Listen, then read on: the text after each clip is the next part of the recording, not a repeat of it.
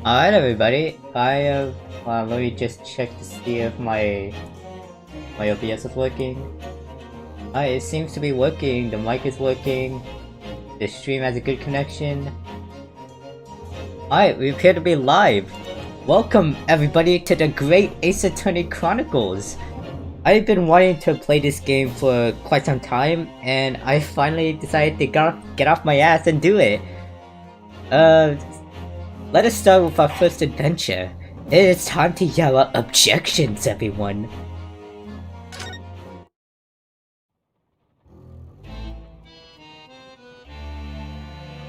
The Empire of Japan. After opening its doors, a push for cultural transformation brought great waves of Western influence to this far eastern island nation. The revolution washed over the land, making life in the capital exciting and unsettling. It was a period of great change, and some were swept away by the tide.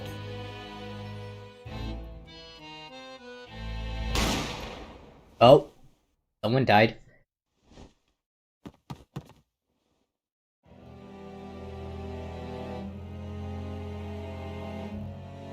But for one man, the turbulence of that era was just the beginning of an extraordinary story.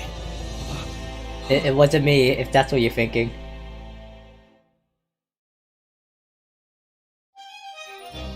Episode 1, The Adventure of the Great Departure.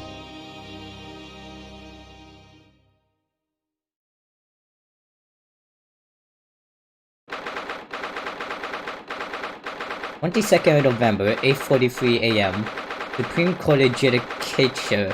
Defendants Antechamber 5. I still can't believe it. I still can't believe this is happening. How could it be that just beyond the door to this quiet little chamber is the highest court in Japan, waiting to decide my fate?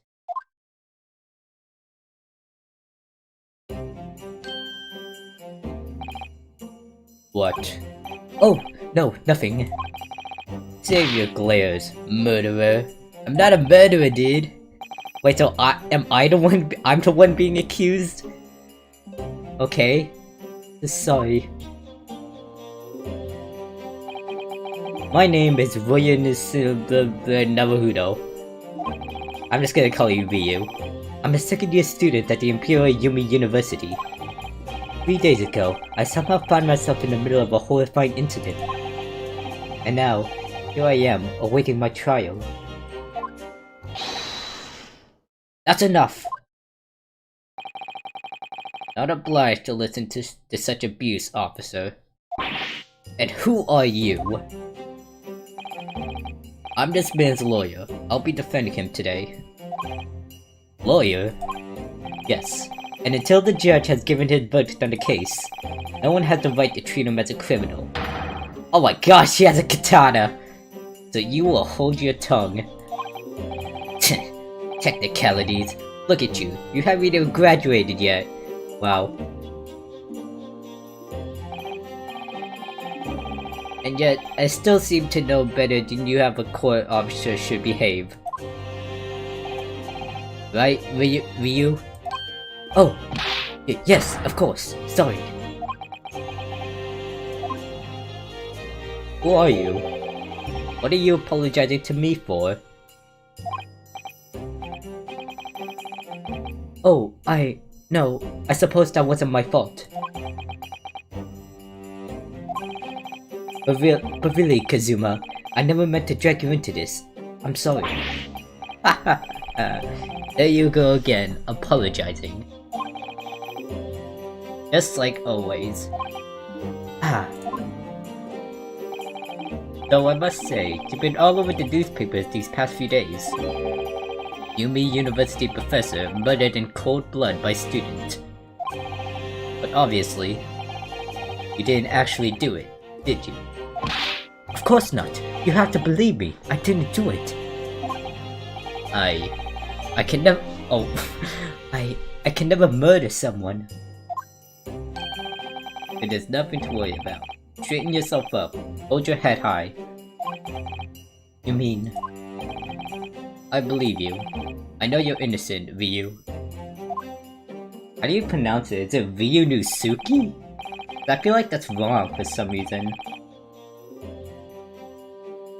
Kazuma Asugai, my best friend, also in the second year at Yumi University. Screw off, warning, I know my stream is terrible, but yeah, screw off.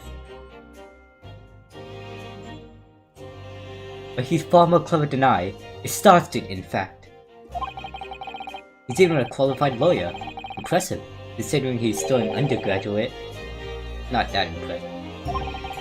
The very concept of lawyers is only a few years old. Here in Japan, anyway. The qualifications don't mean much. Yet. You said exactly the same thing 3 days ago. But I'm proud to have a friend like you, Kazuma. Truly. 3 days ago. Yes, that's when all this started. Congratulations, Kazuma. It's like you're going to get the study abroad at last. I know, I've been forever dreaming of this day. Finally, those government elites have acknowledged my academic achievements and successes in court. So you'll be representing Japan as you immerse yourself in the most sophisticated legal system in the world. I'm really happy for you, and proud, as your friend. There's not a soul in the universe who doesn't know Kazuma's name. The living legend, like there's some mysterious aura billowing around his temple. I want to bring about change in our own legal system.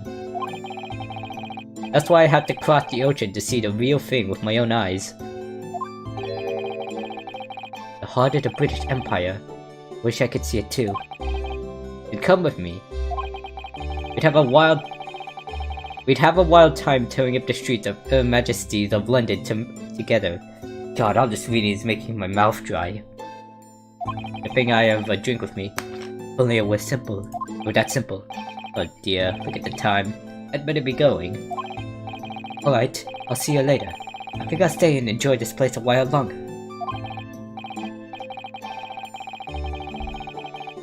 Good idea. After all, it's not every day you get to visit a high-class Western restaurant like this.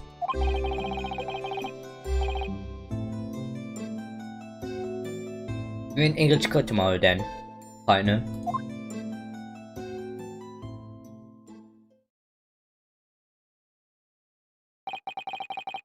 It was straight after that. That's when it happened.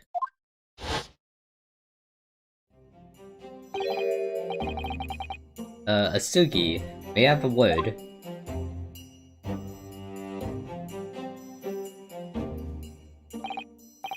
Professor, I didn't know you were coming.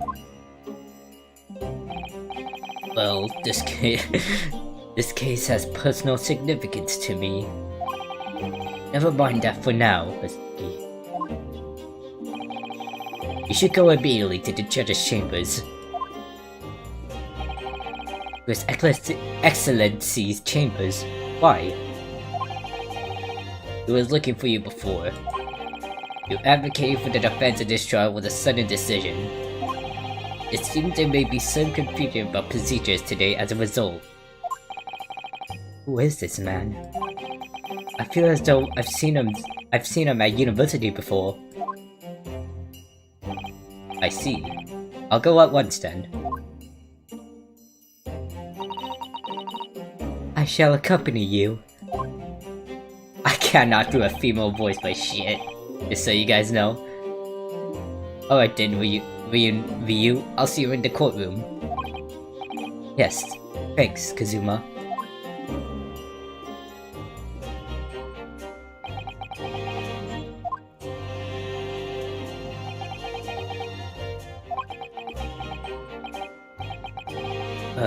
This is awkward. But may. Yes, sorry? You must be the defendant. Ryunosuke Naruhodo, I believe. Again, I don't feel like I'm pronouncing the names correct. I know I'm pronouncing Naruhodo correctly, but his first name, it's just why I'm calling him Ryu for now. Yes, that's right. My name is Yuji Makutobodo. Oh my gosh, why Why are these names so hard to pronounce? Eugene Mikotoba. I'm a professor of forensic medicine at Yuma University. Ah, Professor Mikotoba blah blah. I've heard that name from Kazuma before. As I recall, he's been pushing to get the government to agree to Kazuma studying abroad. Asugi has told me about you. You and he are best friends, I understand.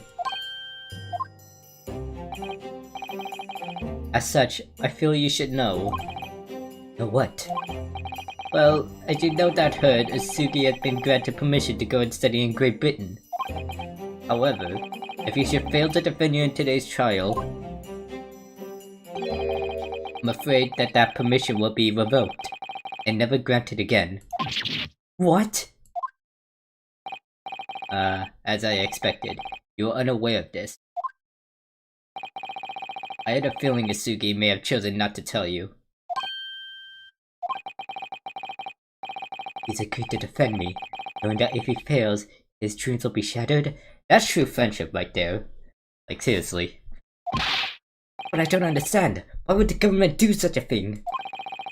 The administration has to choose from a large number of applicants for overseas study. It's very difficult to persuade them to grant permission, even in the most favorable of circumstances. I don't believe it.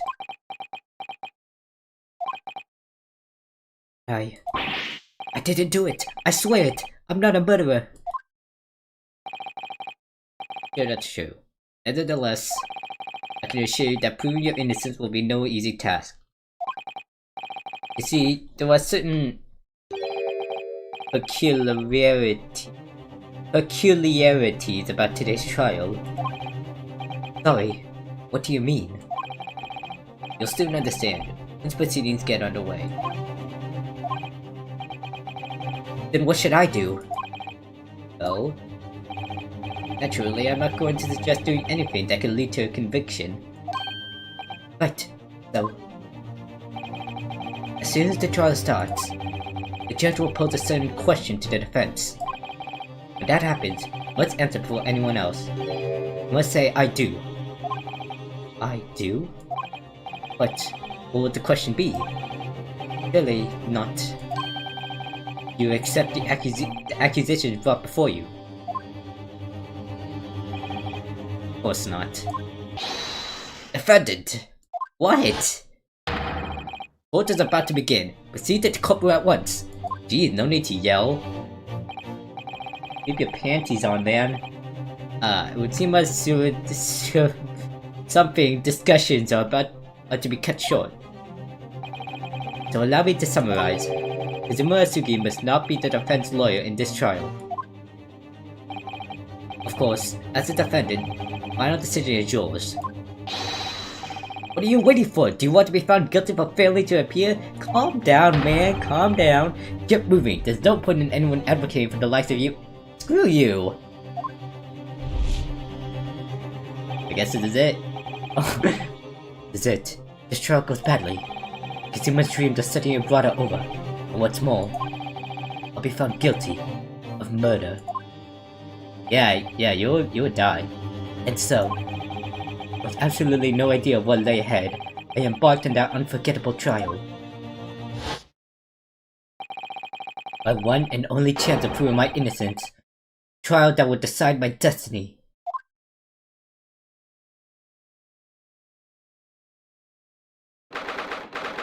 22nd of November, 9 o'clock AM, Supreme Court of Judicature, Courtroom Number 2. So this is the courtroom. The Supreme Court of Judicature. No court in the land has more power. Man, that audience is really small. I don't much like to look at these people sitting at the public gallery. Lots of military and other uniforms in there. The powers that he have been demanded that this be a secret trial. A secret trial? A trial that's closed to ordinary members of the public. Only military and government officials may attend. What? But why? It'll become clear in time. But for now... You need to concentrate, Ryu. It's about to begin.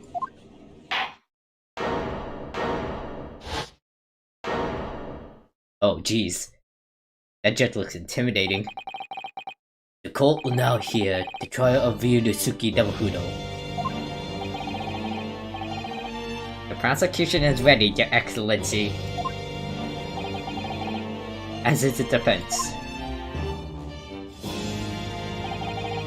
Before we begin, there is one point of order I would like to confirm.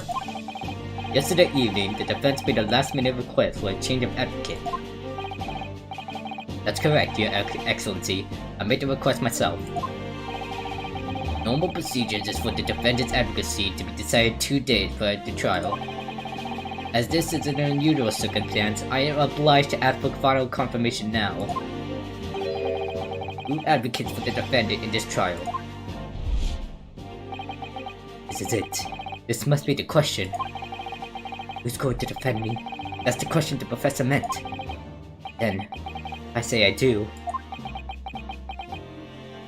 I'm getting some serious deja vu from Turnabout Sisters. I need to answer quickly. What should I do? Answer what I do! Your Excellency, no confirmation is needed. As I'm standing here beside the defendant, I hope it's clear who will advocate for this defendant.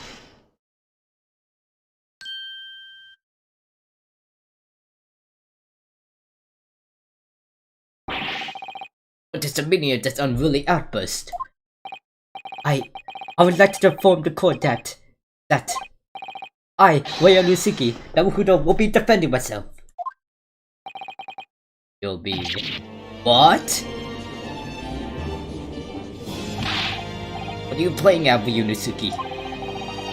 Professor Makoto told me everything, just now, before the trial. Did what? He said that your dreams of studying abroad would be dashed if you were to lose. How sad. It means you don't have faith in me. You think I won't be able to get you off? No, it's not that, really. It's just that... Well, on the off chance that things don't go well for me, I couldn't bear to be the reason that you... Yes. I knew that's how you'd feel. This is exactly why I decided not to tell you. Professor Mikotobo shouldn't have stuck his nose in. Very well.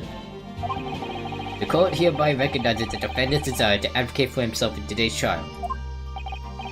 Well, let the accused admit defeat already, renouncing his own counsel. Really? Who is this, Winston Payne? Objection! Make no mistake, counsel. This merely shows the defendant's innocence is so apparent, he's confident he can speak for himself. Isn't that so, Naruhodo-san? Oh! Yes, exactly! Exactly what I wasn't thinking. I'm not confident at all. In fact, my mind's a complete blank. I realize you're in charge now, but still, try not to look so bewildered. Well, for a mere university student to be brought before the Supreme Court, you must have perpetrated a most heinous crime indeed. As you are no doubt aware, this is the Supreme Court of Judicature. How do you... Am I pronouncing it correctly? Judicature? Again, I don't feel like I'm pronouncing these words correctly. Accordingly, the very highest standards of conduct are expected of all present. Do I make myself clear, Defendant Naruhodo? Yes, Your Excellency. It is therefore my duty to assess your competence for the task you have undertaken. Okay, Sissy, where's this warning happening for my stream? Come on, let me check 1 sec. Okay, output... bitrate. What is bitrate? Audio bitrate. What does this warning say? Lower than the...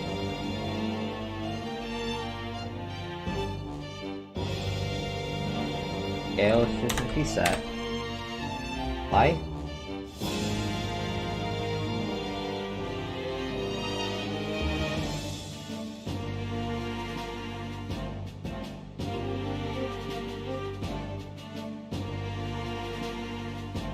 I'm just checking something real quick.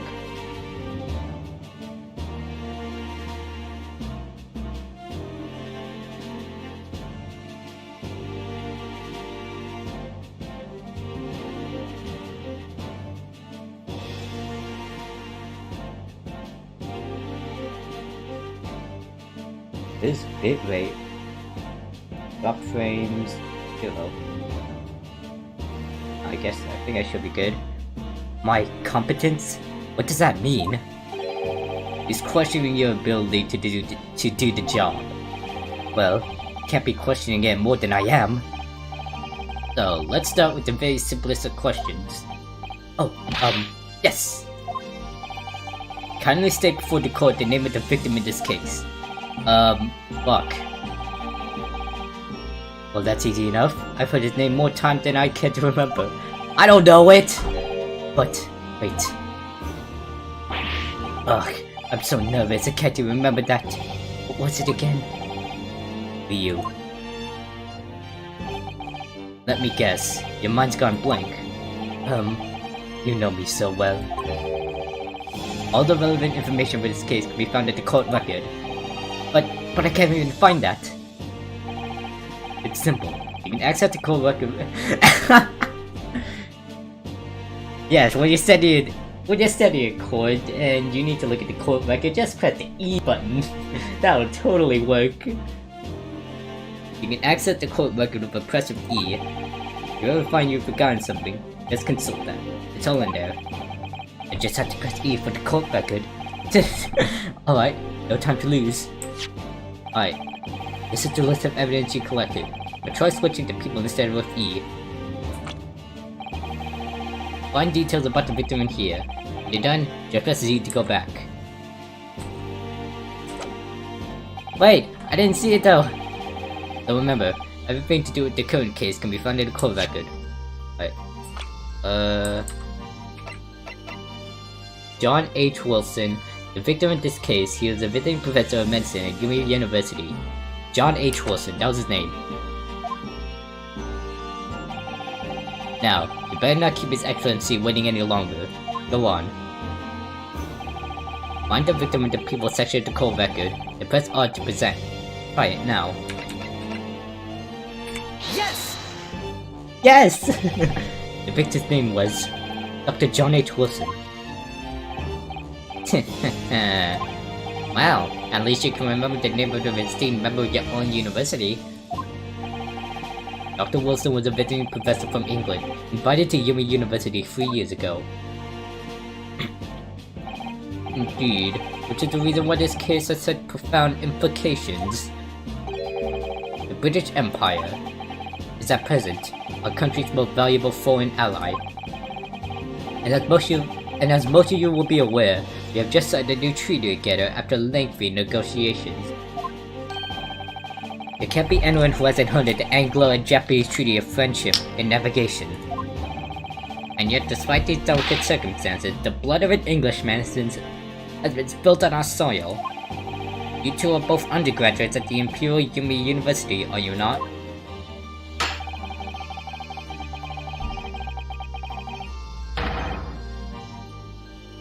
Moderate professor from the very institution that provides you education. Have you no honor? You spelled honor correctly, game. Ugh, but I didn't do it.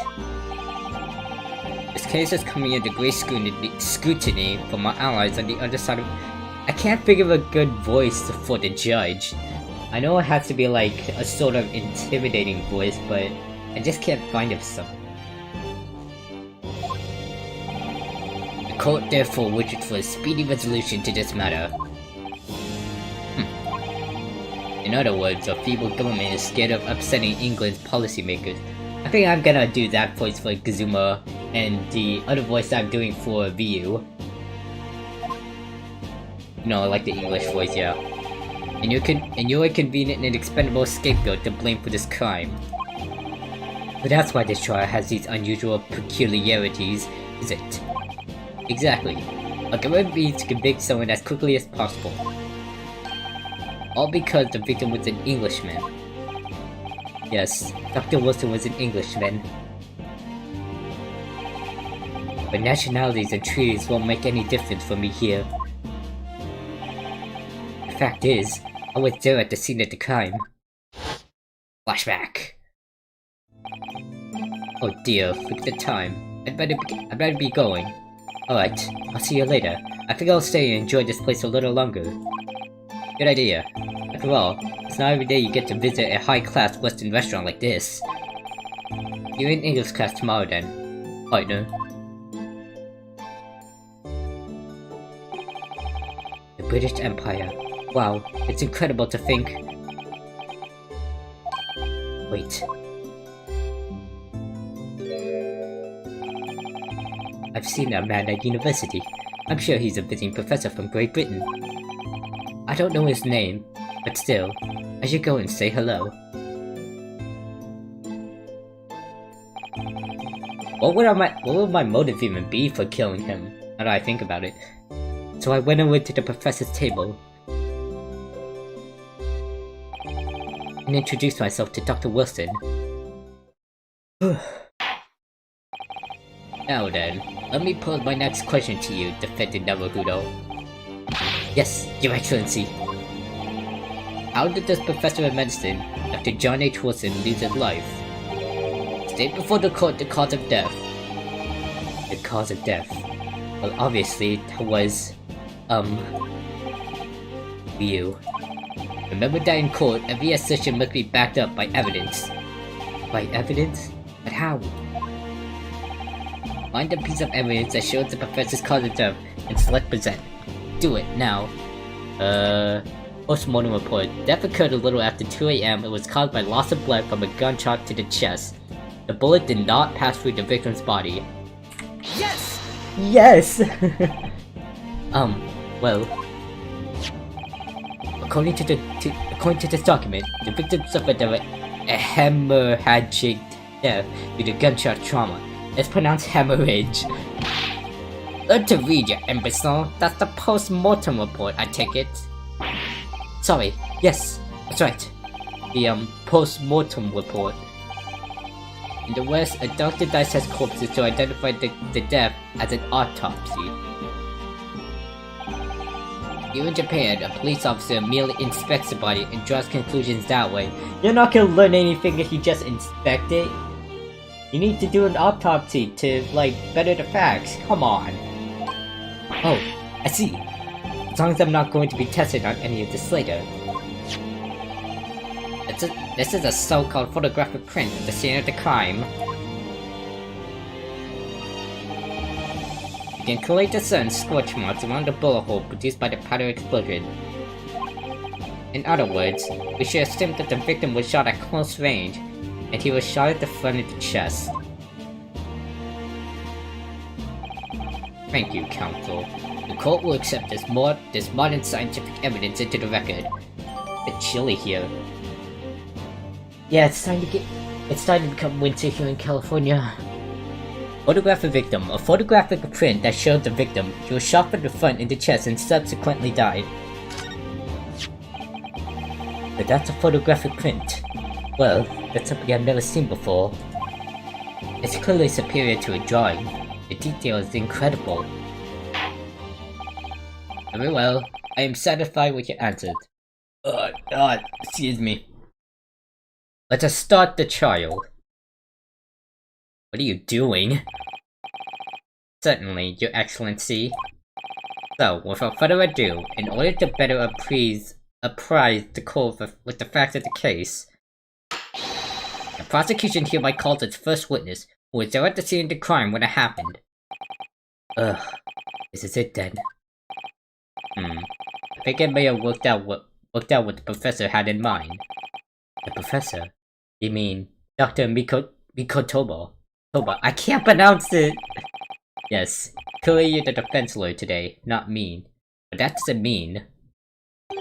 Well, I can still act as your assistant. Ah, of course!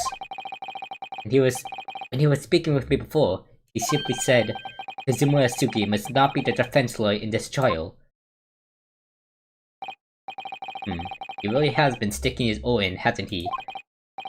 Maybe, but any help you could give me will be greatly appreciated, Kazuma. Well, the first piece of advice is, making that crazy-looking bewildered man control the cold sweats. Only if you rein in that crazy headband control the cold stares first. Seriously, what is with this headband? We're indoors.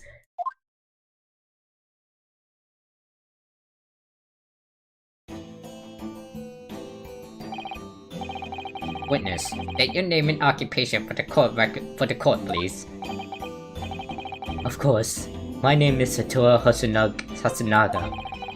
I am the head waiter at a Western style restaurant called La Carnival. Ooh, fancy.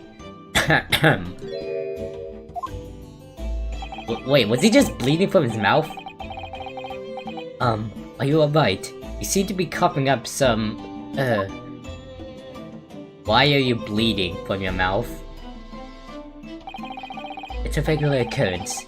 It really doesn't bother me. Are you sure? That still seems a bit concerning. Well, it really should.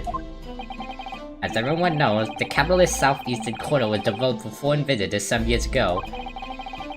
It's become a very fashionable district now, full of hotels to accommodate overseas guests. This guy really is like Winston Payne. He's doing a similar animation that he had in Ace Attorney. This grim crime occurred in one of the district's so-called restaurants. An Occidental eatery 3 days ago. I can't read. Understood. Otsunaga-san, you will kindly tell the court everything you can about the incident. At once, sir. And no petty interjections from the aspiring lawyer boy, please. Oh, aspiring maybe, but aspiring? It was just after 2 PM on the day in question. We had few dinners at that time of day. The lunchtime rush was over, and there were only 3 tables still occupied. That fits in with my memory of it too. There was hardly anyone else in the place. It was when I was in the kitchen, putting away crockery and cutlery. Bang! A gunshot rang out, so I hurried out to the dining area to see what happened. I found the victim, an English gentleman, slumped in his chair, and standing immediately beside him, gun in hand, was the accused university student. Yes! Why did I just say yes? Hold on, let me just clarify something here. While I did pick up a gun that I found lying on the floor beside the professor, I didn't shoot him. Yeah, you need evidence, Ryu. Objection! I believe I asked you to refrain from petty interjections. The court wishes to listen to the witness's report of what he saw, you amateur. But the next time you interrupt at an inappropriate time, you will be penalized, defendant Naruhodo. Don't worry, Ryunosuke. You'll have your chance to fight back. For now, you must just quietly listen to the witness. Ugh. If I might confirm one point, waiter. Right beside the victim with a gun in his hand was the same man we see here in court today. Yes, without question. I see. And apart from the accused, was there anyone else standing beside the victim? Lizzie, you need to get that checked out, man. No. There was no one else around that table but the deceased Englishman and the university student. Huh? Wait, what did he just say? There was no one else around that table. What's the matter, Ryunosuke? That's just not right. When I went to Dr. Wilson to say hello, there was a woman sitting opposite him at his table. Really? And that's not something the waiter could have missed. I've been worried about interjecting, but still, what should I do? Wait and see or interject. Let's interject. Yes! Yes! Just a moment, please. Dr. Wilson wasn't alone that day. I'm sure of it. There was a lady sitting with him at the same table. Objection! Dear me. What are we going to do with you? With your blatant disregard for court proceedings, I'm beginning to wonder if you're not a fraud. Could it be that the accused, this mere student, is not a real lawyer after all? Shut up, I'm just saying the truth. But I'm sure of what I saw. Also, Naga-san, is there any chance you're mistaken? Perhaps your memory of events is hazy. No. The deceased gentleman came to dine alone. I don't believe it. I actually have a well-planned at a restaurant as it was that day. Please have a look if you'd like to. Okay. Let me see. Ah, a sketch of the establishment layout drawn by yourself. That's right. I'm afraid I used the back of my business card. It was a turbulent situation.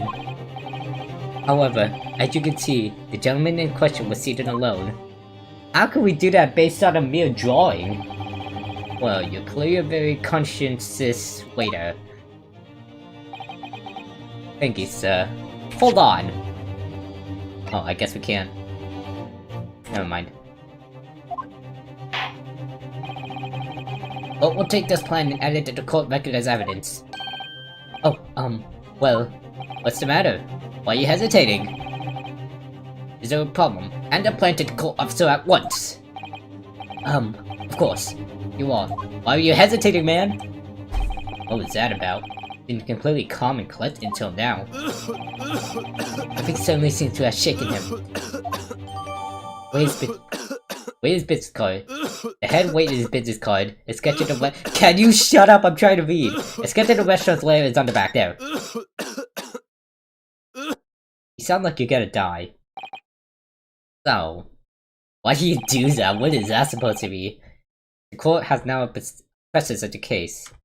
Court record. Let's examine this. Entrance kitchen.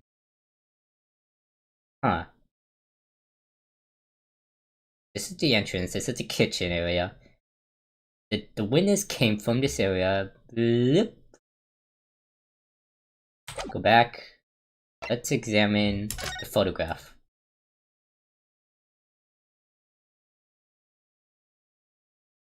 I don't even know what I'm examining. Yes, at the moment the gunshot was heard in the restaurant. The only person in close proximity to the victim was the defendant on trial today. It would seem we are looking at a black and white case here. Defendant Naruhodo. Yes, Your Excellency? If you admit your guilt at this stage, the court is willing to look mercifully upon you. In other words, you may have some small reprieve in terms of your inevitable punishment. I called this waiter as an unsworn witness in order to explain the details of the case to the court. But I must warn the defense. You are determined to pursue matters further in this trial. The prosecution has decisive evidence from sworn witnesses who were present at the scene of the crime. What do you think I should do, Kazuma? What do you mean? Well, I'm going to be found guilty on one way or another, it seems. Wouldn't it be sensible to plead guilty at this stage and hope for a more lenient sentence? Everyone keeps telling me that this trial is unusual, about these peculiarities. You said it, Professor Mikotomo said it, and so has the judge and the prosecution. I'm scared of what lies ahead if I push this. As I said from the outset, I believe you're innocent. I trust you. And yet, despite knowing that, you're willing now to throw that trust back in my face? Is that it? What? If the accused is in fact innocent, then the defense lawyer is duty-bound to prove that innocence by whatever means necessary. Are you just going to abandon that duty? Are you going to give up on yourself? The battle hasn't even begun yet, Ryunosuke. Oh jeez. The defense pleads not guilty, Your Excellency. I feel like when pronouncing, like, Ryu's name, it has to be, like, similar to Sasuke. Maybe it's Ryunosuke. Now that doesn't sound right. I'm gonna have to learn how to pronounce it correctly. We invite the prosecution to stop making empty threats and bring out its witnesses. Then we'll just see how decisive this evidence really is.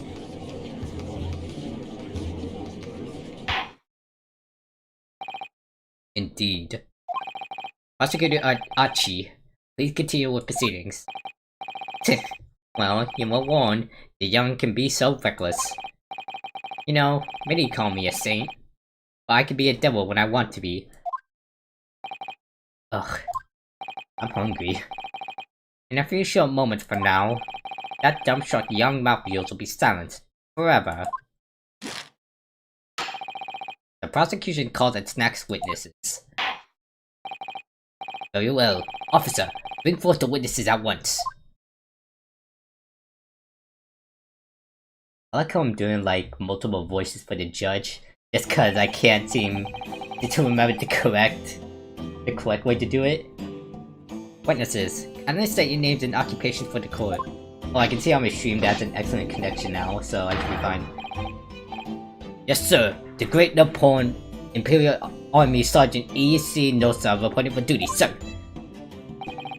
Myself, I find employed as a purveyor of fine articles of antiquity, the effluent of our nation, Nippon, and conduct my trade from Risotai, a humble premises in the 2nd District.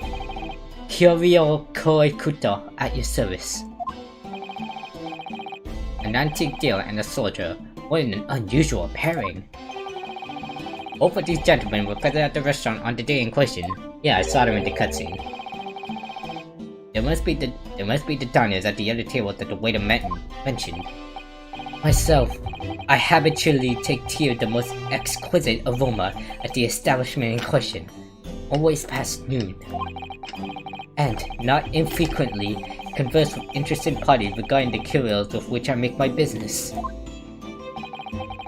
I can't understand what that old man is saying. Yeah, I can't understand what he's saying either. He's just talking nonsense. He's an antique dealer. It sounds like he's a regular at La Carnival.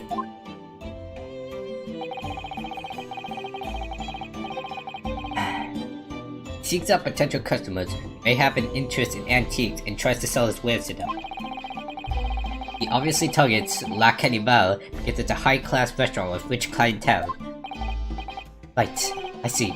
Although, to be honest, that sergeant looks more like he'd be a seller rather than a buyer. Now, you both witnessed the precise moment of this most atrocious incident. Is that correct? Affirmative. The enemy unit was seen attacking the foreigner in what can only be described as an act of war, sir. It was that black uniformed rogue infantryman over there who unloaded his firearm, sir. Did anyone else just hear a baby cry? This man's as impossible to understand as the other. But I'm almost sure I heard a strange noise during that last thing he said. Yeah, I wasn't tripping. So, this is the decisive evidence the prosecution was threatening. Whew. The soldier is claiming that he actually saw the precise moment he shot the victim dead. Yes. Well, are you starting to feel uncomfortable? If I'm honest, I was feeling uncomfortable from the start. Now, the court will hear from your formal testimony, please. You will state everything you saw at the precise moment that the incident occurred. Testimony time. Sir, yes, sir. Standing by, ready to report, sir. Okay, I swear I'm not tripping. Unsavory memories of a most killer afternoon. Witness testimony. What the witnesses saw. I was ingesting a regulation beef steak at the restaurant while having a tactical discussion with the old man. Myself, I was extolling the virtues of a particularly fine golden curio to the military gentleman. At that precise moment, a firearm was discharged. I observed the enemy's actions with my own eyes. The black uniform body card fired at the Englishman, and from the back, the cowardly... And from the back? Oh. I was on my hands and knees, investigating the whereabouts of my mysteriously absconded precarious curio. Well, so you, Sergeant Osa, actually witnessed the vital moment. You saw the split second when the defender fired a weapon at the victim. Yes, sir! Affirmative, sir! That wicked university cadet, sir! The cruel and unforgivable enemy! Whoa, why do you have a knife? What time to live in, when an English gentleman may be assailed at the brightest light. Put that knife away! But this is ridiculous! I didn't shoot anyone! Is that really true, Ryu? Yes, all I did was pick up a gun that I saw lying on the floor. After I said hello to Dr. Wilson, I went back to my table and sat drinking some coffee. Then, when I'd finished, I got up from my seat to leave the restaurant. When I noticed an English-made gun next to the chair where the professor was sitting.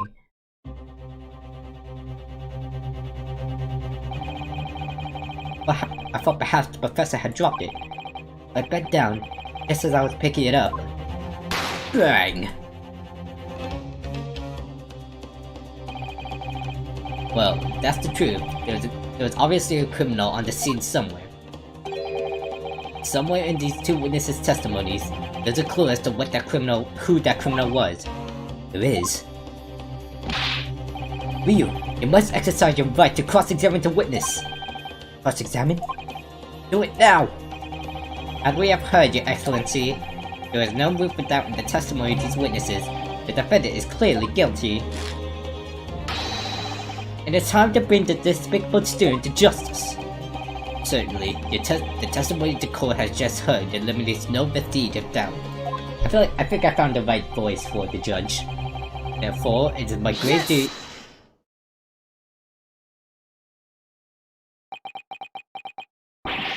What in the name of the Emperor is the meaning of this outburst?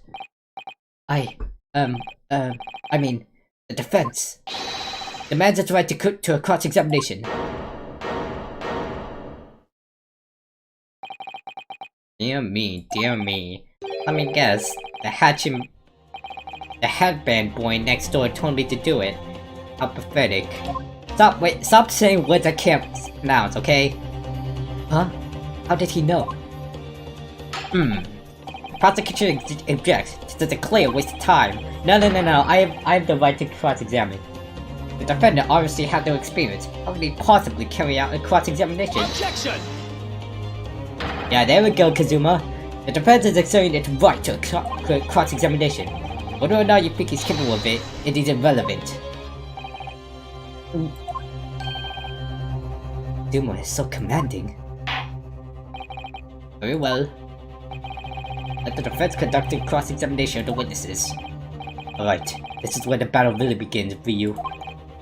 But, I don't even know what I have to do in a cross-examination. Isn't it obvious?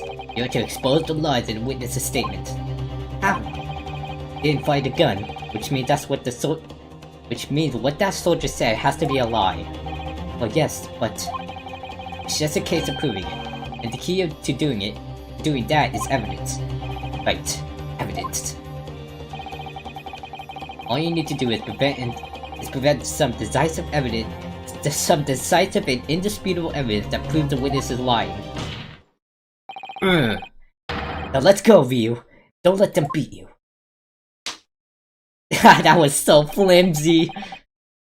Alright then, it's all or nothing. Cross-examination. I already know the inconsistency. I was ingesting a regulation beefsteak at a restaurant. Well, nope. Myself, I was throwing the vegetables particularly fine. Well, the courier to the gentleman. At the precise moment firearms discharged, I observed the enemy's actions with my own eyes. Black uniformed Kawachiri cadet fired at the Englishman and from the back. The back, eh? You shot from the front of the chest. Yes! Wrong! Oh, yes!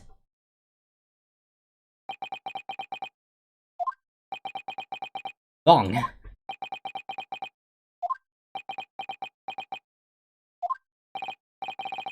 What? What are you playing at, cadet? What is the meaning of this subordination? Watching some photographic print in my mustache? In Inconsistency, sir. I mean, yes. his slamming down is so flimsy. There's a clear inconsistency here. What nonsense. What could this print possibly tell if we don't already know? You presented it to the court, Archie. You should know. And you call yourself a good prosecution. Well, obviously, that, I know what I want to say, but the words just won't come out of my mouth. I could disprove beyond any doubt, Your Excellency, that there is no place for an amateur student here in this grand courtroom. This is so frustrating. Oh, please.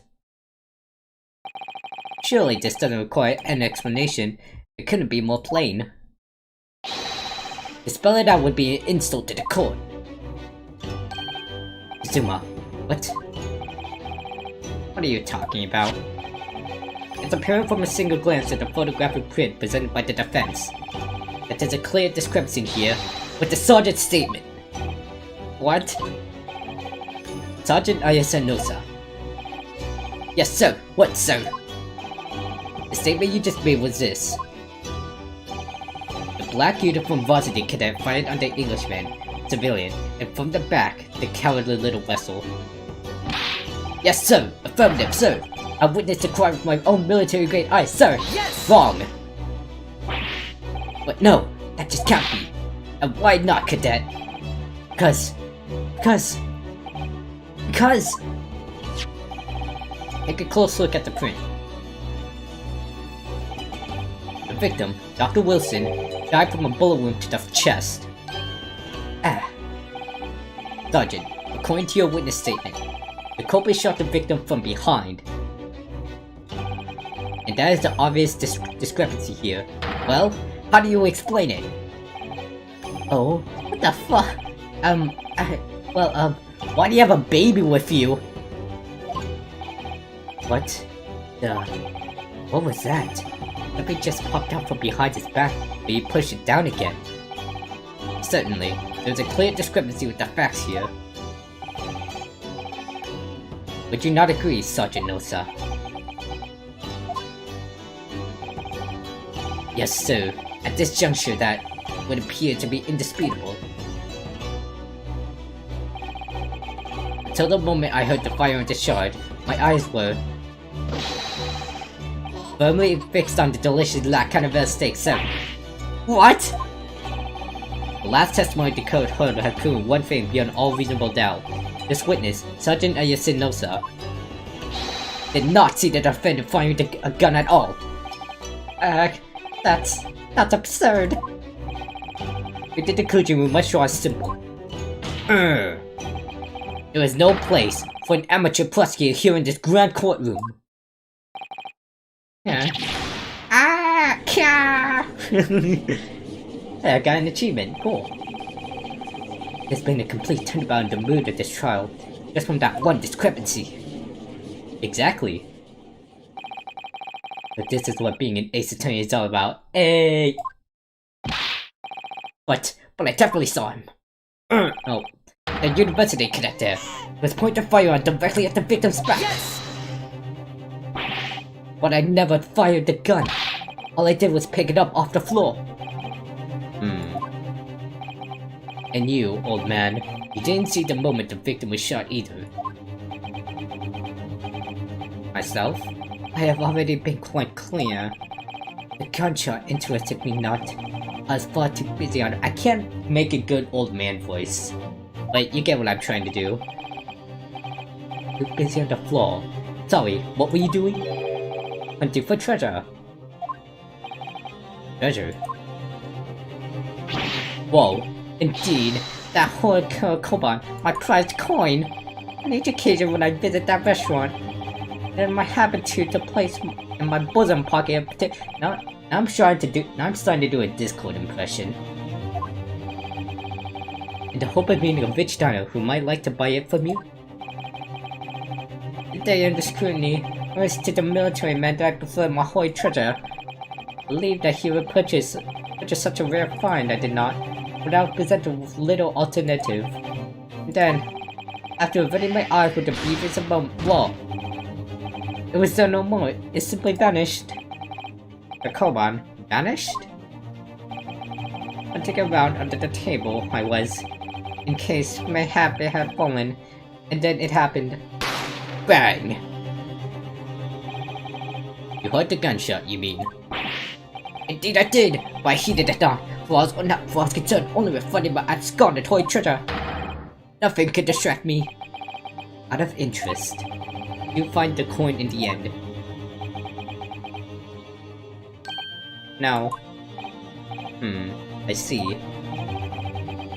Whew. A lamentable day. The precious toy was lost to me.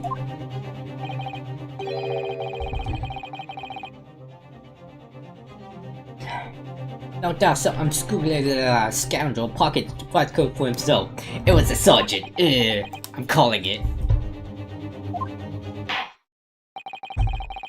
As I am sure everyone is aware, this case demands a swift and decisive resolution. Our government has promised to send a full report to Great Britain by telegraph this very afternoon. Nevertheless, this witness testimony the court has heard was inconclusive. No matter how subservient our government feels it must be to the British, it would be unforgivable to deliver a verdict on this charge right now. What is your position, Prosecutor Achi? Worry not, Your Excellency. The defendant may have fled a tiger at the front gate, but he will find a wolf at the back. Eyewitnesses have further testimony to make. Explain. On hearing the next statement, it will become abundantly clear that there is only one person who could possibly have committed this despicable crime. The equally despicable defendant, Ryunosuke Naruhodo. What? He really seems to have a despicable opinion of you, doesn't he? Ugh. Very well, the court invites the witnesses to testify again. We'll fairly explain the reasoning behind the prosecution's allegation. Is that clear? As clear as can recall, Your Excellency. Yes, sir! At once, sir! Awaiting signal to testify, sir! Excuse me, but there's something or someone peeking out over your shoulder, I think. Affirmative! The newest member of the Nosa family to rise up through the ranks, sir! Name, Ido. It would seem the straps are assigned to Sergeant being too strapped to afford a nanny. Idle, 10, shun! Your father is about to call the enemy! Watch and learn, my boy! In this testimony, the true culprit. Even if what I saw wasn't the precise moment of firing with the charge, it's almost the same thing. Yes, pointing his gun at the fallen man he was, that young lad in black, how much I myself did see. Furthermore, a visual search at the premise at the time confirmed that we were the only personnel present. Indeed, alone he was the wait. Oh, hold on, what did the sergeant just say? Oh, I gotta look back. Alone he was the Englishman, dining all by himself. Therefore, no one other than the Black River Cadet could dispatch the Englishman. Over now. These testimonies are certainly... Yes! Wait, that's nonsense. The victim, Dr. Wilson, wasn't alone at all. Please, enough with these outputs already. But there was a woman. There was a young woman at this table. You must have seen her. Everyone there must have seen her. Objection! If you call yourself a royal, then you will respect the rules of the court and speak accordingly. We are not here to listen to your fantasies. Ugh. It is evidence beyond all reasonable doubt that the victim was alone at the time of the incident. The prosecution has photographic evidence of this fact. There's a photograph print of the seal of the Crime Council. Indeed, of the table at which the victim was dying, taken by an investigator immediately after the incident. As can plainly see, there was only one place set. Damn.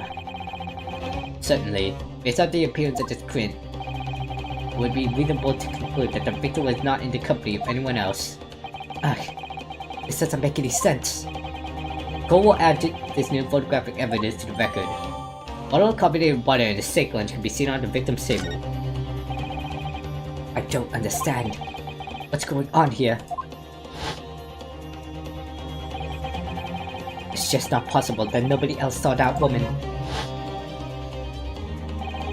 The waiter before said the same thing. He maintains that Dr. Wilson came to the restaurant alone as well. But that's not true. I saw her. I swear I saw a woman with him.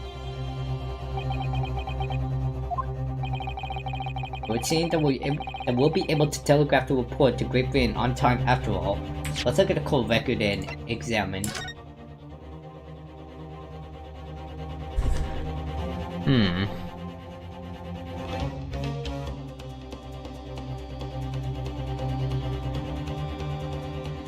What is this?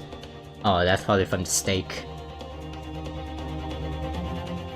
I don't really see anything. Oh, I still like the chair. We got flour. Let's go back. The witness testimonies we have just heard leave no further room for doubt.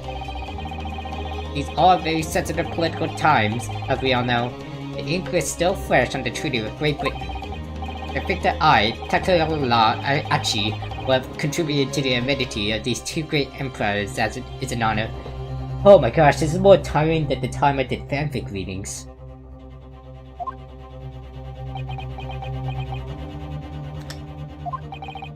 How can this be happening? Judge is ready to rule.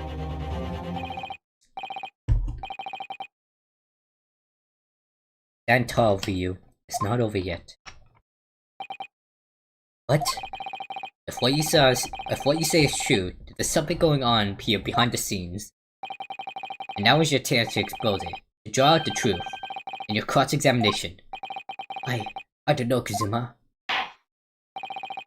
The defense is entitled to cross-examine the witnesses. Make it quick, understood? Rules can be so unbending at times. Ugh.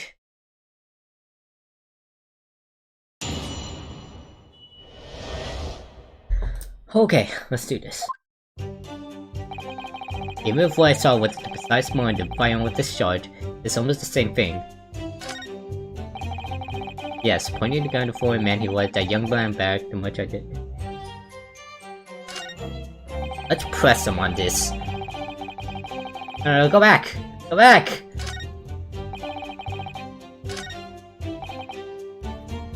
Yes! Press. Yes! No, it's not the same thing at all. For a start, I didn't fire that gun. We have a difference of opinion on that. The opinion of a uniform officer versus that of a fledgling cadet. I don't think so. Consider this, defendant. Just a moment ago, I blinked. Did you? Did you see it? Did you see me blink? How could I? And yet, it is an undeniable fact that I did blink. What? But there you have it. Of what? Attention! The sound of the firearm rang in my ears in the very next moment. I saw you waving the gun at the Englishman. I think that says it all, don't you? And let us not forget that the antique dealer witnessed the accused in the most incriminating position as well. That's so, for Kikuda-san.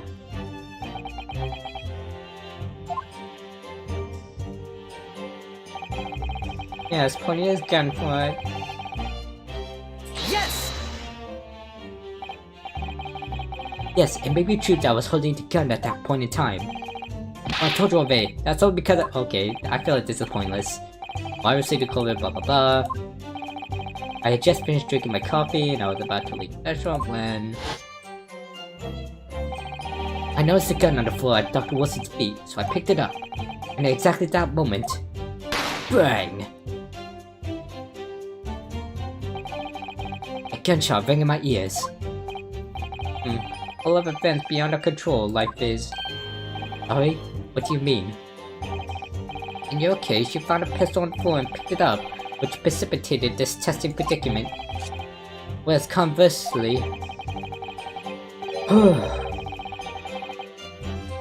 I failed to pick up the cobalt from the floor and find myself in an equally testing predicament as a result. Anyway, the fact remains, myself, I did see you, with pistol in hand, standing over the foreigner. Furthermore, a visual search of friends at a time point that we were the only personnel present. He was pointing his gun at the foreign man. He was a young black.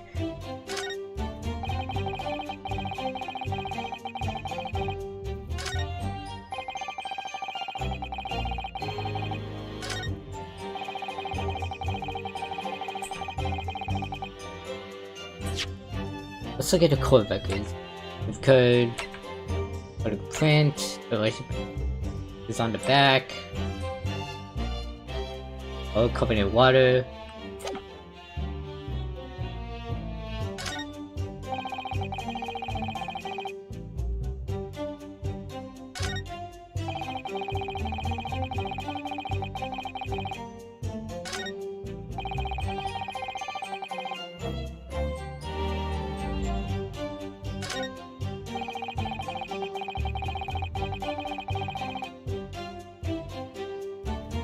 We were the only personnel present. Do I have to present the waiter's business card? Because they didn't mention anything about a waiter.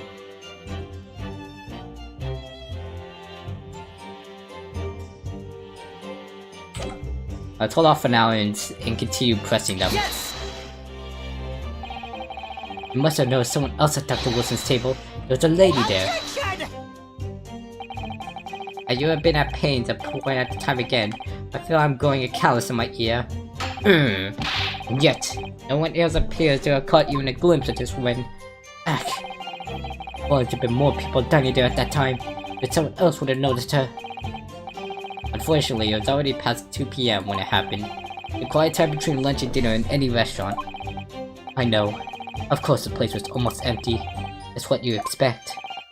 Certainly, 2 PM is neither here nor there in terms of a time to eat.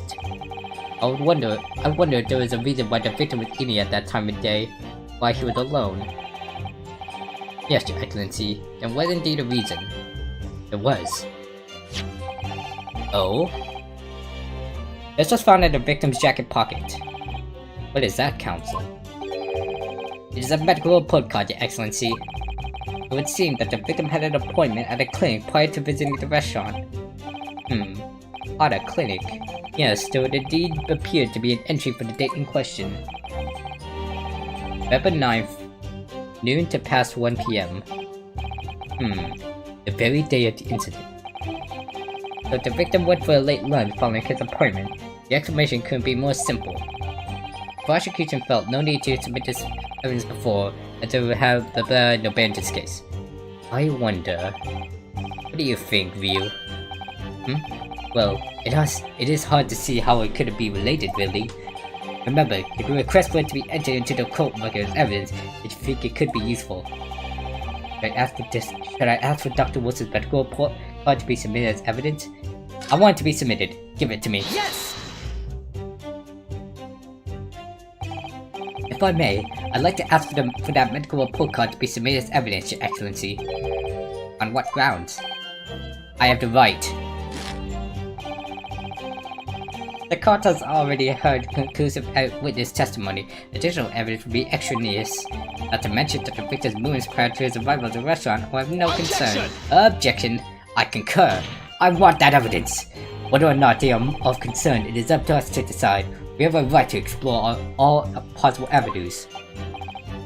I beg your pardon? You have no authority to refuse a perfectly valid request for the submission of evidence. We will. But we'll grant the defense's request.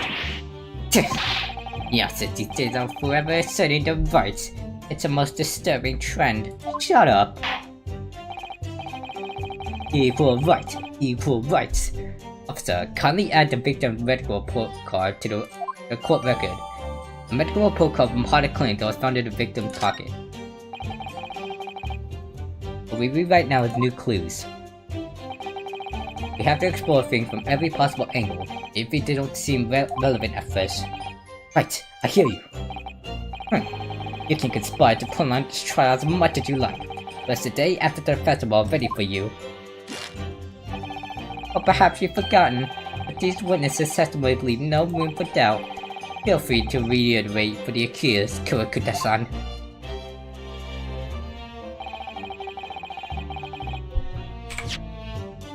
Let's examine this.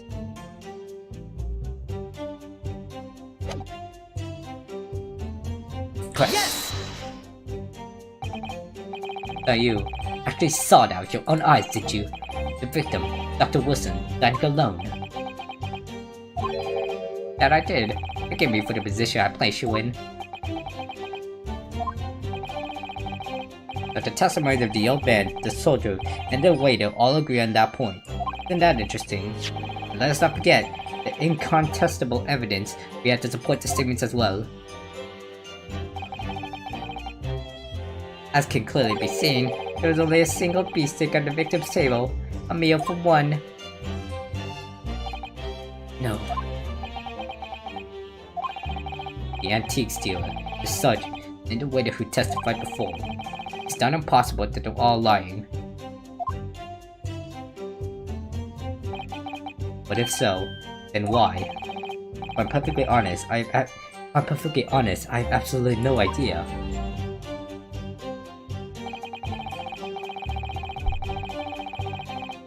Yes! Why aren't you telling the truth? What? What did you just say, Cadet? I clearly remember. There was a woman sitting across the table from the professor. Perhaps one of you might not have noticed. Or both of you to have failed to see the professor's dining companion?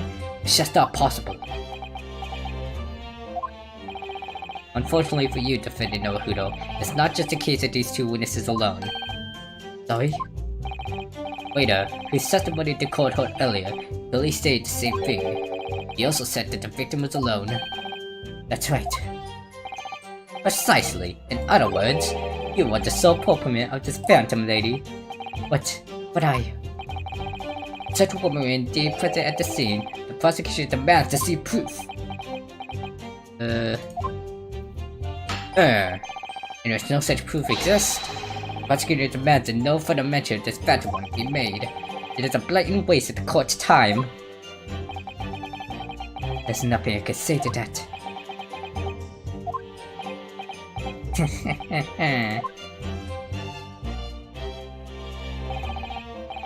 Damn it, there's nothing! Excellent work. We gleaned some new information now.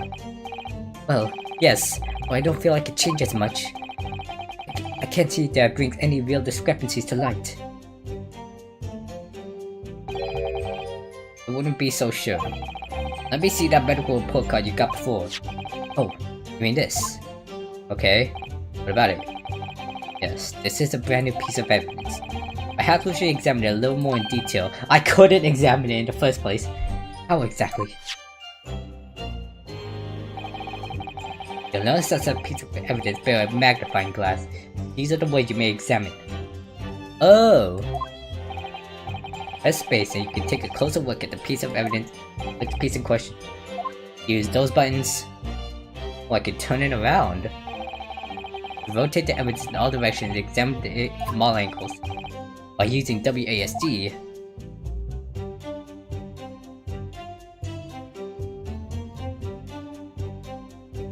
oh, you can move the crosses around to hunt for clues that may have been missed before. The crosshairs start to pulsate. Press space to investigate further. So, partner, I think you should take a closer look at this medical report card. See if there isn't something new to be learned by examining it in more detail. Alright, I'll see what I can do. Need to use those buttons to inspect any areas of the evidence that look suspicious.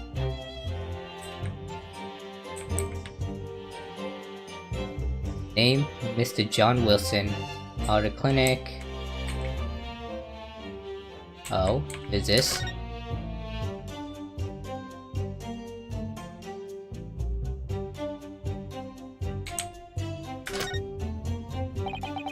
Let's have a look. This is some kind of medical history. Ah, and there's an entry for the date the professor was killed. Extraction of Muller with tropical anesthesia. Extraction of Muller? I mean, he had a tooth taken out. It would seem so. Just before the accident, he had a bad tooth removed. Perhaps to use laughing gas. That's the most modern practice in the West for pain relief. Yes, I've heard of this anesthesia. It's hard to believe that there's anything that can actually stop you from pain. Oh yeah, I forgot, this was like a long time ago. Like, Ryu is actually the ancestor of Phoenix, right? Ah, there's a cautionary note from the medical practitioner as well. Strictly no food or drink besides water for 3 hours. Till anesthetic effects are past? Really? Sounds like information worth bearing in mind. Regular dental work. On the day of the murder, the victim had undergone dental treatment and had been prohibited from eating or drinking anything but water. Got it! This new information. The meaning of that one particular statement totally changes. So, I think it's time to listen to the testimony again, don't you? Definitely. Alright, which one was it?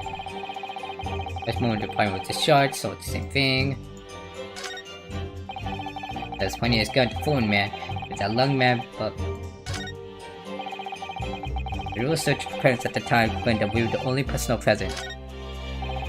Indeed alone, he was the Englishman, standing all by himself.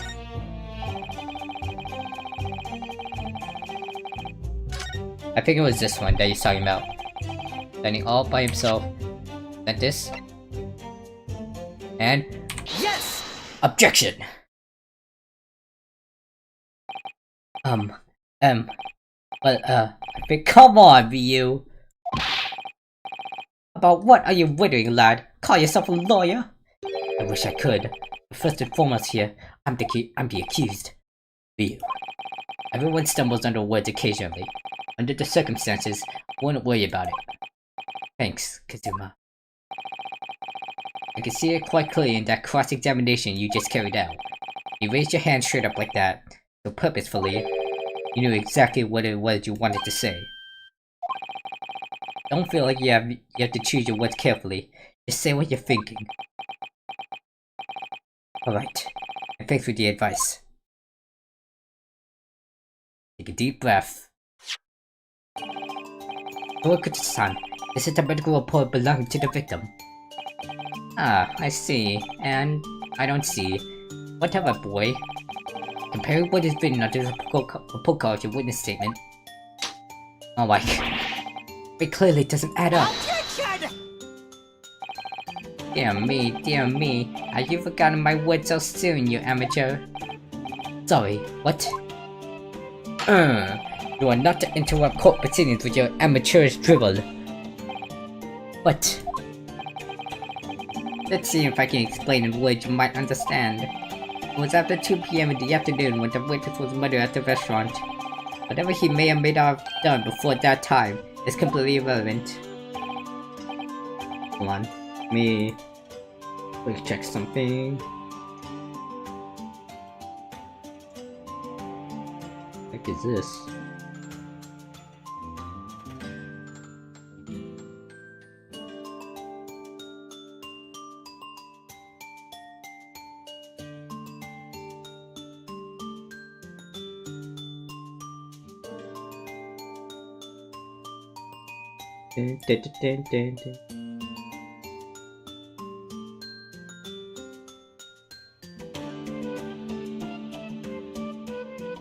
Oh wait, I forgot to... Hold on.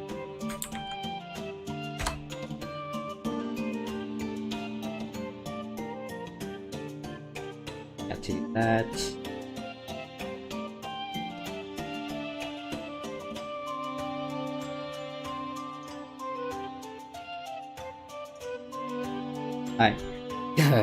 But that's, Remember, Ryu, you don't have to use clever language or fancy words. Just make your point. Your Excellency, I believe we're finished here. Okay, now that I mention it, when Kazuma said you don't have to use fancy words, that's pretty inconsistent with what I have to do when, like, speaking. When, like, speaking in front of a class at school. I have to choose my words carefully. I think.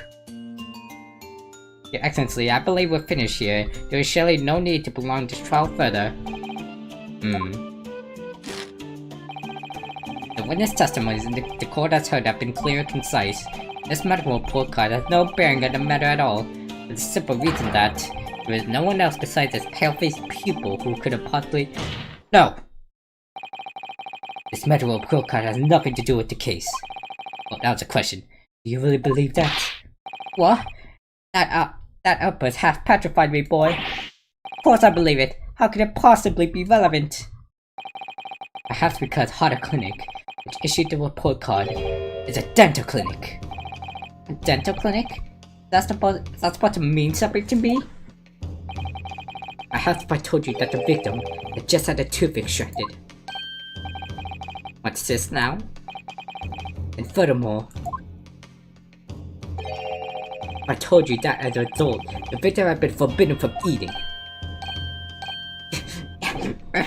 Just what are you trying to say, Cadet? Yet orders not to eat? So what? It's all written up in here.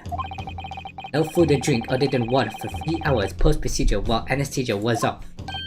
What? No, that can't. Kawakuta-san. What, boy? What? As you just heard, when he was killed, sometime shortly after 2 PM, the victim couldn't have been eating anything at all. No. Additionally, there's more. You have assured the court with unwavering self-confidence that the victim was dining alone. Yeah! But that cannot possibly be the case. Because the victim, as we now know, I just had one tooth extracted and was still experiencing the effects of the anesthetic. Expertly done, partner.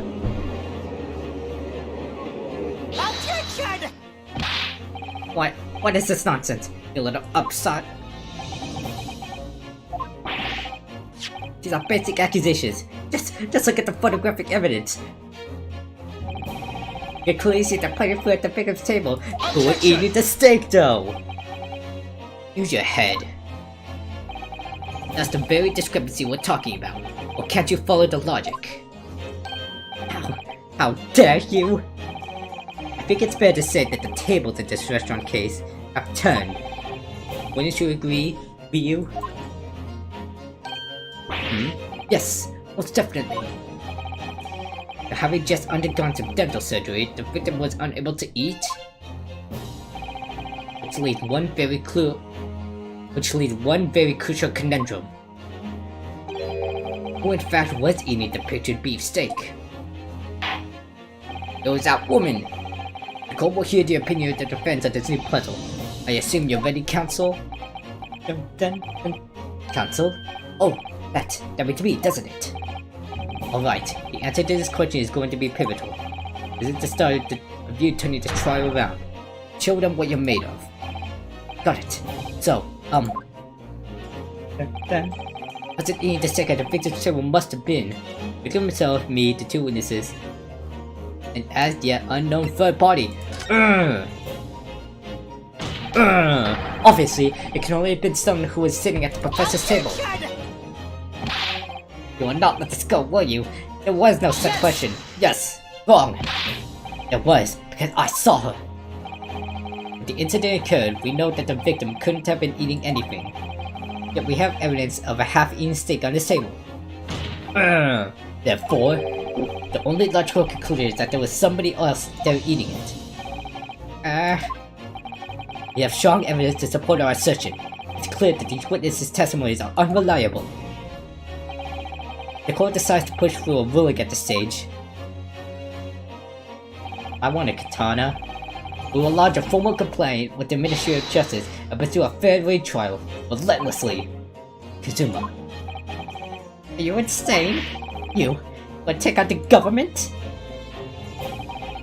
Don't worry, Counsel. I have no issue with you. What do you mean? I have issues with them. Those 2 witnesses in the stand. What? What are you talking about? We have demonstrated with evidence that the victim was not alone. So, if it now turns out that the two of you deliberately lied when giving your testimonies, obviously you will be charged with perjury. And, since this is a murder trial, you will also be deemed complicit in the killing. Complicit? In the murder? No! Hold it. Negative. There was no mention of this at the tactical meeting. I was just following orders. That's right, as the man says. Just say you never saw the gentlewoman. That's what they, told— What? Oh. What? What did you just say, Kawakuta-san? Oh, no. You were just following orders? Now, hold on, lad. I was, Say you never saw the gentlewoman? When you say gentlewoman, do you mean you saw the victim with a lady from overseas? What? Objection! What is the meaning of all this? These witnesses gave false statements?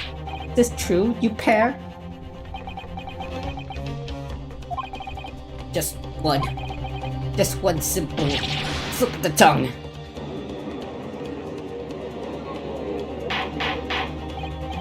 Order! Kanto, what is going on here? It's painfully clear now. You tried to prevent these witnesses from telling the truth. How dare you? Absolutely not. The prosecution knows nothing of this. Oh, like, then who's behind this? Who tried to make you keep your mouth shut? That's classified. Are you prepared to be tried as a conspirator to this murder, are you? You wouldn't. This can't be happening. Real. Judging from the way they're reacting to this, I'd say they were sworn to silence by someone with considerable influence. However, I don't believe Achi had any idea about it. What are you saying? I mean, to wield that kind of influence, there are only a handful of possibilities. It's only been the government, military, or the police, I suppose? Well, any ideas about who might be behind this? We have a firm who tried to silence the witnesses, so we can continue our pursuit. We need to name whoever it was that tried to make the witnesses keep their mouths shut. Of course, we'll need evidence before we make any firm accusations. Evidence that proves whoever it was really did wield his or her power here. But how? How could we possibly? Remember how we made progress before? Oh? We examined the piece of evidence in more detail and found a new clue as a result. But yes, that's right. Well, that's not the only piece of evidence we have, is it? We need to re-examine everything and make sure there's nothing we've missed. There's no time to lose. I want answers. If it's proven that these witnesses have been manipulated, I assure you the penalty will be severe. Please, wait, Your Excellency. I had no idea about any of this. I swear to Imashito God, I know nothing. And what does his defense have to say about all this? Well, Your Excellency. No time to think. I'm just going to close my eyes and shout at the first name that comes into my head.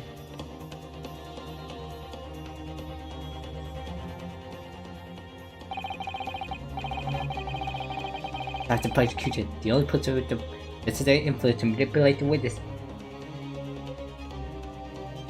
No. Was there Nabi Sergeant? It was no, sir. Yes! There. What do you make of that? I think, Counselor, they may want to close your eyes as well as your eyes. Whoops. Alright, let's examine.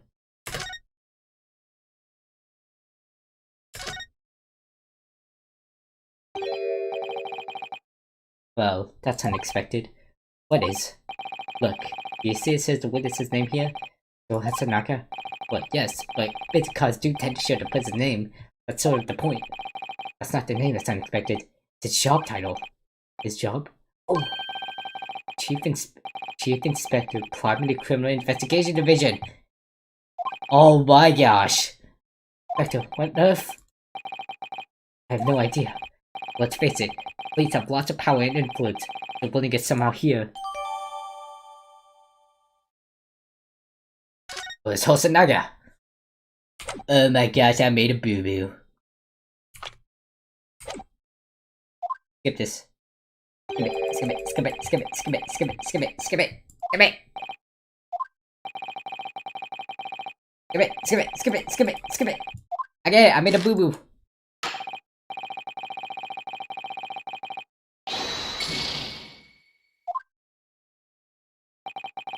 I don't know what it's about to particularly exactly, but it really makes me wince in pain sometimes. I don't have a great deal of influence myself. Believe me. I can find other ways to make you keep your mouth shut as well. Right, don't get angry. I'll think again. Must be a clue somewhere in all that evidence in the court record. Actually, now that I think about it, there might be some pieces of evidence that I haven't fully examined yet.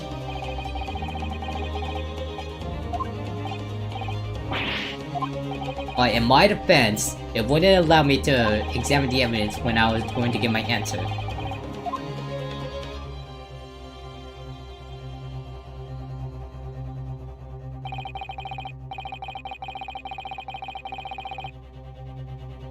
It was Hasanaga-san. Take that! Well, surely that would be Totoro Hasanage-san. Hasanage-san? The waiter who took the stand earlier? Poppycock! What possible reason would the waiter have to make these witnesses give false testimony? Not to mention the fact that even a head waiter could not possibly have that level of influence. For once, I would agree with you. If that is, the man truly were a waiter. What? If he truly were? Come on, Ryu. Time to hit this court with the truth. The truth behind Satoru Hagen's real identity as proven by this evidence. It was the waiter's business card. Take that! A plan at a restaurant sketched by the man in question? I agree, it shows a great deal of attention to detail, but I'm not sure we can conclude anything. Sorry, Your Excellency, that's the back of the card. It's the back of the card that's of interest. I beg your pardon? Or perhaps I should say the front? Yes, it's the front and the back of the card. That's what the telling detail is.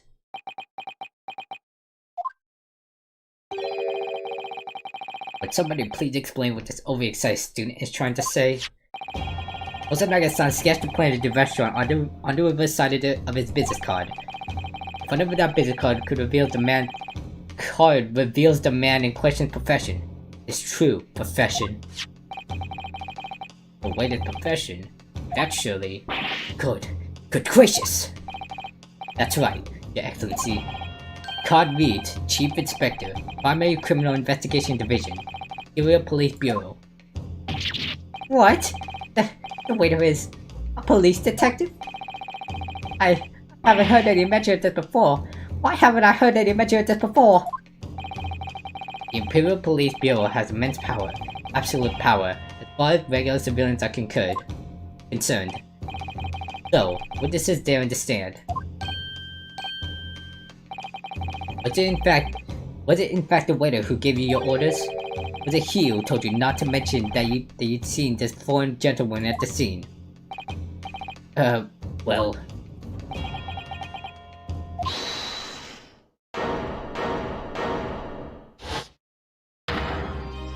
Oh my gosh. Inspector Hasanaka! I was worried something like this may happen. The moment you asked me to submit my sketches, that's why he was nervous. I realized there was a possibility. Well, we'll take this plan and add it to the court record as evidence. Oh, well... No problem. Add the plan to the court officer at once. Of course. Here you are.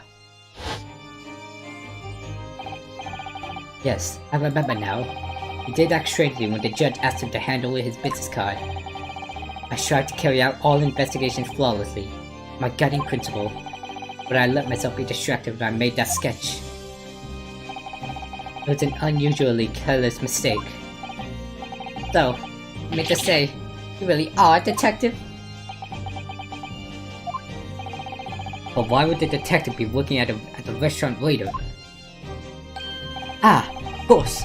Your salary must be terrible. I was working under... His salary must have been terrible. Nice. Undercover. Yes, there have been a series of incidents at the restaurant recently. In order to investigate, I decided to get a job here as a waiter, working undercover. Incidents at the restaurant? What kind of incidents? It's classified, isn't it? That would be classified police information, though I'm not at liberty to divulge. Of course. Everything has to be classified in Ace Attorney games. However, I can state categorically that they are unrelated to this case of homicide.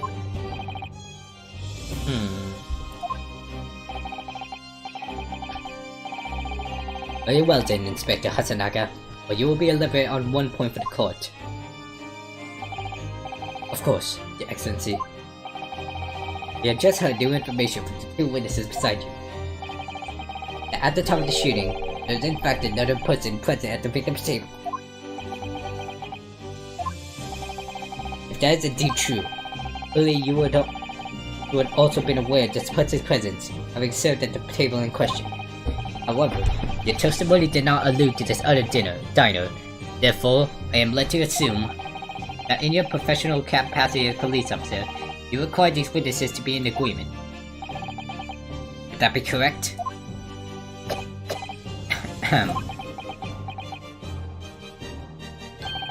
Correct, Your Excellency. Unbelievable!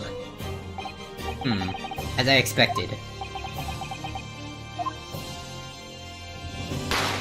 Bang! As soon as I heard the gunshot, I ran out of the kitchen to see what had happened. The victim sat flat in his chair. Beside him, gun in hand, stood the accused student. Sitting opposite the victim at the same table, a young lady, whom I guess would be an Englishwoman. But the truth comes out. I immediately sealed out the restaurant and reported the incident to the bureau. It was then that I received some special orders. Special orders? You mean to say, remove the Englishwoman from the scene at once? It was made clear that the Englishwoman's presence at the restaurant was to be concealed. Those were my orders. Why? But what if this Englishwoman was the killer? I think it would be in everyone's best interest not to pursue the idea.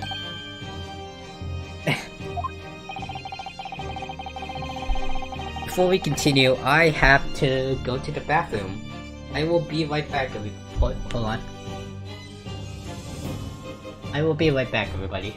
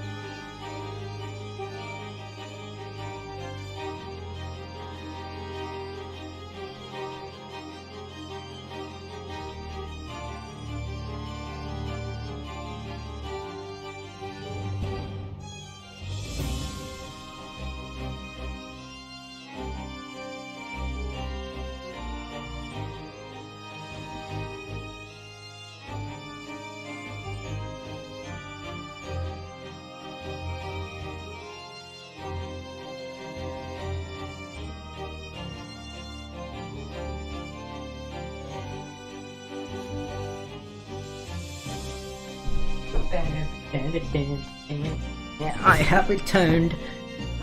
The Empire views the friendly terms of its relationship with Britain more highly than anything at the moment. An Englishman had been murdered on our soil, naming an Englishwoman as the primary suspect? Well, Without irrefutable evidence, that would be completely out of the question. But that's the reason for the disappearance of the Phantom Woman in this case. But that's not right!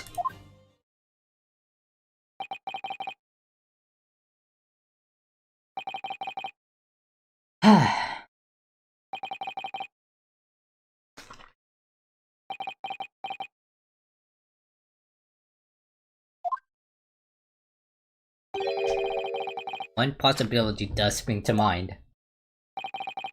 What do you mean, Kazuma?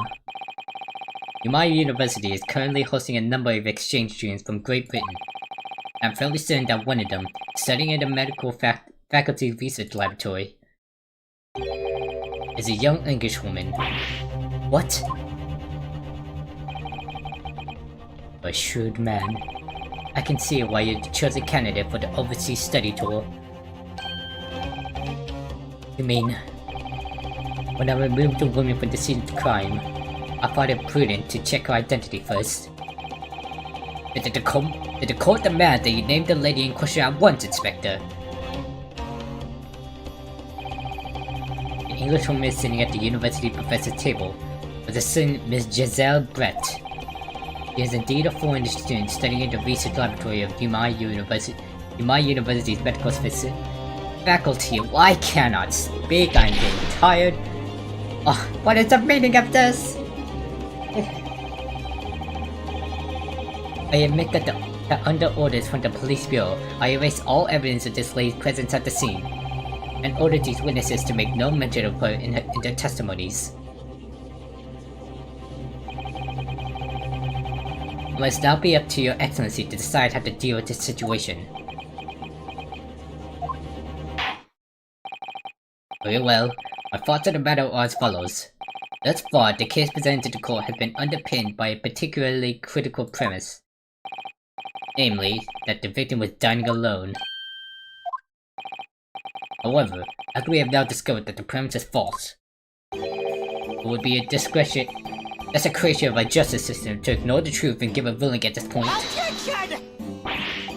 But, Your Excellency, that would be missing the noon deadline for ruling in order to send a telegraphic report to Great Britain. Our own government will surely be very displeased by such actions. Calm yourself, Counsel. I will not allow the government of our country or any other to, you know, these are the reasons why I took a huge break from voice acting. Because usually I would do all of the recordings in like a day, like in a few hours, and of course I would take like 5-minute breaks or so, but eventually my voice would be so like damaged that I can barely speak my words. Last time I even did a fanfic reading, because lately I have been thinking about going back to that. I haven't really thought about that. I will not allow. Yeah. Inspector Hatsunaga. Yes, sir. You will locate this Giselle Brett and escort her to the courtroom with the utmost urgency. At once, Your Excellency. But that means you'll be going against the special order you were given from the police bureau. Do that. As I said before, it is my guiding principle to carry out all investigations flawlessly. So, there won't be a problem.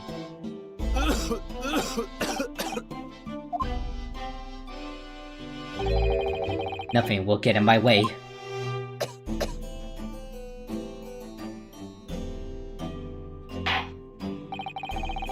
Court will adjourn briefly. The prosecutor must call the Englishman, Giselle Brett, to the witness stand. Do I make myself clear? Yes. Your Excellency! Good. Then we'll have a 30-minute recess before reconvening.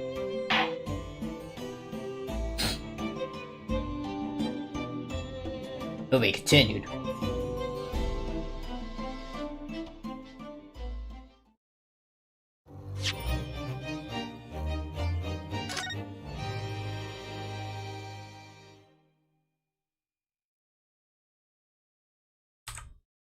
What? Oh, I'm dumb.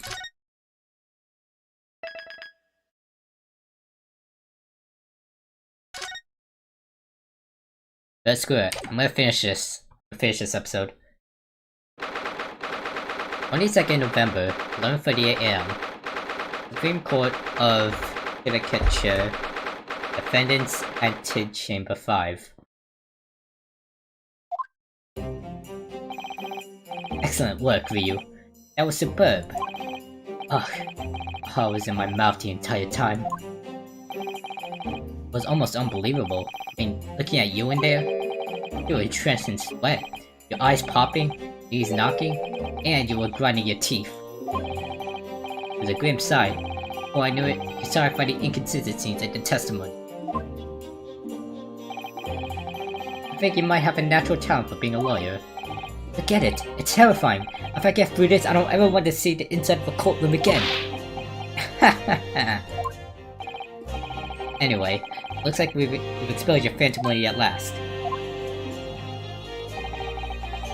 Miss Giselle Brett, a student from Great Britain, is she? That's what I was trying to tell everyone from the start. Dr. Wilson wasn't alone. There's a young woman with him, like I've been saying all along. Yes, you have, haven't you? I might not be overly confident in the courtroom, but my powers of observation are one thing I am sure of. Yes, I can see that. So, about this young gentlewoman. Thanks to our detective friend, she was hastily escorted away from the scene, it seems. Did you see what happened with that? No, I didn't see any of it. I was just on my way out of the restaurant myself. Then, on the floor next to Dr. Wilson's table, I noticed there was a gun lying on the floor. Just after I bent down and picked it up. Bang! I didn't have time to figure out where the sound of the gunshot had come from. The waiter ran over to me, he as white as a sheet. He bundled me into some sort of small pantry next to the kitchen. What the waiter did? He bundled me... Waiter ran over to me, looking as white as a sheet. He bundled me into some sort of small pantry next to the kitchen. Fast thinking by the detective, he apprehended his suspect without a moment's delay. Yes, and because I was shut in the pantry, I have no idea what happened outside in the dining area.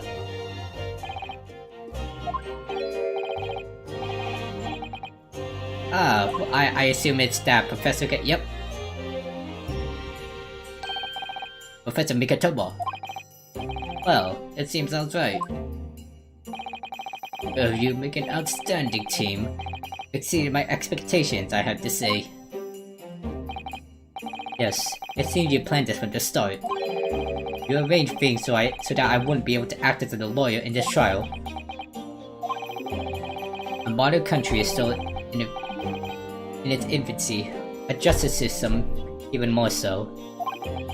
Which is why I firmly believe that we need to send our brightest young stars overseas to learn all they can. I wanted to avoid a situation that may have resulted in your study tour to Great Britain being cancelled. Well, it makes no difference. Lawyer or otherwise, I'm the kind of man who can't help his best friend avert the worst crisis of his life. I shouldn't waste everyone's time by going to study overseas anyway. What? What are you saying, Kazuma? That just stands. I was afraid you feel that way. Kazuma! Well then, it looks like it all comes down to you, young man. To me? Yes, you need to prove your innocence, and uncover what really took place in that restaurant. I must say, I very much want to know the truth.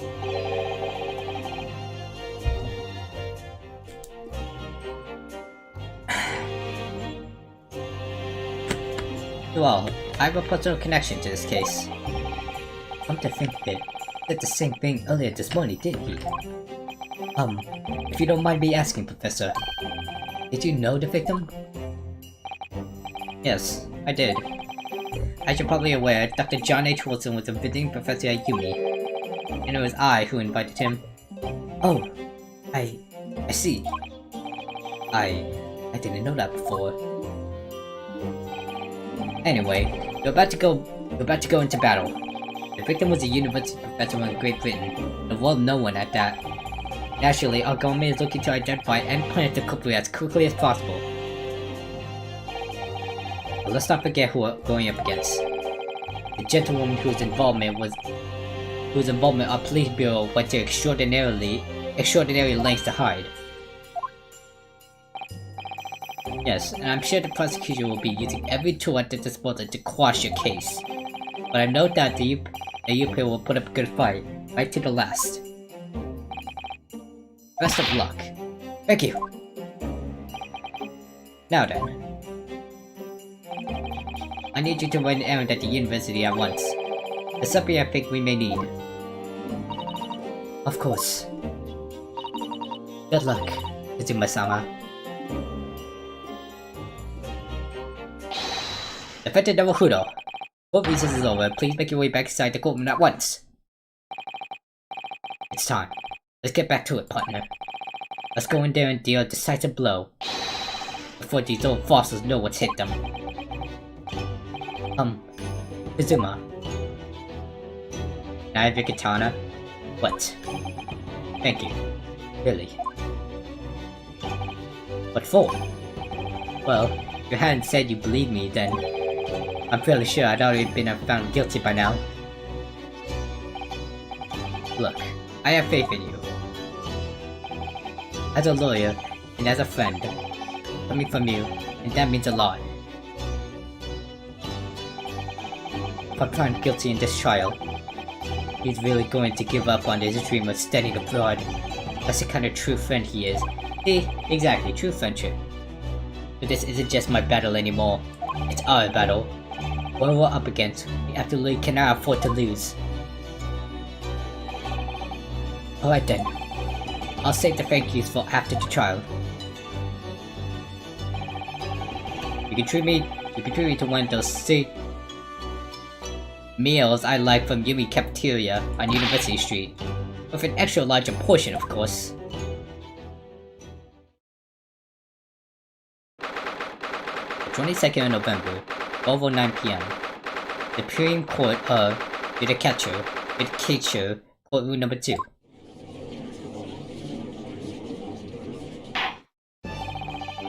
Court hereby resumes the trial of Ryunosuke Naruhodo. Prosecutor Aji, have you managed to why are they using these kinds of words? What does that even mean? I'm looking it up. What does subpoena definition? What only a person to attend a court? Huh. Interesting. Yes, Your Excellency, against all odds. And thanks to a certain young stripling, the prosecution is now under rather painful scrutiny from the government. Ugh, sorry. Let the government scrutinize, that's their job. Something to worry about.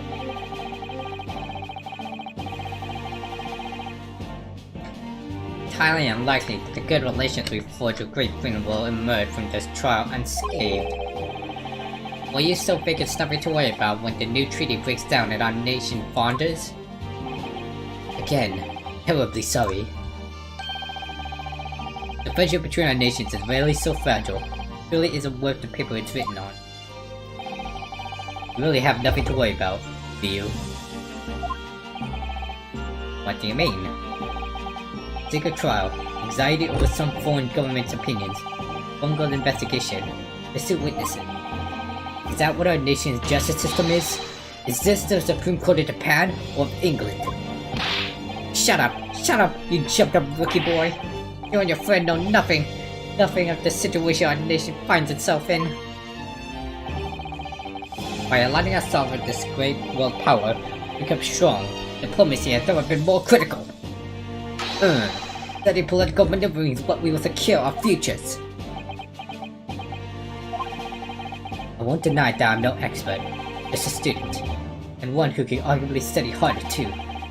Standing here now in the Supreme Court, there's one thing that I feel very strongly. A country that fails to uphold the truth in its justice system is a country with no future at all.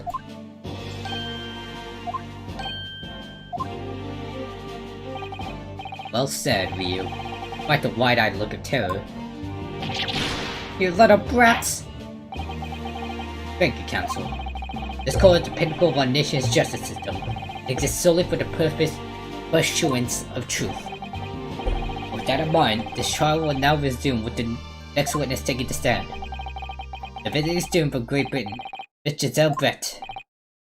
Yes. Your Excellency!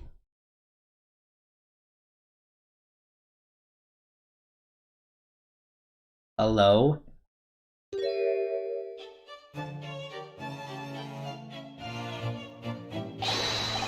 Wow, what a delight it is to welcome such a fine gentlewoman to Japan, and for such a distant land.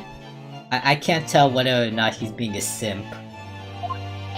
But screw it, I'm just gonna call him it. Tea! Someone bring English tea! In English, no discussions take place without tea! Is that true? No idea. So, can we possibly trouble you to state your name and occupation for the court? Stop acting like simps! Of course. My name is Satoru Hatsunaga. I have been working undercover as the head waiter at La Carnival. Am I true? Yes, we all know about you already. But Hatsunaga, what are your manners? In England, it's always ladies first. Is that true? No idea. Oh my... More importantly, a little earlier today you said something to me. You said your powers of observation are the one thing you're sure of. Yes, I think I did, didn't I? Did your description for this amazing sight was simply a woman? Sorry, Ryu, but powers of observation aside, the powers of description are still sorely lacking. Guilty. So, dear lady, once again, if we may trouble you for your name and occupation, please.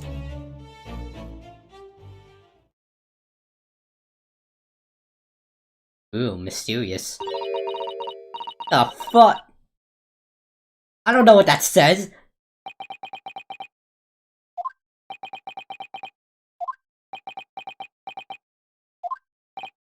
I'm terribly sorry, dear lady, but... What?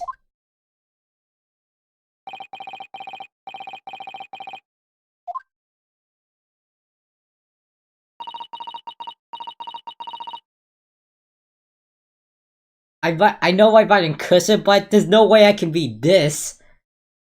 What is that? Is that the at symbol? Or is that a C and an O? I know that's an L, it's a U, that's an S, U, I, something, something. The rest is just pretty much gibberish.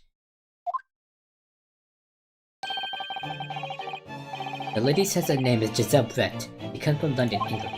She's a veterinary research student, currently enrolled in Yuma University Medical Facility. Oh my, what a rather rare treat to hear this atone to the delightful language of the British people. Afraid I understand what you said, or it's as beautiful as a hummingbird song. Simp. All as I can tell. The detective is translating her words faithfully enough. Yes, I agree. You're obviously too fine in England, Kazuma. Your English doesn't rattle you at all, does it? Not you. You've clearly been paying attention in your English classes, you. The court thanks the beautiful lady for taking the stand. Now, we may trouble you to confirm something, Miss Brett. 3 days ago, at a restaurant called La Carnival, where murder took place. The court has been led to believe that you were dining there with the victim, Dr. Wilson, at the time. Is that correct? Blah blah blah, gibberish, gibberish, gibberish. Cursive, cursive, cursive writing. Cursive, cursive, cursive. Cursive, cursive, cursive. Cursive, cursive. He says, yes. This could take some time. But even though she's studying here in Japan, she can't speak any Japanese.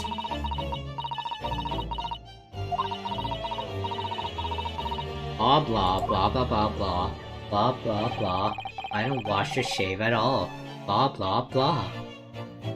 He'd like to apologize for disappearing from the scene. He said that she was due to make a presentation at the university, but she had to leave immediately. Interesting. And you're the one who engineered her escape. I was just following special orders from the Bureau. Well now, dear lady, would you be so kind as to cast your eyes over the photographic print? Seeing as you are so unfortunately present at the scene of the crime. Let's look at the... Let's examine this, see if we can... see anything out of the ordinary here.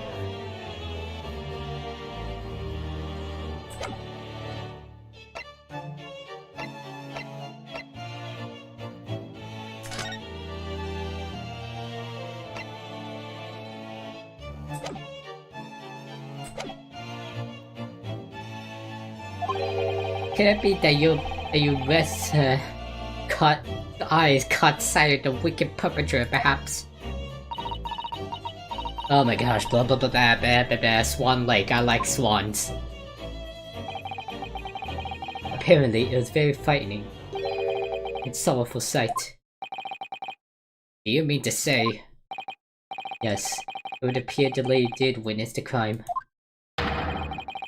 The very moment when the accused, standing right there in this courtroom, shot the victim in cold blood.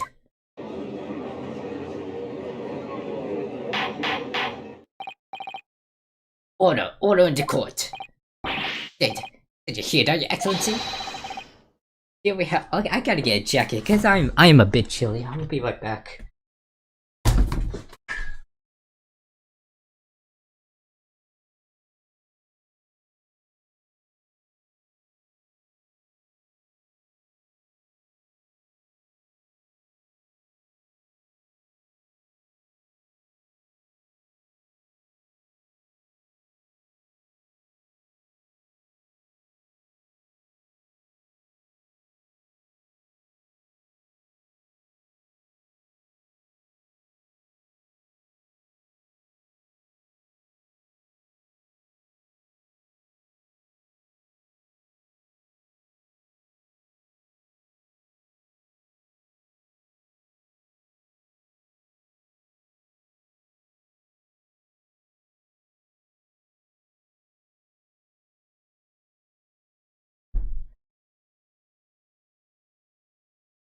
Here we have an absolutely conclusive witness statement. Well, looks like it's clear now. I'm guilty, Numpy. Clear who our real enemy is. Unfortunately, I'll have to ask you to formally testify, if you please. Kindly tell the court the exact nature of this frightening and sorrowful sight described. Cursive, cursive, cursive, testify, testify. Testify.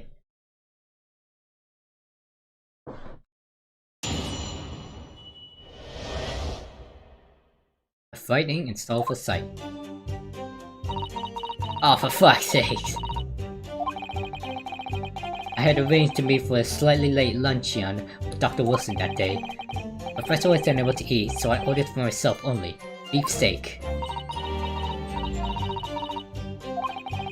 After a while, the accused came over to greet the professor, and they got into a fierce argument. Oh, he didn't.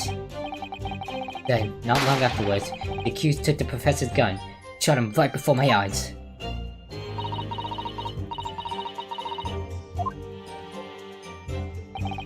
I don't carry a gun myself, so obviously I couldn't have been the culprit. This is a condemning testimony. No, I didn't have any kind of argument with the professor at all. Quiet, you filthy wench. Look at you, you black-hearted blackguard, and look at this snow-white angel. I'm sure even a dark-minded scoundrel like you can imagine those words the court is going to believe. Ugh. Don't make it the same mistakes, Ryu. You mustn't blurt out when you're goaded like that. That's the lesson you need to learn. Ah, but he's so annoying. Of course, I was at the scene as well. I took statements from this lady and the two witnesses who testified for, put it back to the bureau. It was decided that Miss Brett was not involved, so I let her go. The testimony of the last two witnesses were completely worthless, however. Well, even so, with the thing in question, the lady was wearing the same outfit as she is today. As you can see, there was no one about her person but she could carry the fire. How about underneath the hat? I would think she could hide a gun almost anywhere in the outfit if she wanted to. Unless and until the precise location where the witness is to have hidden weapon can be shown, this is moot. There are no pockets in my outfit. I have no how to hide a gun. The hat! Those are the witness's own words on that matter. Ugh, that's ridiculous. Only have to allow to lift up her dress I can prove it. Don't think about doing anything rash, Ryu. Well, I didn't find the gun I picked up. There must have been another gun there that day. What about that? Which means, the slave was hiding a gun somewhere. Do I really have to spell it out? Underneath her hat, just lift her hat up, it's as simple as A, B, C, and 1, 2, 3. Yes, that's what we have to prove now. To do so, we'll need to pull her testimony apart. You little Dean Leela. The defense may now cross-examine the witness. Oh, yes, Your Excellency.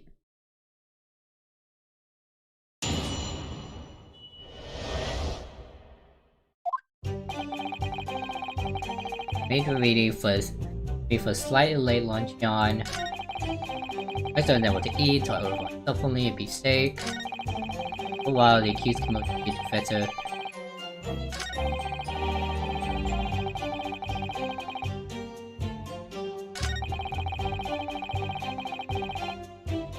Yes! Not very well saying that. Can you prove it? Absolutely. I verified it personally. You verified it?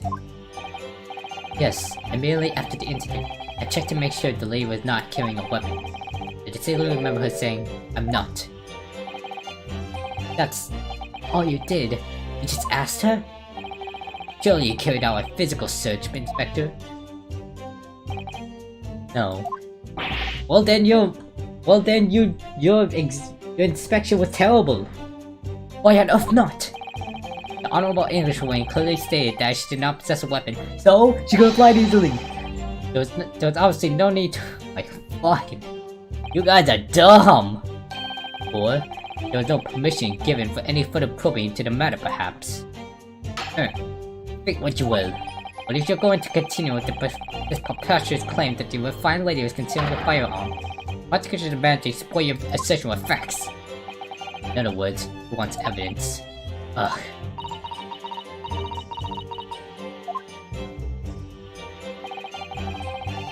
The lady wishes to point out that of course she wanted to stay and assist with the investigation. She was in a hurry to give a presentation at the university, so she was compelled to leave. Not to mention the fact that your officer had told you to get the woman out of there. Not get her out of there, I just urged her to leave. The lady would like to point out that she was in no way meant to run away from the scene of the crime. That's why she is only too happy to cooperate and testify here today, of course. Unlike a certain student who refused to admit when the game is up. You can at least have the courtesy to pay attention when I'm goading you. Yeah, now screw you. She's maintained that you got into an argument with the professor, at the end of which you shot him. Which is an out and out, only unfounded lie. Still, the statement is very compelling. After all, she's an eloquent, refined, young, and beautiful gentlewoman of great pain. Oh, come on, Kazuma, don't tell me you're simping for her now, too. Must be something.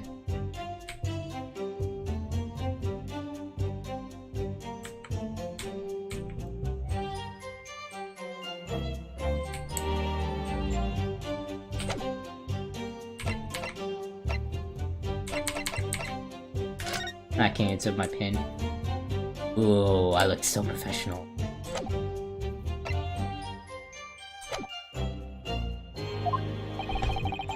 Stark contrast to you, dressed from head to toe in a dull black gold. I think his outfit looks nice. I'm dressed exactly the same way as you are, except for the flapping with ribbons. Well, anyway, this is our only chance to expose her testimony at the fiction that it is. You can't do that, the trial's over. Even you, with a thick skin, must be able to feel the murderous looks you gain from around the room. Only too well. I feel half dead already. The fact that I can't see a single inconsistency in their testimony doesn't make me feel any better either. The first thing to do is press on any of her statements that seem even slightly off to you. Do that, and an opening will present itself. Promise you. I need to expose the true face of the exotic foreigner that's hiding beneath that mask. That's what I should be aiming for in this cross-examination.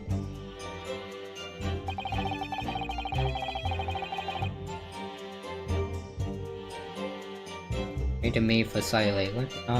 Yes! Let's press on that. After 2 PM, in fact. That's really quite a late lunch, isn't it? You don't keep up with the latest fashions of Britain, do you? Late luncheons are in vogue, isn't that right? No. Decisive English no has quite sting to it. The gentlewoman is currently working in the victim's research laboratory, it seems. It was apparent a daily occurrence that they would lunch together. But on the day in question, the victim had another appointment at the clinic first. Yes, in proof of the medical report card that was submitted as evidence earlier. That's right. Miss Brett and the victim went to lunch following the victim's treatment. That's why it was so late. Yes, that all makes perfect sense. Such wonderful logic. What a shining example of English intelligence this fine gentlewoman is. So you both arrived at the restaurant. What happened next? That's what I'm going to eat, so I order myself one cake.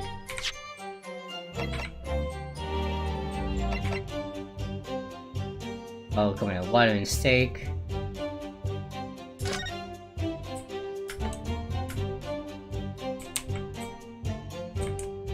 Everything seems to be intact here.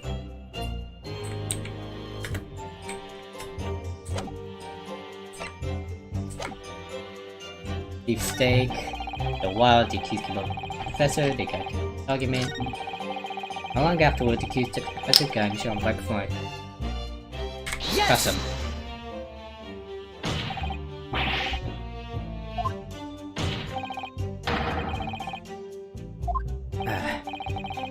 Well, I was expecting to be attacked by my own side. Nevertheless, defendant, you can't deny that when this shot rang out in the restaurant, you had a gun in your hand. Oh yes, that's true, but all I do is pick up the gun. Yeah, we get the idea. I'm just. Objection!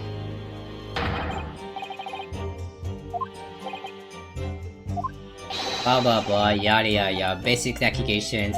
I get it. Let's get back to the cross-examination. It seems to me that your accusation is based on laws. What nonsense. That lady is merely stating what she saw. And this is already an international incident as far as I'm concerned anyway. Okay, look at myself, so obviously I couldn't have been the culprit.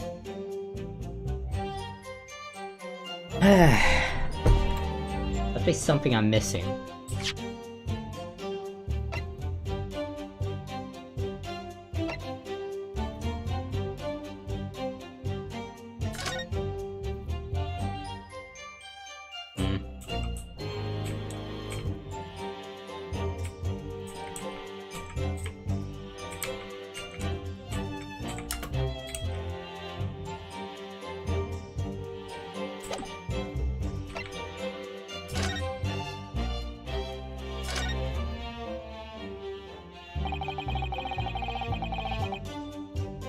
Find a restaurant with number of questions. Evidently, it's supposed to show the relative. This is a very faint amount following the incident. There's nothing to show the woman you say you saw there. Exactly, and that's not all. Looks like here in the upper left where it says kitchen. Oh yes, whatever. No one would use these complicated characters to write kitchen, especially not if they were in a hurry. I mean, you don't remember those characters yourself, don't you? Study harder, Ryu.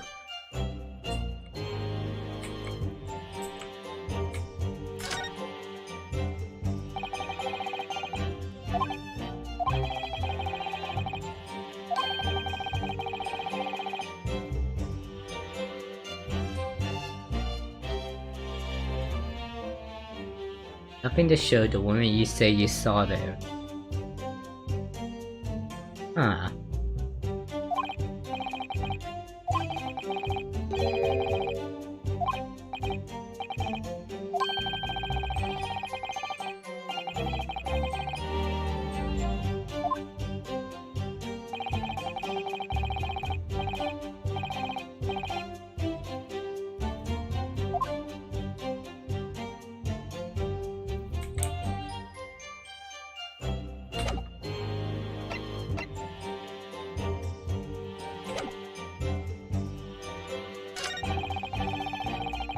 Long afterward, the cute took his gun, shot him up 3 guys, while the cute came over. Yes! Just press her. Don't know what you say. That was because he just had a tooth removed at Heart Clinic, correct? That's right. You're supposed to actually check the witnesses. Was Miss Brett aware of that fact? Seems so, yes. You heard that the professor was to have some dental treatment. But that would mean... it was you who... Wait a minute. What do I think about it? Hold on. If she was eating the steak, then she would be positioned here, but in that other photo, the professor was in front of the steak. Right, yes. What you have there shows the table exactly as it... Oh, hold on. Let's check. Examine. No, another one. Yeah, why the professor is at the table with the steak? Exactly as it was left. Dear me, what a harrowing experience. You are traveled to a desert land the far side of the world and being embroiled in such a tragic incident. Have no fear, my dear lady. I swear I will crush the evil fear that has subjected you to this terrible plight. Simp. So the victim, Dr. Wilson, had nothing to eat or drink at all. That's right. I lived in some carbonated water. Just water? Yes. The professor was unable to eat, but he had been given permission to drink water. It appeared that the diners toasted their lunch with a glass of water each. Each raised a glass of carbonated water. What do you think? About the witness' last statement? Very meaningful, it's nothing.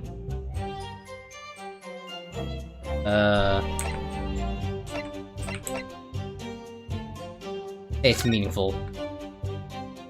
That last statement of yours, Miss Brett, has a profound bearing on this case. Well, how fascinating. You tell us, what is this profound bearing,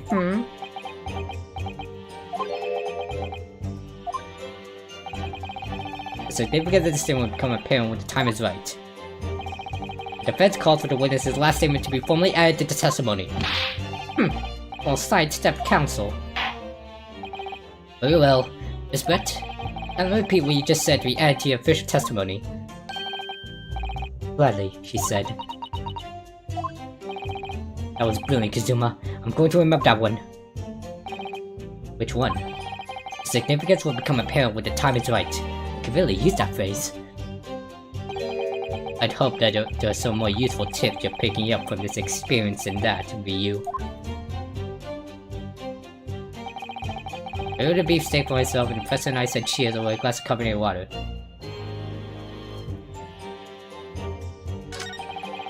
Oh yeah, sorry. Question is, which one of the I know it's one of the photos, but which one?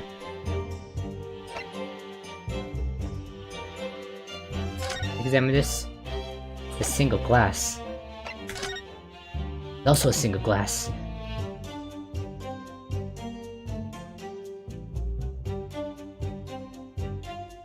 Well, wrong!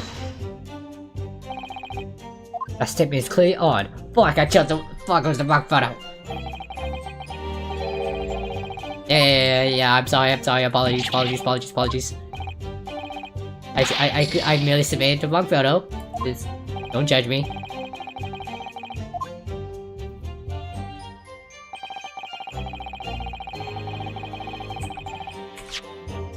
Yeah? Wrong!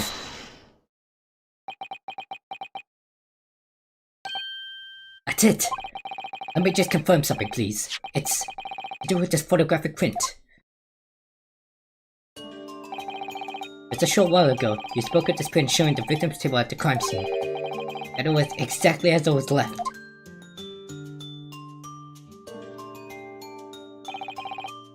That is correct, the lady says. Well, that is... it's odd. Very odd. Dear me, what's odd is the defense's inability to express itself. Ugh. Ryu, what is it about that print that looks odd to you? Well, obviously, it's the cheers. The cheers? Miss Brett just told us that she and the professor said cheers over a glass of water. If that's true, why is there only one glass? There should be 2 glasses at the table, not 1! Ah! You're quite right, Counsel. There's only 1 glass pictured here. Are we supposed to be impressed by this nitpicking over mid-year law? What possible difference does the presence or absence of a glass make on the case? Objection! So, yeah, you say. Could it be that the detective people removed the glass from the table to conceal the lady's presence? Of course not. Would never do something so reckless. But there should have been 2 glasses at the table. Or are you going to try to tell me you can clink with only 1? Quite right. I certainly took 2 glasses to the table. What does this mean?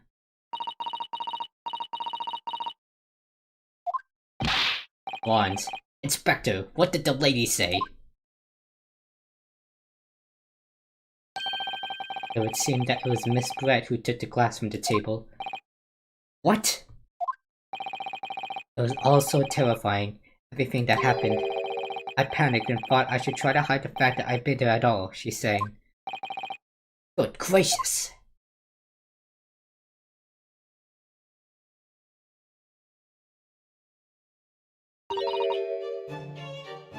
Sorry. It appears the lady can't speak. There, as I shared the group before, this is no consequence at all. Oh, please. Must remember that this student had just murdered this lady's lunch young companion before her very eyes. Who could blame her for concealing a glass or 2 in her state of disarray? That's absurd! Oh, really? So do we take it that you're not going to accuse this vulnerable, young, and beautiful woman of mischief? What? No, this can't be put down to mischief. I'd like to know exactly how the lady took the glass from the scene. It seemed that she slipped into a small handbag she was carrying. A handbag, you say? Yes, Your Excellency. A small handheld pouch commonly carried by well-to-do women in England. So, the beautiful lady has very graciously explained how and why she removed the glass from the scene now. However, the fact remains that this glass has absolutely no bearing to this case. The student has been trying to confuse the court for logical reasoning. In the end, it comes to nothing. No more pretentious accusations. You've wasted enough time already. Indeed, the lady has offered a satisfactory explanation as to why she removed this glass. I think henceforth we can consider the matter to have no bearing on the case. Counsel for the defense, are you in agreement? Well, I don't know, really. I want to pursue this matter further. I'm going to need to show that it has some deeper significance. Yes, you're right. She took the glass away in her handbag. Significance there, it's... the glass, the handbag.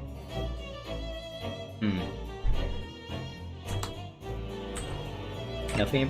The glass, the handbag, nothing in particular. If she took the glass... Look at the history first.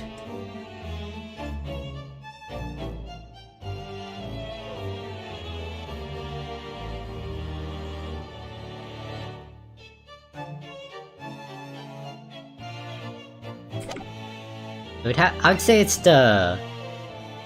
it would have to be the glass, right? You ask me. It's the fact that she took the glass that has the deepest significance here. Why do you think that? Because it's the property of the restaurant. It's not some harmless act of purifying, like taking a bar of soap home from the public baths, is it? You take soap from the public baths? What? No, I mean... That is significant here. It's very significant, but this isn't the time or the place. There are more important things to concentrate on now. I think maybe you should reconsider your position too. Ugh, sorry. I will. Indeed, the liaison officer says it.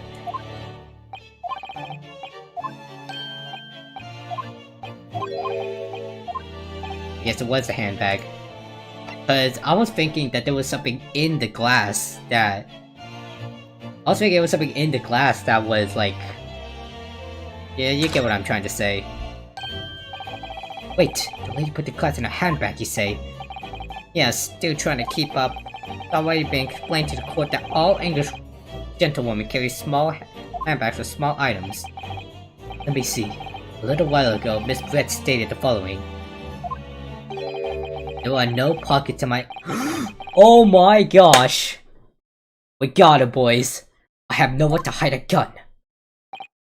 But what you forgot to mention was a handbag, in which it would be perfectly possible to conceal a gun. You're right. Well done, partner. I had a feeling you'd pick up on that too. What are you insinuating, you vile blackguard? It's really very simple. The gunshot was heard when the defendant picked up the gun from the restaurant floor. As he didn't fire that gun, he concluded there must have been another firearm at the scene. That true murder weapon, if you will. You can't be seriously be suggesting. Inspector Hasanaga.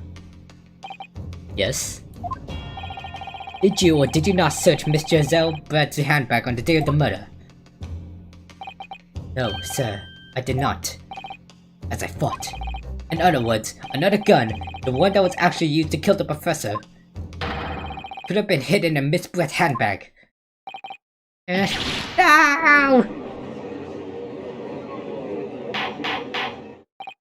Order, order, order!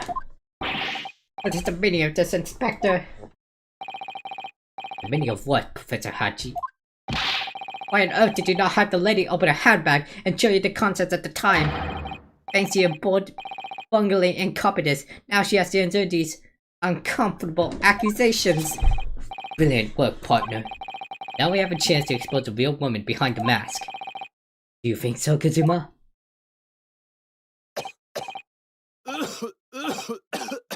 Seriously, man, it sounds like you're gonna die.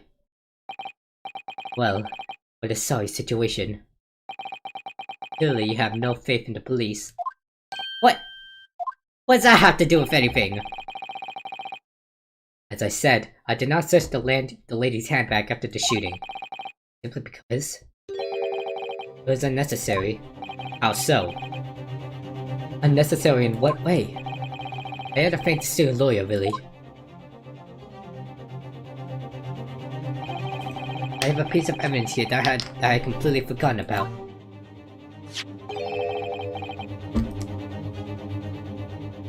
This photographic print.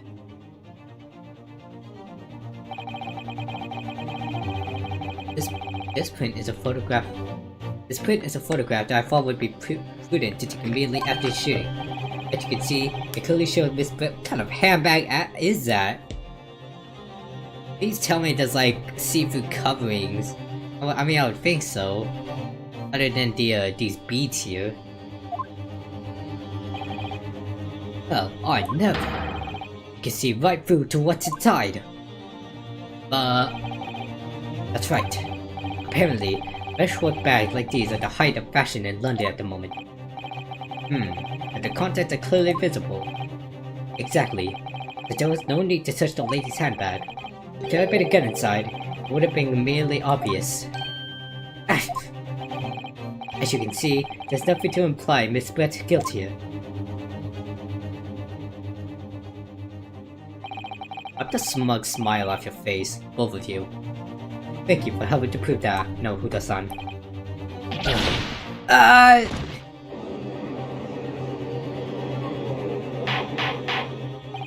Order! Inspector Hasanaga, you will submit that print as evidence at once. Certainly, Your Excellency. Photograph taken by Hasanaga-san after the incident occurred shows misplaced handbag on a chair by the victim's table. I think you've had long enough to cross-examine the witness, counsel. Let's examine that photograph real quick.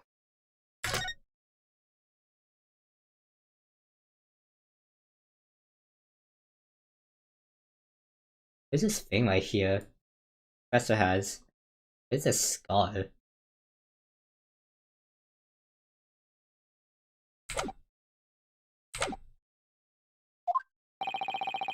The court has now been shown considerable evidence.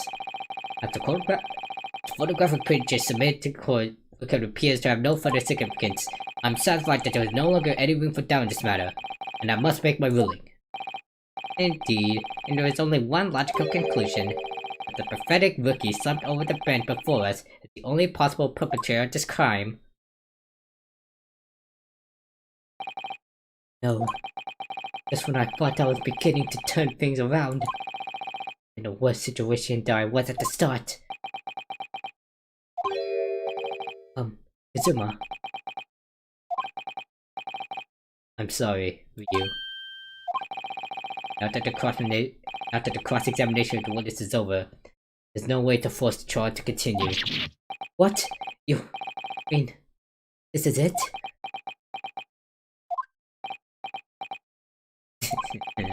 I must say, you put up quite a fight for a rookie student. Let the weak meat while the strong eat. While wasting your time, there's no way to defeat true justice. The fact that you can chew on your heart's content but the inside of your cell can't be happening. Am I really going to be found guilty of a crime that I didn't commit? Izuma. His dream of going to stay in Great Britain will slip through his fingers. Izuma. What? Is it really no chance now of turning this trial around? Or the judge. There's nothing about that last photograph the detective produced that we can contest. Means there's no basis on which we can argue for the trial to continue. Very well, I will now proceed immediately to the ruling. It seems we'll be able to report that the British government on time after all. Smug little. Ryunosuke, having considered all of the evidence placed before me, I hereby find you.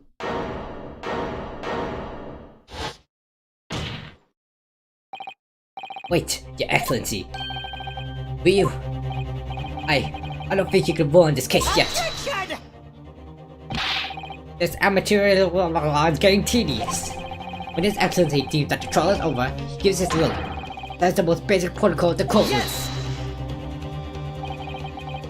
Your Excellency, just a moment ago you said this. As the photograph print just submitted appears to have no further significance, there is no longer any room for doubt in this matter, and I must make my ruling. Now, that means that if there was a problem with the evidence, some significant detail I mean, and ruling on this case at the time would be out of the question. This is a blatant straw clutching. Look at the photograph print. All it shows is the handbag the gentleman was carrying on the day in question. There could be no problem in this evidence. Better know what you're doing, Ryu. I understand your objection, counsel. Certainly, the new evidence submitted by the detective has not undergone the court's scrutiny. However, I fail to see how we can glean any new information from this handbag. My thoughts exactly. Really, the prosecution is becoming tired of this rookie's desperate wheezes. Yes, I am desperate. This isn't a wheeze. There's something about this photograph which just doesn't seem right. Only I can put my finger on it. Very well, I'll grant the defense one final opportunity. What? Be warned that if I am unsatisfied by response, the trial will be over with immediate effect. Do I make myself clear? Yes, Your Excellency. So, take another look at the photograph Print-Inspector made before. To identify for the core where this phone received the significant detail which you have alluded.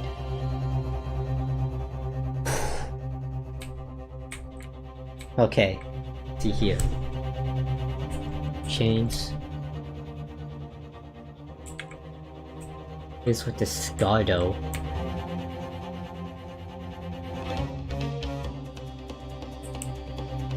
It has to be the scar.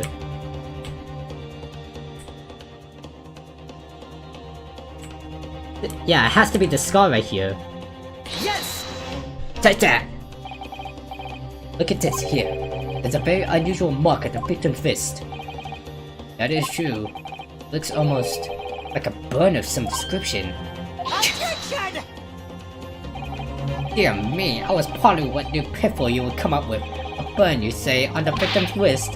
Really, there's nothing whatsoever to do with the magnificent lady's handbag. Yes, that is a burn mark, you're right. Go on, Inspector. Police coroner also noticed it when he was performing the post-mortem examination. It would seem unrelated to the cause of death, so he didn't note it in his report. What did I tell you? In any case, we have no idea when the victim suffered this burn, do we? And no possible way of knowing either. The more I look at it, the more I find myself intrigued by the curious shape of this mark. However, as Prosecutor Achi points out, unless a firm connection to the case can be shown, I cannot allow any further time to be spent on the precise details of this burn.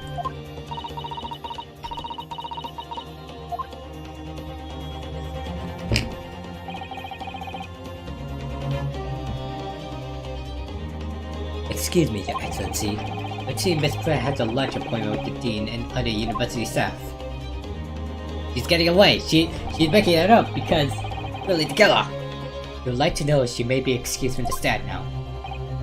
Oh, of course, dear lady. We shan't hold you up any longer, Sim. I'm quite sure his Excellency is about to give you his final ruling anyway.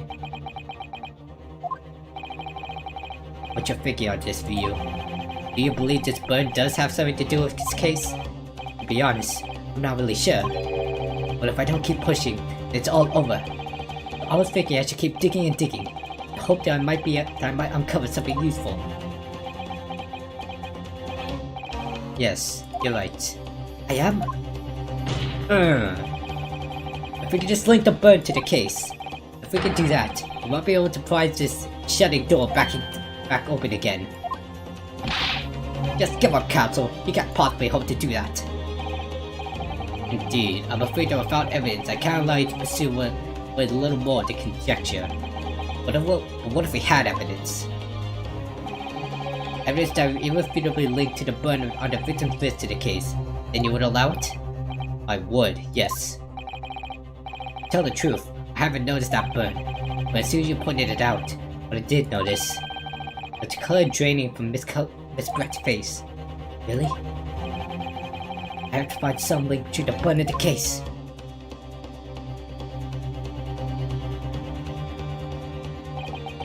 This is the moment of truth.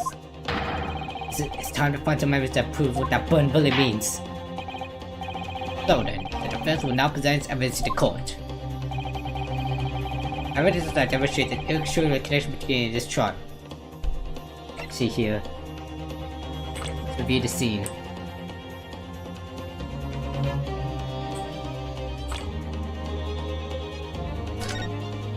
Got that. Time of death. Fatal hemorrhage. Bullet did not pass through the body.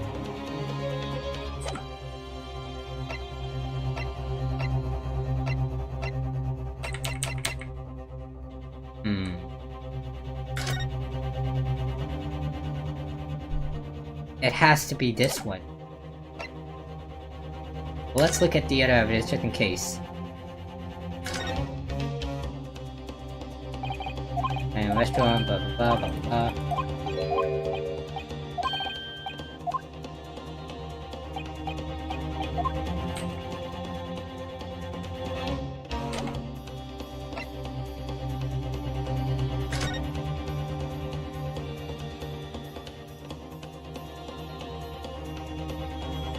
Wait a minute. Is it?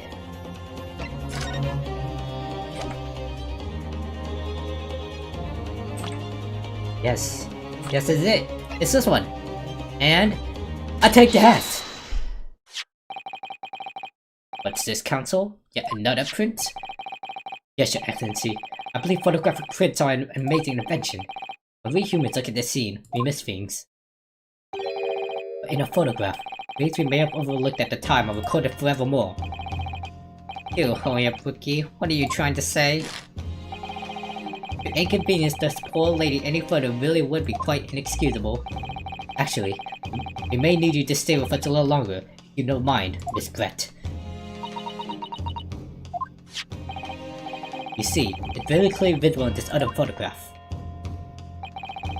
How did the victim come to have that unusually shaped burn on his wrist? The video recorded here forevermore. What? How? Objection! You can't fool me with your little bluffs, boy. If that's your game, then let's see how it plays out. Show the court exactly what you mean. What is in this photograph to explain the reason for the victim's burn? This is little thing right here! The beef steak. Actually, the point is the metal plate the steak was served on. The plate? Your Excellency, are you alright? As you can see, there's an emblem on that plate. I would guess it's some sort of trademark for La Carnival.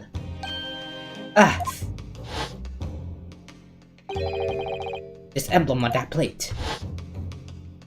And the victim's burn are exactly the same shape. Rio, you're genius. Yeah, you're spot on. Which means the victim must have suffered this burn while he was present at the restaurant. Objection! But even if that is the case, we can't know if it happened on the day in question or not. It could have been the day before. The day before that, it most likely happened at some other unrelated time. Well, Objection!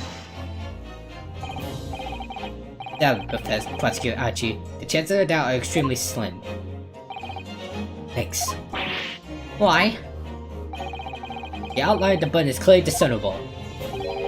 Such a serious injury would have caused quite a commotion in the restaurant. Wouldn't you agree, Inspector Hasanaga? I can't imagine having missed such a terrible disaster, certainly. What? I would say, looking at the picture of the wound, that wasn't suffered very long ago. And although it's not a particularly large burn, it's extremely well defined. The fence just pointed out. This was no mild burn, that's for sure. Can you be more specific, Inspector? Well, let's see.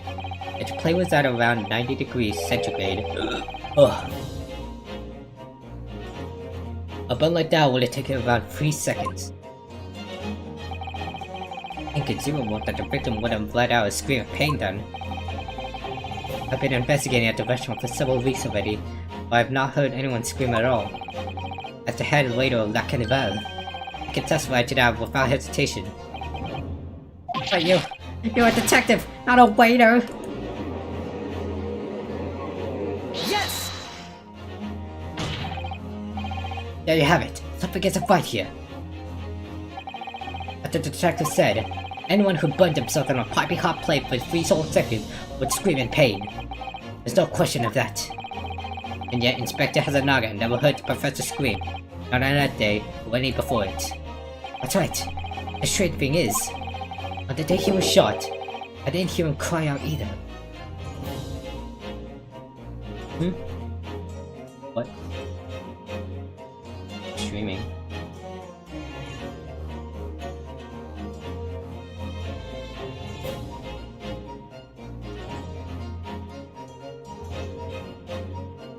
Wait, we do it one. What was the other trick?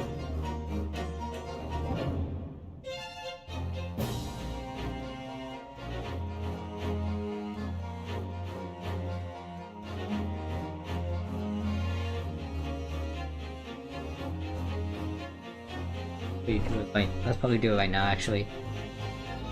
I think I kind of just like lose. Alright, yeah, I'll be doing a sec. So... what is this? So I have to do something real quick, but I'll be right back, everybody. Give me about, I don't know. Just later. Give it.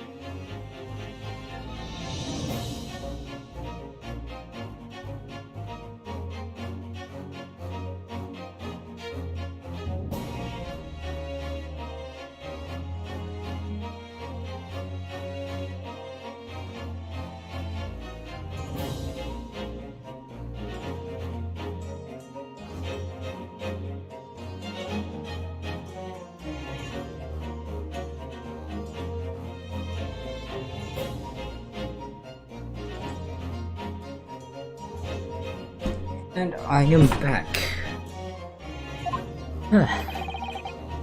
What are you suggesting? Wait, hold on.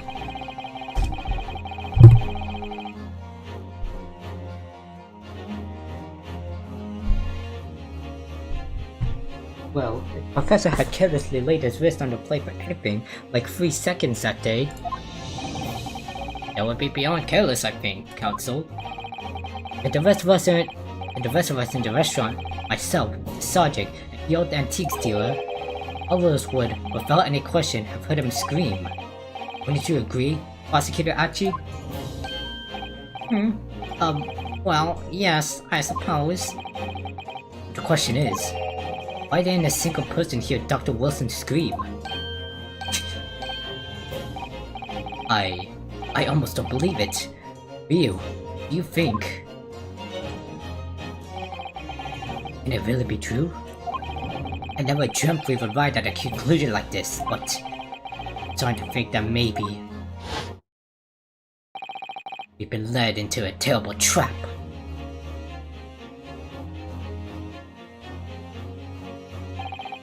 There's only one explanation I can think of to make sense of this apparent impossibility. The day in question, when he suffered the burn onto his wrist, Dr. Wilson, asleep, was already deceased. He was already deceased! No man could remain silent while his wrist was burning on a piping hot plate for a whole 3 seconds. It's clearly impossible, apart from one in particular situation. Counsel, are you suggesting? Yes, it's only possible if the man was already dead. Already? Dead?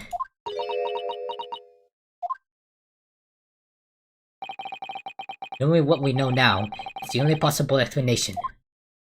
When the beefsteak was brought to Dr. Wilson's table that day, the professor was already dead. That's madness!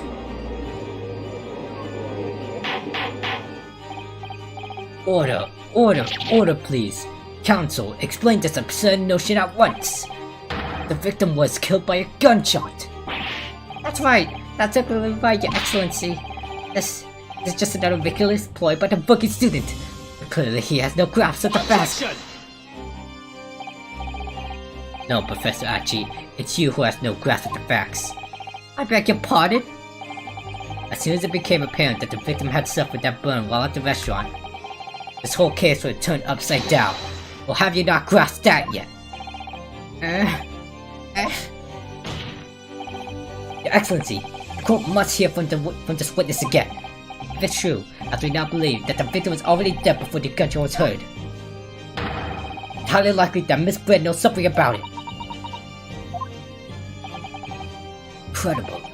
I certainly didn't anticipate this twist of events. I'm sorry to say, Miss Brett, that you will have to forget your luncheon engagement. But, Your Excellency! Justice system in our country may be in its infancy, but rest assured, all reasonable doubt must be dispelled before I am prepared to pass judgment. Thank you, Your Excellency.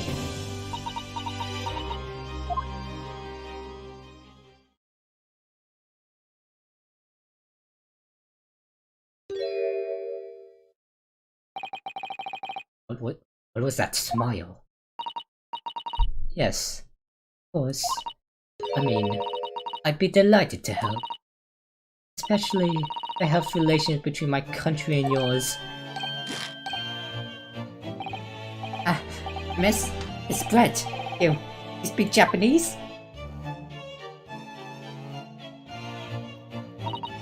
Well, of course I do. I am studying in your country after all. But then, why have you been speaking through an interpreter until now? My mother tongue, the Queen's English, is the most refined and elegant language in the world. As a gentlewoman, I try to avoid speaking in your vulgar tones and— Wow, now we're getting racist.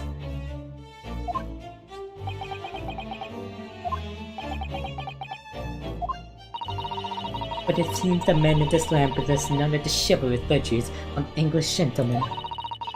So I can see that I shall have to lower myself to communicate with you all on your own level.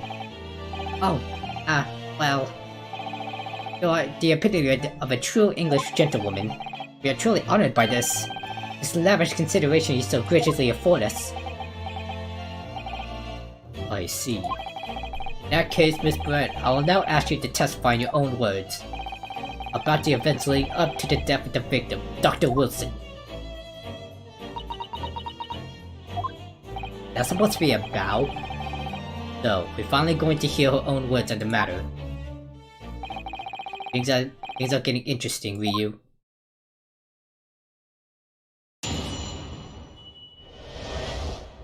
The victim's death. Unfortunately, I have no idea when the poor man burnt his wrist like that. When the waiter brought my steak, Rex and I raised our glasses and a toast. As far as I've heard, the post-mortem report showed no other possible cause of death besides the gunshot. If there's some other way a man's life can be taken without leaving his trace, please do show me.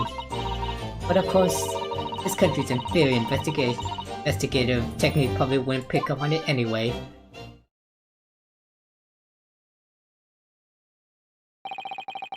That most captivating and beautiful testimony will go down into Supreme Court's history. Thank you. Easy does it. I hope that is the last time I'll have to sully my lips with the coarse tones of your unbecoming tongue. Wow, dude. Oh, forgive me. I do hope I haven't insulted anyone. You literally insulted everyone else here. You literally... Do I have... No, not at all. Is it really... You are such a simp, I swear. It seems very clearly from your testimony that this boorish talk of victim's burn is utterly irrelevant. I will be speaking to your country's Minister of Justice about what has happened here today. Minister of Justice? And that irritating little bully of a student be given the harshest punishment. Damn. Amen. Huh? Thanks. Was that a prayer then? Well, you'll have to forgive the irritation, Miss Brett. Put up for cross-examination now. I expect you noticed that this little bully of a student, as you put it, doesn't miss much. I'm sure I don't need to remind you, Counsel, that this will be your final cross-examination in this trial. If you fail to demonstrate any problems with this witness's testimony, I will be ruling on the case immediately. Is that clear?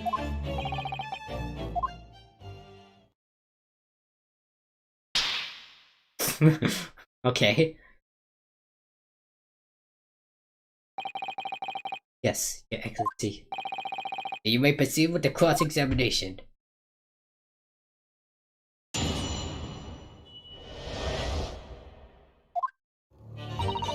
Unfortunately, I have no idea when the poor man punches fist like that. Yes! When his hand was on the steering hot plate for at least 3 whole seconds, you can't not have noticed. Do you think so? Let me ask you something. Sorry? Ever since I arrived at this courtroom, and even still now, the fire in those unsightly black trousers of yours has been wide open. You cannot have noticed, can you? Huh? What? Ah! Haha, what fun! You haven't realized. Dear lady is absolutely right. As your friend, you've embarrassed me as well as yourself, Ryu. Why didn't you tell me? Dr. Wilson was a true English gentleman. He chose honorable silence over a vulgar scream. Can your tiny brains imagine such a thing? Oh yes, I think my tiny brain can. Well, I can't. Anyway. The waiter brought my steak. The professor and I raised our glasses in a toast. As far as I've heard, the post-mortem report showed no other possible cause of death besides a gunshot. If there's some other way a man's life can be taken without leaving a trace, please do show me. Yes! Without leaving a trace. If someone was shot, or strangled, or stabbed, or thrown from a height. However, a person's life is taken, there are always telltale traces on the body. But right, dear lady. And as our police force has thoroughly examined the body of the deceased, you did not thoroughly examine it, you just observed what was on it. Is that right, Inspector Hasanaga?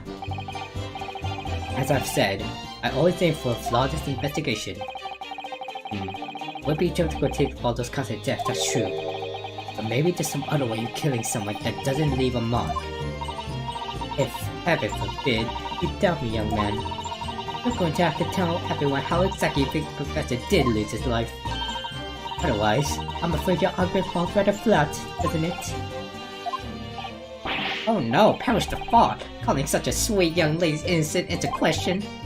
On my honor, I, Achi, will cut down any dare who cast such aspirations. I am not gonna even attempt to pronounce this guy's name.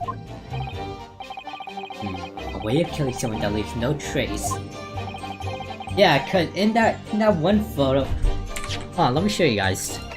In this photo right here, his body is in front of the stake. Am I tripping or something? Cause, yeah, what's up with that?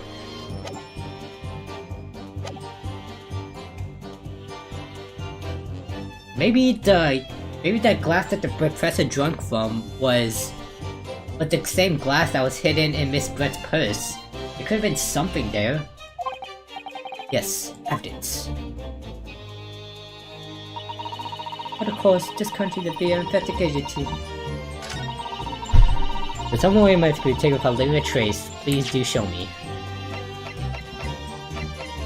Look at Finn to show her chest of dead. I almost passed R for a sec. Fatal hemorrhaging.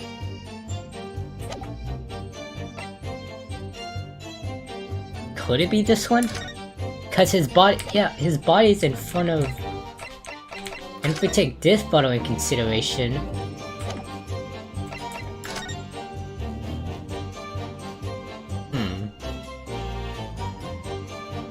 Focus in the same position.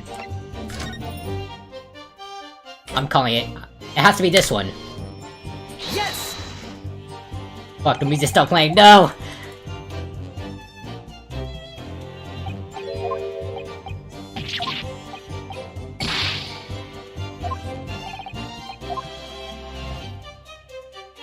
Alright, let's press them on some more details. Oh, other way. As I heard, postmortem quick. Yes! Yes, it's written here in the paperwork. Fatal hemorrhage from the ballistic trauma. Yes. Luckily for all of us, a little burn on the wrist isn't going to kill us, as there were no other signs of trauma on the victim's body to indicate some other cause of death. It's only been the bullet from the gun that put an end to the innocent man's life. It doesn't make sense. The bullet must have happened straight away, when the plate was first brought to the table by the waiter. Yes, that's true. If I had been cold even slightly, we would have been able to make a burn like that. If the victim burnt his wrist on the hot plate as soon as it was brought out from the kitchen, then he must have already been dead at that point. And yet, the fact is that the victim was killed by a gunshot in the chest. Until you're able to show the court evidence to disprove that, this is a complete waste of time. I concur. That the prosecutor actually is right.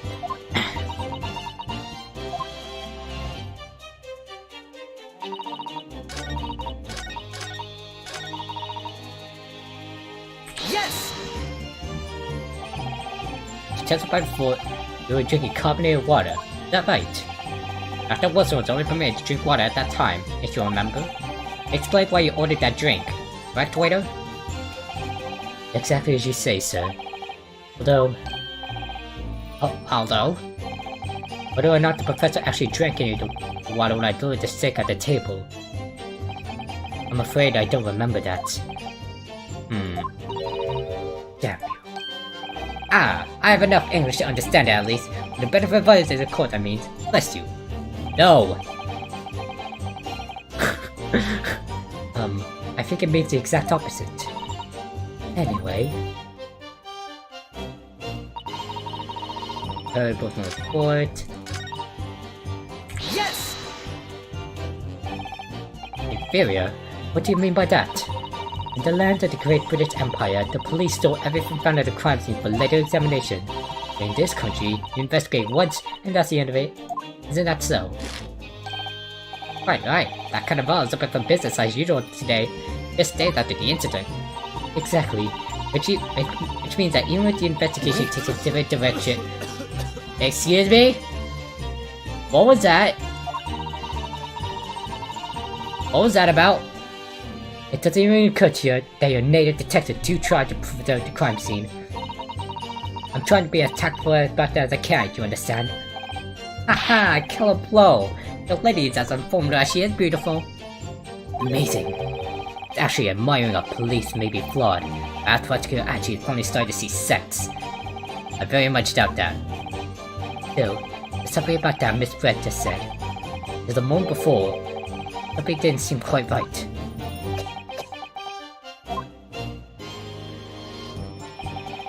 What do you think, Ryu? I think it's going terribly. No matter how much I press her, I'm not turning up any new information. Yes, as I expected, the tough witness. Need to find a way to break her testimony. The cross-examination will be over. But what that would mean? I have to find a way. There must be some clue, someone to help us find a clink in her armor. Yeah, there was that moment where the detective started coughing violently, and she said something about, I think when her talking about how the police investigation is flawed. Azuma. What, Ryu? There is one thing I noticed, something that's been bothering me. Bothering you? What do you mean? You mean about Miss Barrett? Actually, no. About the person standing next to her, Dr. Hasanaga. The detective? Yes, he seemed to react a little strangely to Miss Brett's last statement. I was wondering if it might be significant, if it might present an opening maybe. Alright, I have an idea. Try pressing on that last statement on one more time.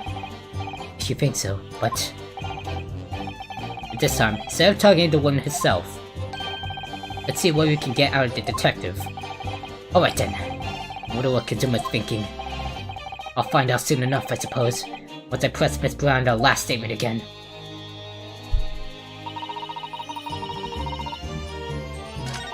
Alright, nope.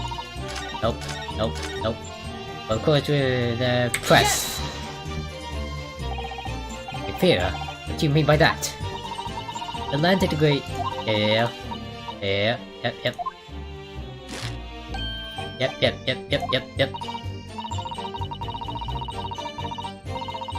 Wait.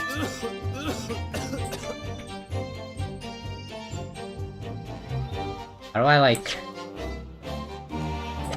do I press you on something? Yes, there it is again! The detective's reaction is just the same as before! Why? Up until now, the detective has been in the stand with Miss Brad as her interpreter. But things are very different now. For this testimony, the detective is just listening to what the Englishwoman has to say. It could be a golden opportunity. What do you mean? People are actually testifying. They're usually very careful not to let anything slip. However, when they're listening to something else speak, you'll find they often let their guard down. You're right. Look at him. He's lost his own thoughts. It's time. Pursue the man in his train of thought. Sorry? Pursue? I'll explain how to do it now, Ryu. It's all to do with the witness marker. What marker? At the moment, we're focused on Miss Brett, who's that person actually making the correct statement.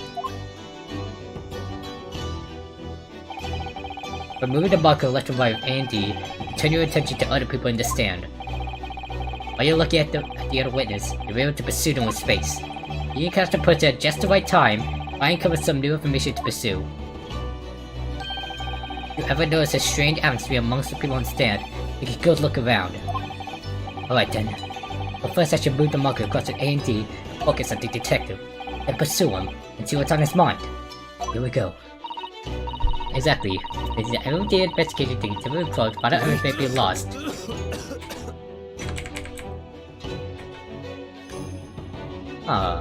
Excuse me! Excuse me, good star. Excuse me, sir or madam, is there something wrong?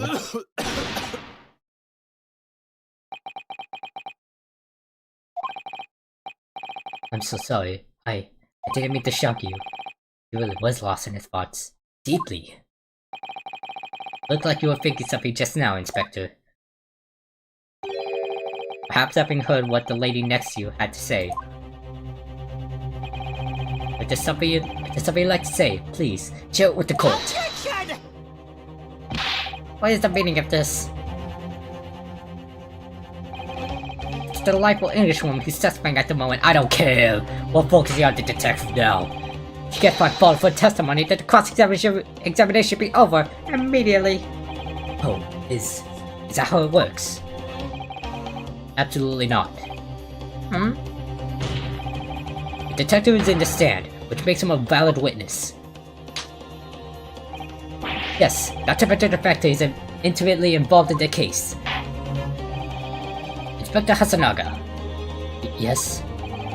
You have something to add in relation to the statement just made by Miss Brett?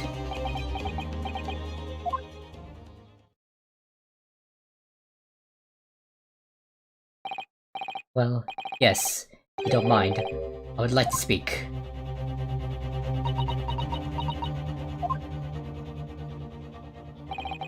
The lady is right. Our country's police practices are not as modern as those used in Great Britain.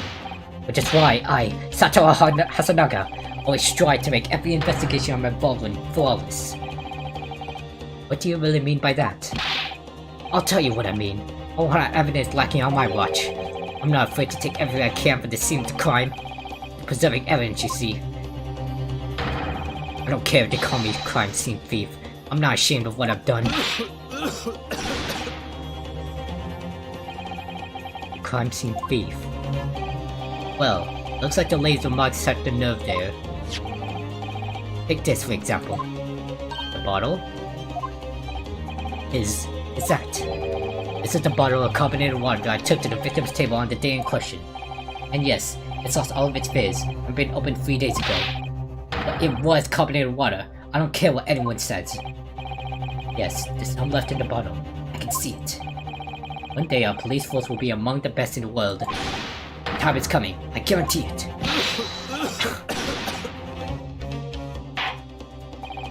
I can't say I condone the witness's actions, but I do understand the sentiment. I will accept the glass bottle of water as evidence. A bottle of water the victim and Miss Bear shared on the day was on the victim's table. Correct. Can you confirm that this is indeed the bottle from which you drank on the day of the victim's death?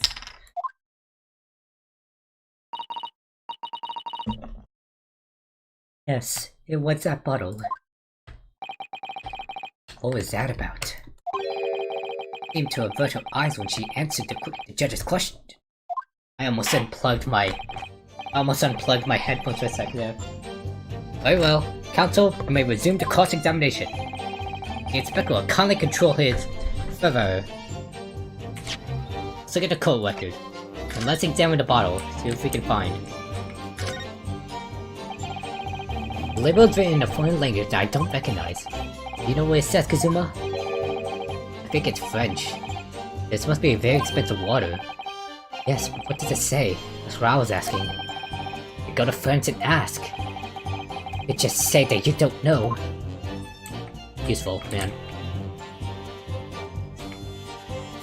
This. This carbonated water is the last drink Dr. Wilson ever had. It looks like there's a little left in the bottle, so it's just plain water now. You know, I've been sweating so much, I'm so absolutely parched. I'll just have to just keep it going. No, it's evidence! No, you can't do that. One thing, that's evidence. You can't go drinking evidence. Oh no, you're right. Don't know what might be inside, do we? Never cease to amaze me, Ryu. More ways than one. I wonder, could there be anything in this water? What's the matter? I'm quiet all of a sudden. I think I might have just worked something out. An interesting possibility.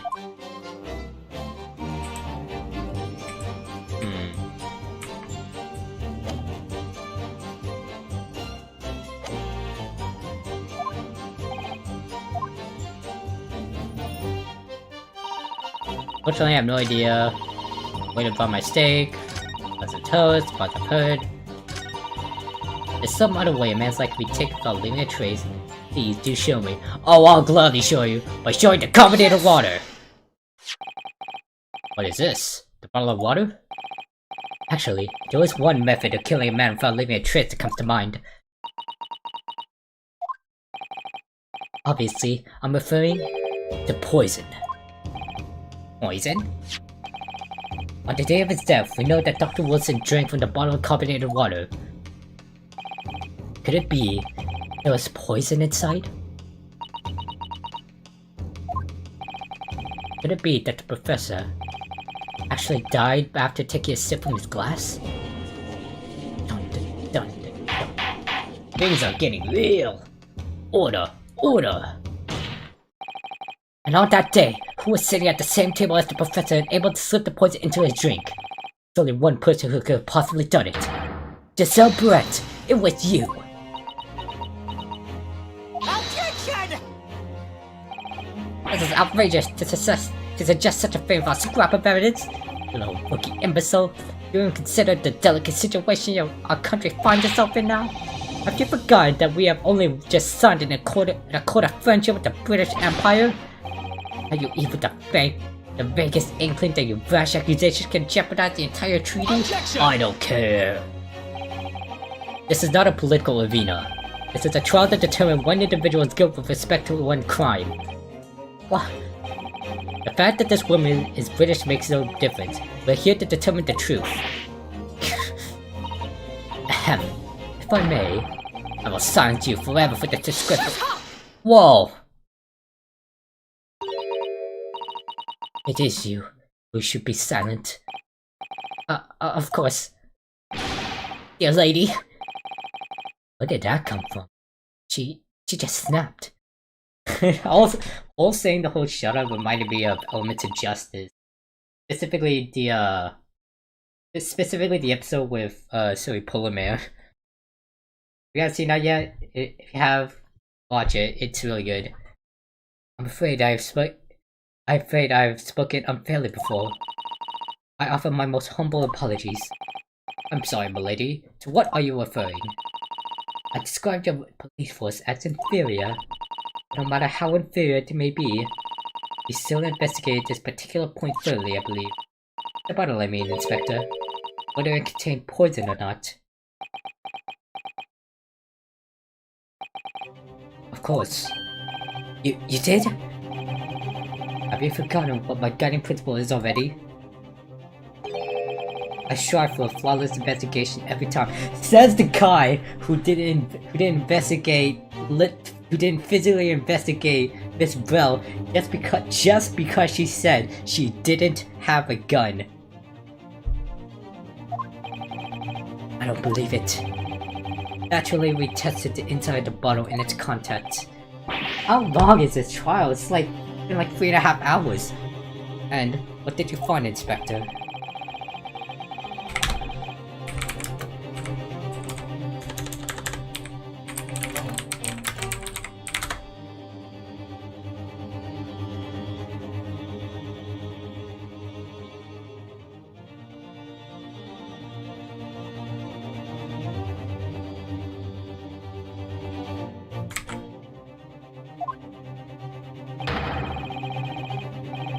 Could find no trace of poison of any description in the bottle of carbonated water, Your Excellency. What? Are you sure? The tests were meticulously carried out by the chief coroner himself. No!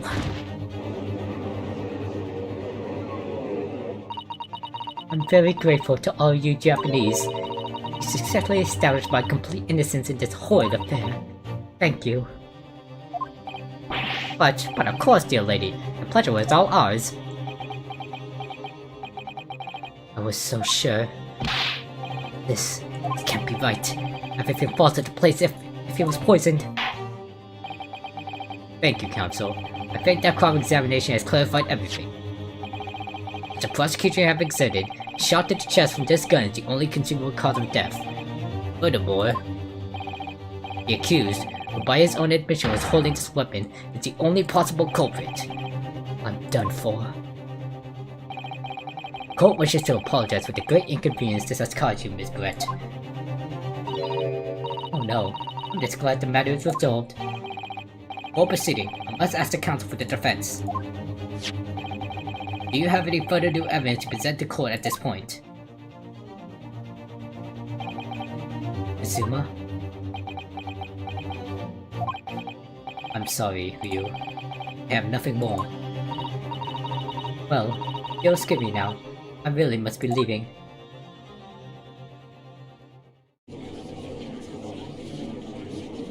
Hold it! There. Oh, it's you, mysterious lady. Please, wait. Isn't that... What is the meaning of this? Forgive me for intruding on court proceedings, Your Excellency. The Suitor Mikotoba, Judicial Assistant to the Defense. Mikotoba. My darkest hour, though left to go, she appeared like a bolt of lightning. And in her hand, carried a small package wrapped in a filigree cloth.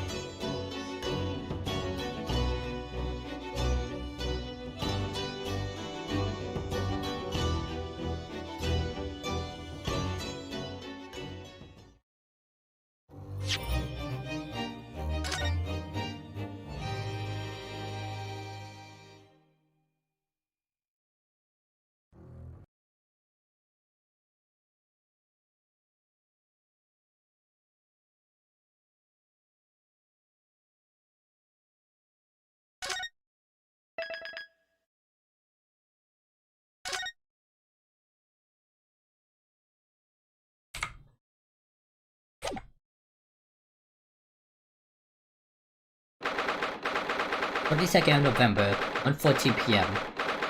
Yeah, I know where we are.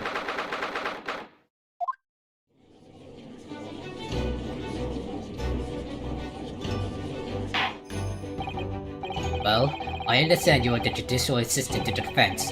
Why is this sudden ingress into my courtroom? Ha! A judicial assistant and a woman— Wow, okay, so we're getting sexist now. The rules state that females are not permitted to call— Oh my gosh. Yes, I fully understand. I asked only for 5 minutes of time. I have some vital evidence that I must hand over to the defense.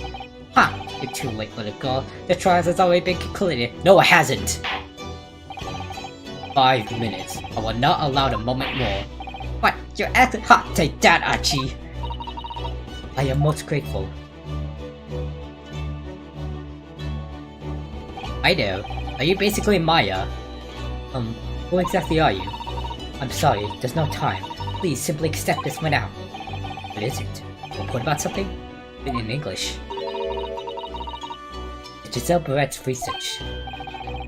Instruments? After the trial resumed earlier, I hurried back to the university. Went to Dr. Wilson's laboratory in the medical faculty and borrowed this paper. Oh yes, that's right. Miss Brett was studying under the professor, wasn't she? So, this research, whatever it is, have something to do with the case? I'm afraid I don't know. I haven't been able to listen to the proceedings of the trial myself. Oh, of course not. Special characteristics of cure and its effect on human subject. Interesting. Cure? What's that? I've never heard that word before. Time's up! The prosecution demands the immediate removal of this female trespasser from the courtroom. There's too little time for me to read it in detail, but I summarized what I could on the note just inside the cover. If you think it could be valuable, please cast your eye over it. This is wonderful. Thank you. Report detailing an unknown poison that Miss Brett been researching? Goodbye then, and good luck.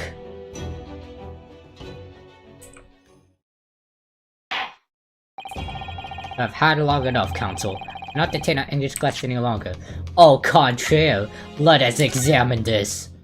A poison made from the bark of certain trees in the jungles of South Africa. The hunters of the region have been used since ancient times to incapacitate the prey. Effects: instant paralysis of the entire body and subsequent death, even in minute doses.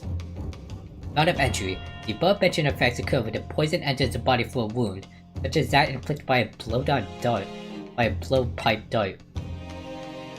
Due to its inability to render the human body it's believed that the toxin could have application as an anesthetic.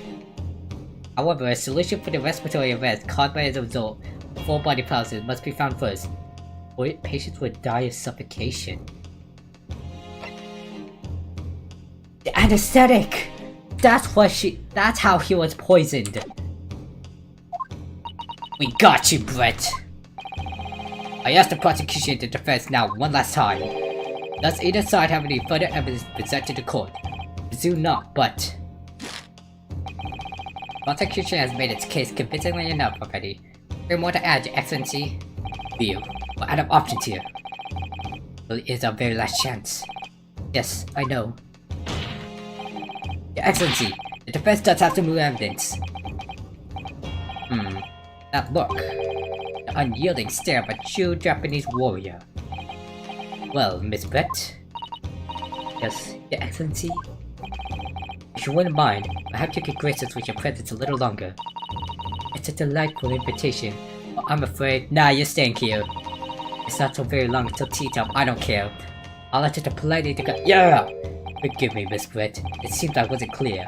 I realized it was phrased as a question. However, I must ask you to treat that as an order. I've said it many times before, but the Japanese language makes no sense. My apologies, dear lady. So, counsel, what is this new evidence to demand the court's attention? Giselle's report. Take that! Miss Giselle Brett, we understand you were studying under Dr. Wilson at Yuma University, doing research. Research, by sheer coincidence perhaps, into a deadly poison. What? Poison? Where are you going with this, counsel? A toxin known as Curare, Your Excellency. Even the slightest amount of this deadly poison entering the body leads to instant death. Objection! What? What complete and utter nonsense? Curare, you say? Let's look back and see what I had to say. Let's look at the third page. It's believed that the cause of application of anesthetic. An anesthetic. Gotcha. Curare, you say? I've never even heard of it. You wouldn't have done. What do you mean? I mean that you wouldn't have heard of Curare before for one very simple reason. It doesn't exist in our country. It doesn't exist? Correct. Which means, no matter what test the police can do for toxins, they never identify Curare. Why? Because there is no test available here that can identify the presence of this highly deadly poison. What? Order! Order! Order! Counsel, does this deadly poison truly exist? According to this report authorized by the Visit Research student from England, Curare has long been used by the tribespeople of South America as a poison to lace their arrows. It seems that's reasonably well known among European doctors and scientists. To lace their arrows? The report states that it is produced from the extract of a tree that grows deep in the Amazonian jungle. It was first brought back to Europe at the turn of the century by explorers. It claims that oil shot by arrows laced with Curare for instant death. Doesn't that about sum it up, Miss Brett? Objection! Trumpery. These aspirations are utterly trumpery. To start with, if the victim had been administered some of the so-called deadly poison, he would have been squirming and writhing in pain, and the other diners would have surely noticed. That's true. What do you say to that, Inspector?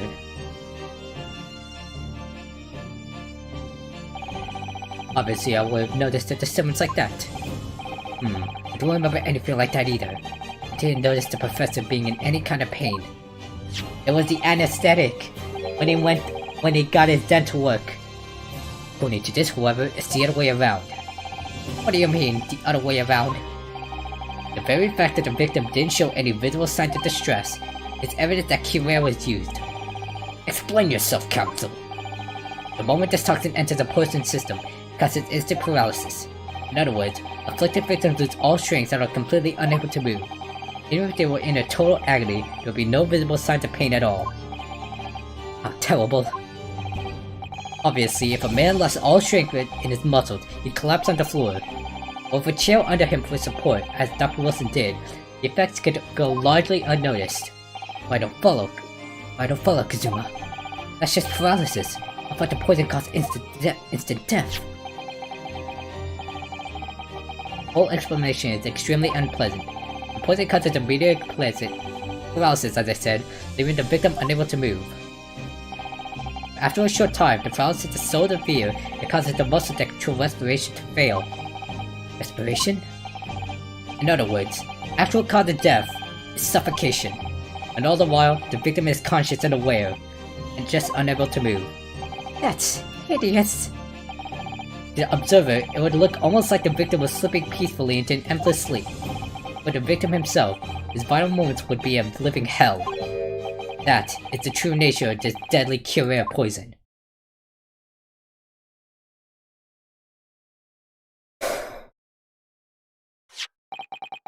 And you're suggesting that this bottle, Counsel, actually contains this terrifying poison? No! Objection! This is all very convenient, isn't it? A highly unknown poison for which there is no means of testing? What a happy tale for the defense. Ahem, if I may. All these facts, you think you're so clever, but you must be taught. It is you who must be taught. Of course. Dear lady.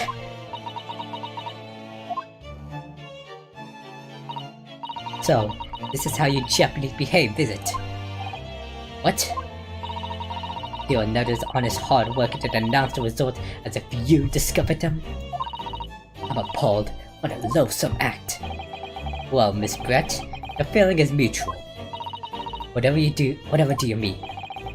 Capital is a the circumstances of an instant man to frame up for a heinous crime? That really is a loathsome act.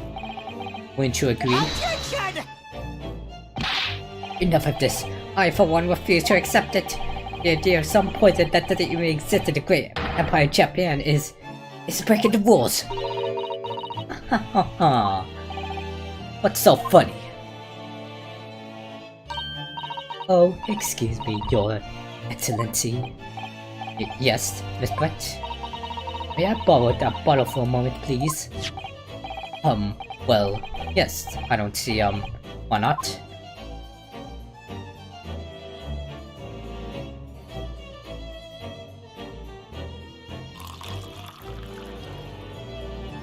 Wow, such professionalism. Don't get too big for your boots, you insignificant little island boys. Sorry? An Englishwoman such as myself, this whole affair is a farcical comedy. Your little police games and these foolish courtroom antics. It's laughable, really. But I'm getting bored of it all now. It's time for the games to end. Cheers.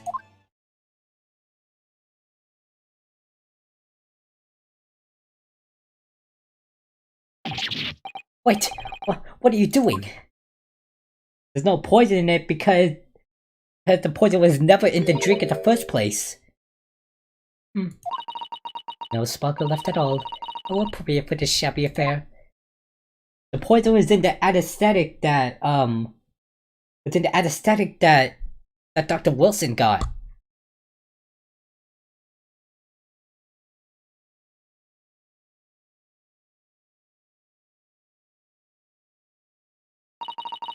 Goodness.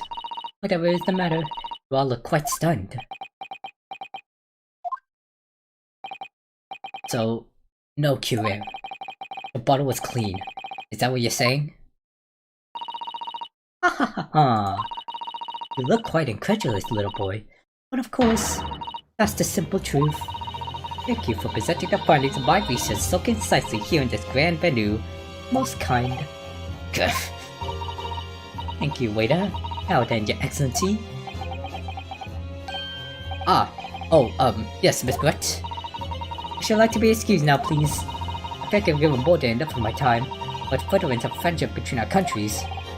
Yes, dear lady. We are most gratified with all the assistance you have gotten.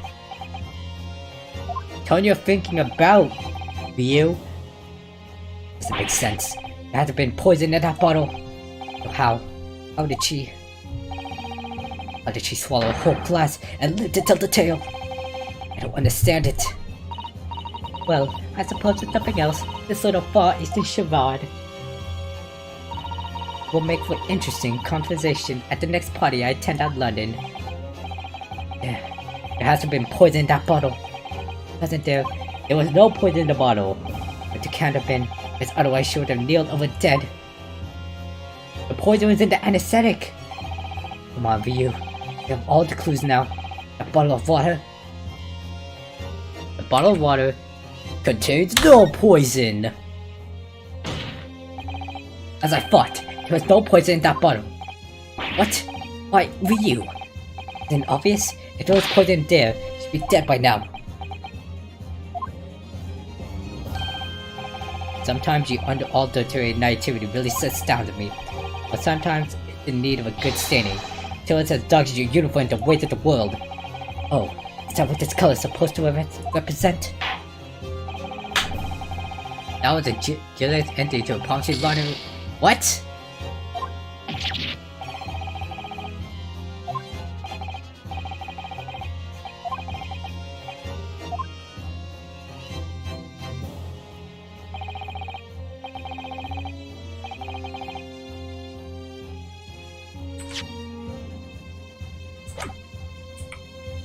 So there was no poison in it?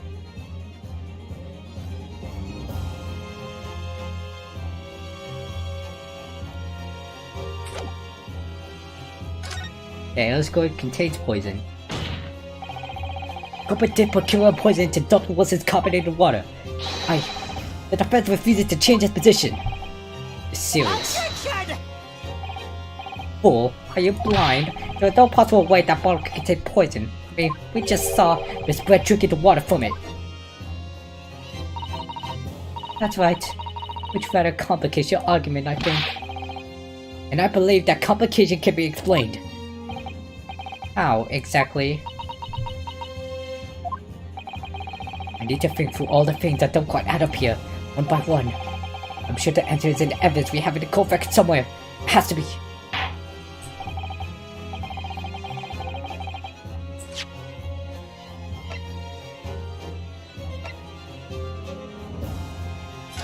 Must be something I missed.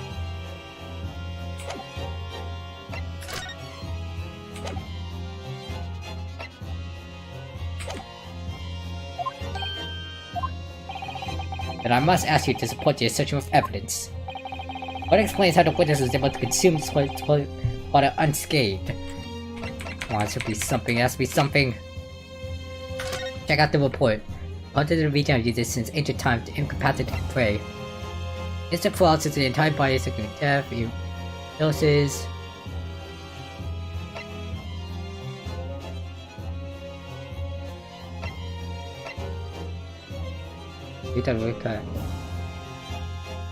Read that the toxic have application as an anesthetic.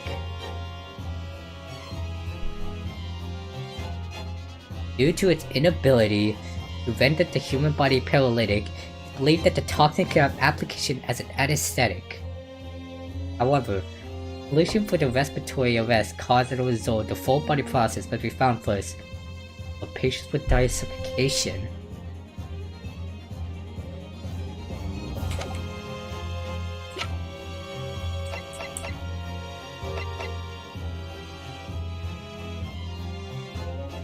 It could be the handbag. No, I don't think so.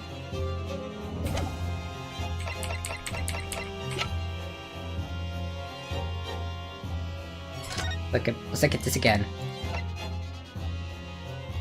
Due to its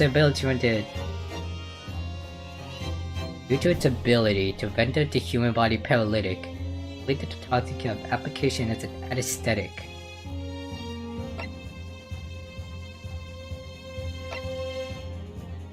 The paralysis of the entire dose.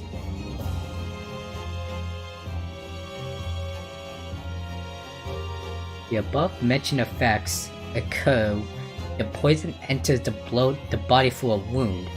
Is that inflicted by a blowpipe dart? Wait a minute. Hold on. Let's go back. Dude, one day I got dental treatment and I'm thinking.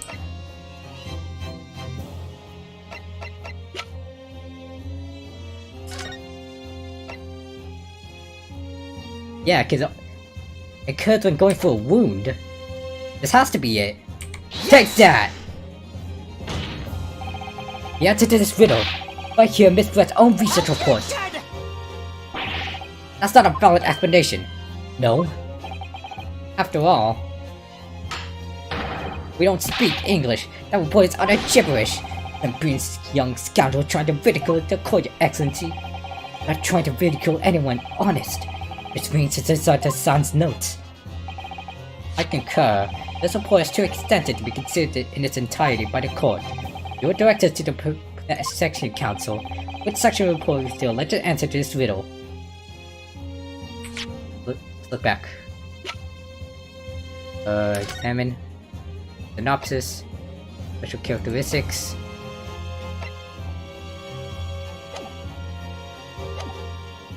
Special characteristics! We've been hearing a lot about this curious poison. And it's left me curious about something. Oh, Council? Well, it sounds as though indigenous hunters have been using this poison for years and years. To lace the heads of the arrows that they shoot at whatever prey they're hunting. We've been led to believe, yes. And the point of hunting is to catch prey to eat. Get to the point, please. But if they were to use these laced arrows, doesn't that mean there would be traces of poison left in the prey they were going to eat? Yes, good point. So surely the hunters wouldn't want to eat their prey, wouldn't they? But then they'd be eating poison. Good gracious, Council! No, that would be madness! But I actually found the answer to that conundrum. In this research paper here. Under special characteristics, it says this. The poison starts to work after entering the body through a wound. Through a wound, you say? I see, that makes sense. Yes, the mention of that particular detail seemed a little strange to me though. But it all makes sense when you interpret what's written like this. When Kira enters the body through an open wound, it has terrifying poisonous effects. However, when it enters the body via the mouth, it has no poison effects whatsoever. What? Miss Brett, you referred this research. You know Kira's special characteristics. And you knew that you could make a spectacle and drink that water without any danger to yourself. Meddling little... Oh! Rapscallion! Oh, now it's getting real! Well, View, it turns out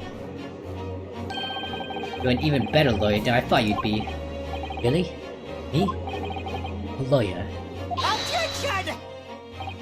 Oh, all this poison talk is fascinating, I'm sure. But I fail to see how it possibly... So, the ill-bred little puppy has a new toy to play with. Some facts he read in a book. But I'm afraid knowledge doesn't suit you, little boy. It only makes you look silly. What are you trying to say? Your schoolboyish logic has a fatal flaw. Schoolboyish? Aw? That's even your brain has managed to deduce. You're very safe to ingest. It seems likely that its effect is neutralized by their acidic nature, which is gaseous succus. Oh, yes, well, of course. Gastric suckers? What are they? So, this lethal poison is completely harmless when drunk. Professor wouldn't have died when he swallowed it, would he? It was the anesthetic, how many times do I have to say it? That's... right. Good gracious. That's basic science. Science that even a schoolboy should be able to understand, no?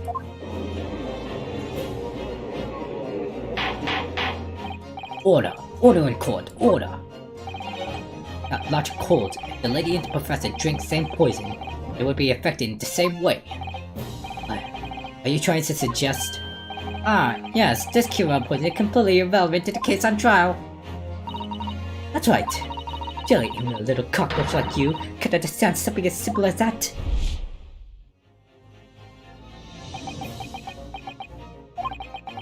What is this? Welling up inside me. I've never felt like this before. The sort of conviction to break down all the discrepancies. So intense, almost rage-like. More than anything else, an animalistic desire to take down my prey. Objection! Yeah!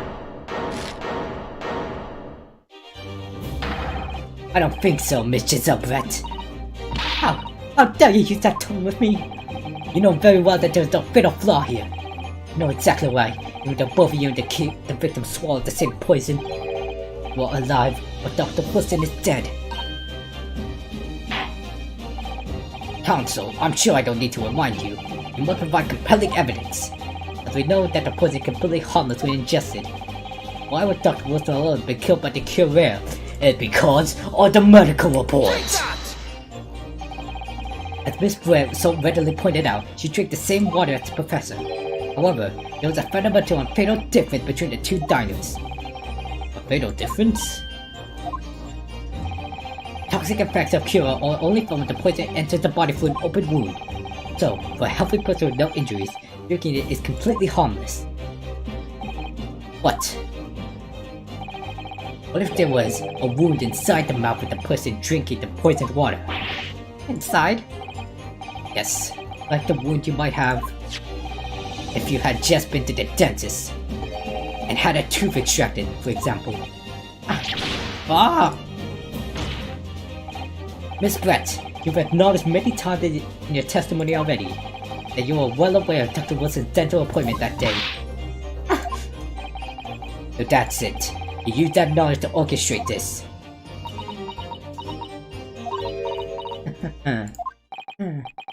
Is she laughing? I don't like to repeat myself, but honestly I can't resist. These childish courtroom games and your half-baked arguments are also puerile. What do you mean?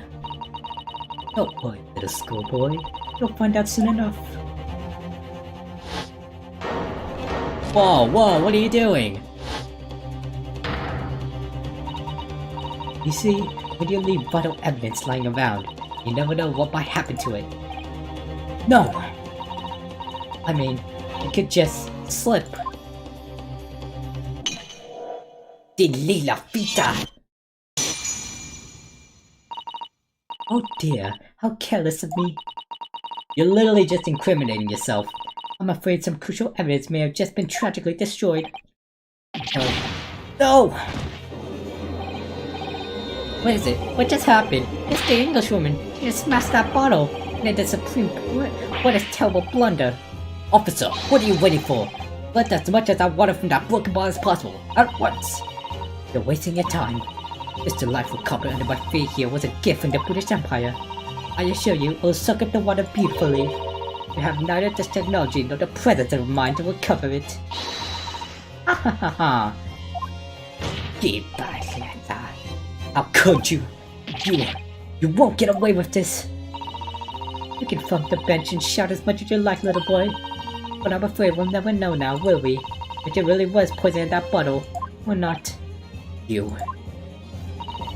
And let us not forget, we still have some very compelling evidence left intact. Is that right, counsel for the prosecution? Oh, of course. You're referring to the photographic print, I presume, dear lady. That's right. And really, looking at this photograph, it's as clear as day, isn't it? The poor professor was sitting with his back to me. Of course, the only person who could have shot him from the front. The little schoolboy. No, you killed the victim that day. Using cure. And then, all to frame Naruhodo for the crime. You waited until he picked up the pistol you'd arranged for him to find at the floor. Before you shot the professor's dead body in the chest with your own hidden gun. Bang! Then, in the confusion that followed, all you had to do was turn the dead professor in this chair around. You see, you had every opportunity to commit this crime. What a wonderful imagination you have, young man. A hidden gun, you say? And I shot the professor's dead body, did I? Well, I'm not terribly sorry, but you don't have a shred of evidence. Exactly. And as you have nothing to support your wild claim, the prosecution's stance remains unchanged. The victim, Dr. John H. Wilson, was killed by a gunshot to the chest. Delivered in cold blood by the accused, Ryunosuke Naruhodo. This is unbelievable. How can this be happening? We had her, and now she's really going to get away with it? The way that she destroyed the evidence was obscene. Ryu, yes? You come this far, but now you're the only one who can finish it. What do you mean? You lost a vital piece of evidence, it's true. So if there are any clues left for us to use now, it must be in your head. In your head?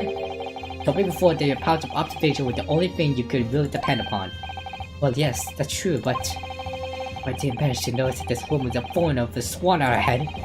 But think back again now. Try to remember every last detail about the scene that day. Everything you saw, everything you felt, every color, every smell. What I saw, what I felt. Every color. Exactly, the professor was in front of... Blood!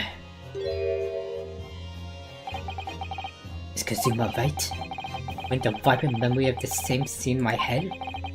Would there be another clue to expose the identity of Dr. Wilson's killer? There's a clue! Actually, Kazuma, I think I might have something. Thinking back over everything I saw, I think I might have uncovered another clue. Haha, you always have something up your sleeve, don't you, Ryu? Come on then, let's wipe that smug smile off that English woman's face with some evidence. Alright, I can't wait. Been niggling me for a while since that something was amiss in my memories that day. Whatever it is could be the key to revive the truth about all this. Here somewhere, who's the shooter who... It is the blood! Inspector Hasanaga, answer me this! Yes, what is it? Oh, so miles away. Only think about that bottle being smashed. As you said a number of times now, you strive for perfection in your investigations, don't you? Absolutely. I wonder, therefore, perhaps you took anything else from the scene of the crime. Like, for instance, the place that they took to the victim's table that day? Wait a minute, where are you going with... Where are you going with this, little boy? It's just a memory that's been troubling me. What memory? I saw the scene shown in this photographic print with my own eyes that day. And I saw that on that wooden board and plate that the steak was served on, was a splattering of blood. What? Oh really? And what of it? Obviously that must have happened when you shot the professor. Wrong. No, that can't be the case. Take a good look at the photograph, the relative position of everything there. Plated steak is almost directly beneath the victim. I'm supposed to have shot Dr. Wilson in the chest from the front. There was no way the blood from the victim could have ended up directly behind him. Yes. The blood to have made it onto the plate, and implied the plate is between the victim and the shooter. Which means the shooter must have been sitting opposite the professor, as you were. Barrett! I beg your pardon? This is beyond ridiculous, fabricated nonsense. The court seriously expected to believe something the accused has apparently just remembered seeing.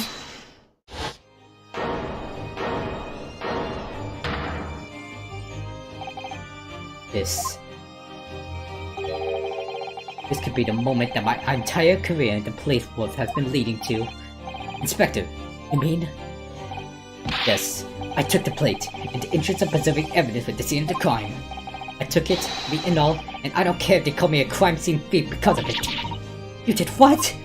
I took the steak they had been eating, Miss Brett. I took the steak that the sergeant had been eating. And I did it all in the name of justice.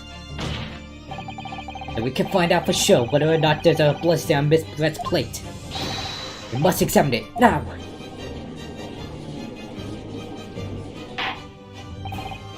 Inspector, the court wishes to examine the plate from the victim's table immediately. Yes, sir.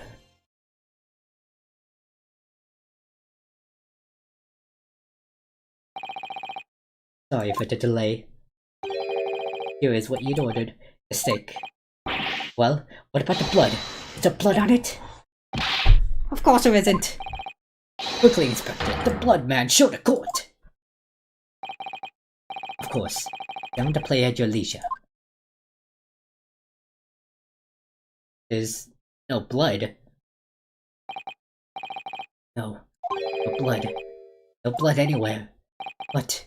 No, that's impossible! I know I saw it. I'm sure of it. It was right there on the table behind the professor. There was blood on the side of that plate.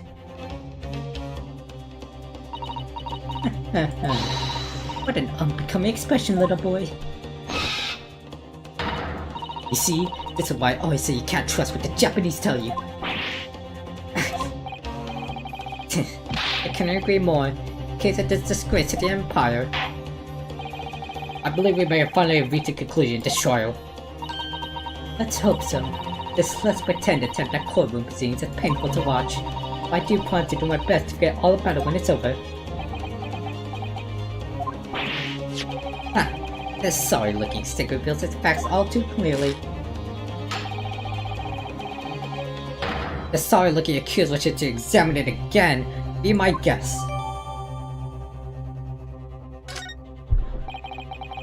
Just the plate I saw. I thought I saw. Just a figment of my imaginations. Let's examine the plate.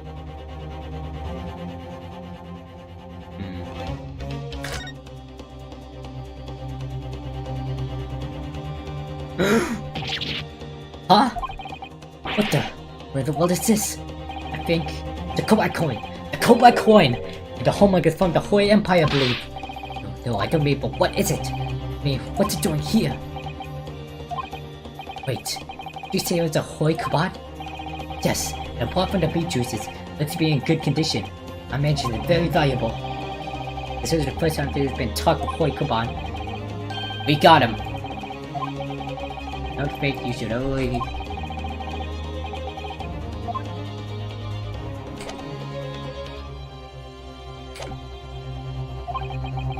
This is it now. I've lost. You. It's not over yet. Not until the final gavel.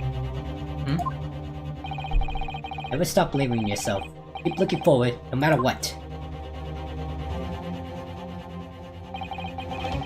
And myself? Really? Maybe I should at least examine the evidence for itself. The evidence requested by the defense has not been shown but be problematic in any way. I presume any further examination of evidence in this trial will be unnecessary. Does the defense have any objections? That bloodstain was going to clinch the trial for me. This player's stake reveal any other clues at all? There's another clue! Your Excellency, please wait. This player beef is hiding another clue. Another clue that will reveal the shocking truth. The only thing that's shocking here is your unhealthy fascination with beefsteak. Your Excellency, I think I made myself clear, haven't I? I will not be able to turn a blind eye to any more unnecessary procrastination in this trial. I'm sorry, Miss Brett, but we must ensure a thorough examination of the evidence. We will not give a ruling until I'm completely satisfied that all reasonable doubt has been dispelled. I see. You know you're a firm ally of my country, but still your position is it? Thank you, Your Excellency. Counsel for the defense. Do not clearly show the code to what you are standing. What precisely on the plate of beefsteak is the new clue to be found? So then... Give me this. Yeah, skip this. Oh!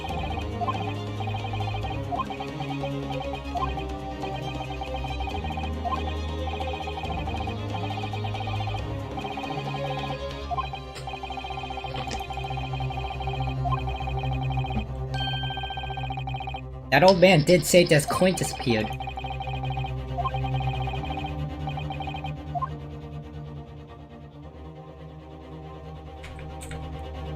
Take that! Got it! Good gracious, that's... Come on! What on earth? Hey ho, everyone at that. Miss Brett. This is in fact the beefsteak that you ordered at the restaurant the day in question, is it? Tell me, why is there an old coin seemingly hidden underneath the meat? What a ridiculous question! How should I know? I've never seen that thing before in my life. I don't know what that is, or I want no part of it. I fail to see how this is irrelevant. A coin under the meat? That could simply have been a careless mistake by the chief in a moment of distraction. Don't be absurd. We're supposed to believe that this happened by accident in the kitchen? I gotta get another drink, I'm all out.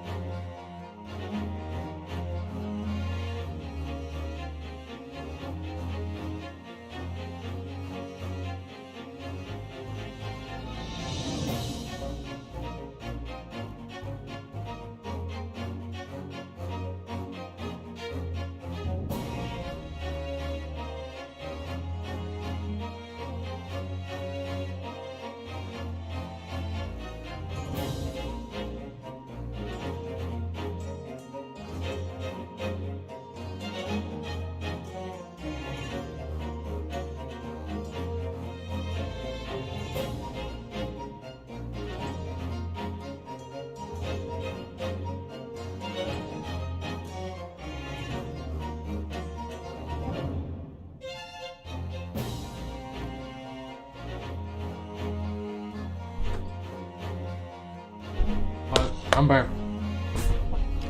I also got some croissants to make and I'm actually really hungry. I didn't eat breakfast yet.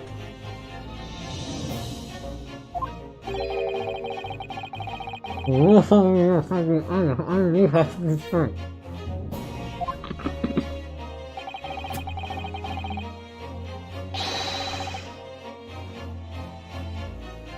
so like to eat it as I'm eating.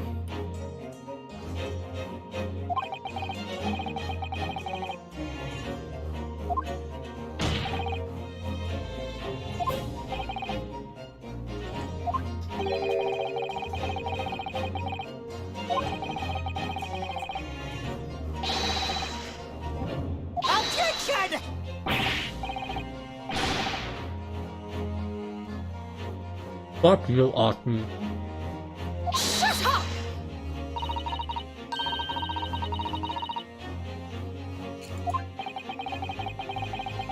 Use the Archie the ancestor to Winston Payne? The fuck, man? Because an asshole.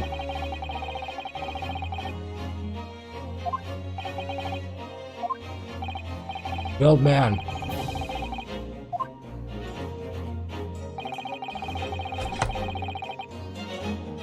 It was, Kiryu Kawakuta.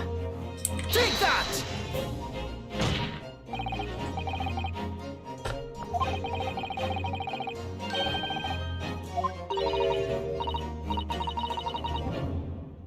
Mr. Cucumber something?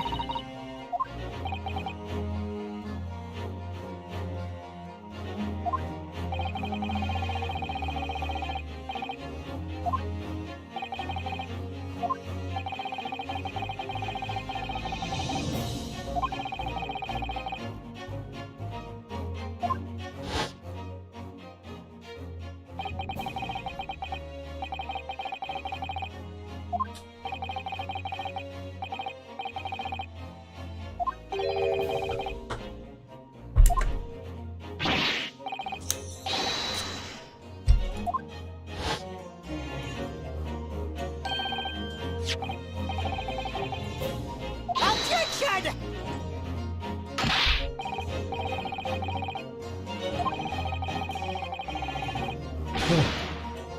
Yes! Oh, I'm feeling so much more better time eating.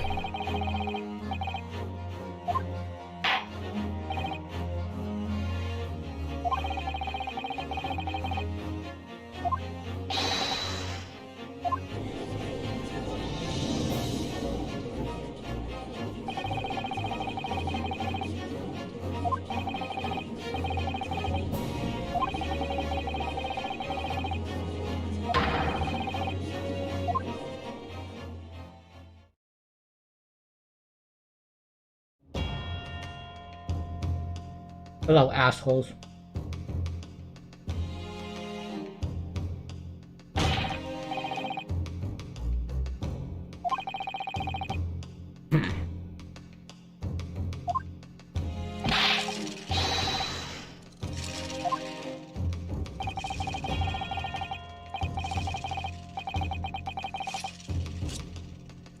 This is just a merciful work for a culture.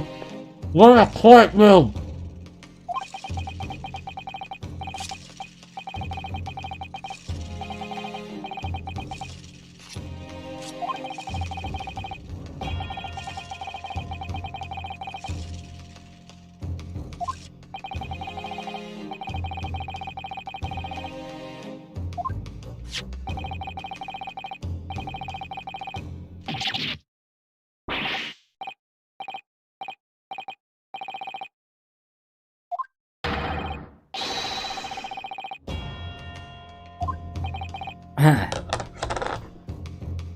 But I'm gonna put my pull away.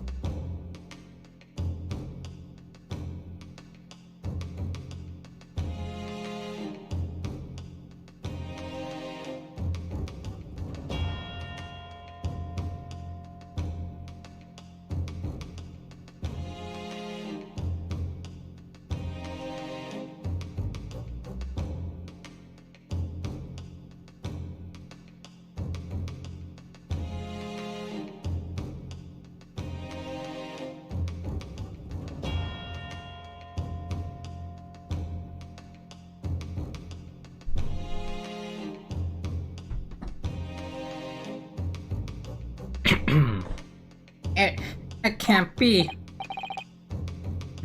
As I thought. Young man, enlightening this desperate old fool, put me out of my misery. Where was my treasure? Why was it dropped? Oh, I'm not sure if it was dropped anywhere. We found your coin sandwich between a beefsteak and its plate, soaking into seasoned meat's juices. The sandwich? Soaking? Seriously? Clearly, it couldn't have fallen there by accident, which means somebody must have hinted it there on purpose. Somebody concealed my whole treasure between a slab of meat and a metal plate. Would do such a thing, such an inconceivable thing.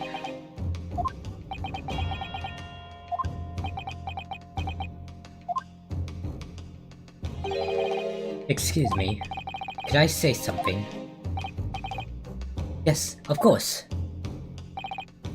Proceed, Inspector Hosonoga. I mentioned this earlier on in the trial, but I was working undercover in the restaurant in order to investigate another case. Ah yes, that's right. Secret undercover operation. La Cannibal is a high-class Western cuisine restaurant that attracts wealthy diners, including many foreigners. Recently, there's been a run of similarly executed thefts targeting the restaurant's rich clientele. A number of such incidents have been reported to the police bureau. Wicked crimes indeed. We wanted to nip the case in the bud quickly, especially with so many foreigners being affected. But that's why you're sent in undercover, is it? Yes, I took on the job of waiter at the restaurant in order to flush out the criminal. It seems likely that this Koban incident is the work of the same thief. Unbeknownst to us, there was a master thief at work in the restaurant on a regular basis. The place was all ready to see of several crimes, it seems. I don't know about the master thief part, but the identity of the person who stole in headquarters Kaban is all too clear. What? What? I think the court would like to hear the defense's view on this matter. Tell us, who is this that stole under the stake?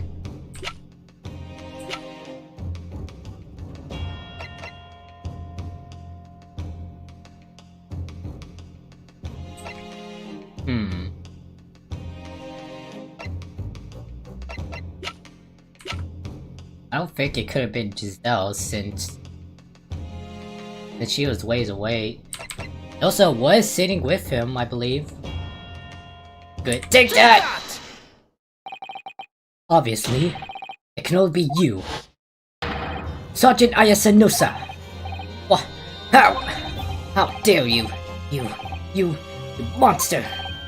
Monster? I stole that Koban, did I? I'm the master thief of La Cannibal, am I? You're seriously accusing me of these crimes, get that? But it wasn't me. It was Ayo. What? Ayo was the mastermind behind all this. What?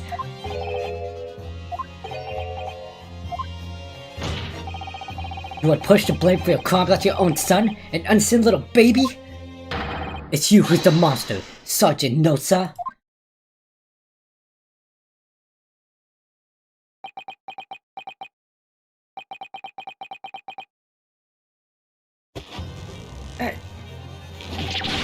Yeah! Clippity clop, clippity clop, clippity clop, clippity clop, clippity clop. Oh my gosh, she did. Your son just broke your back, man.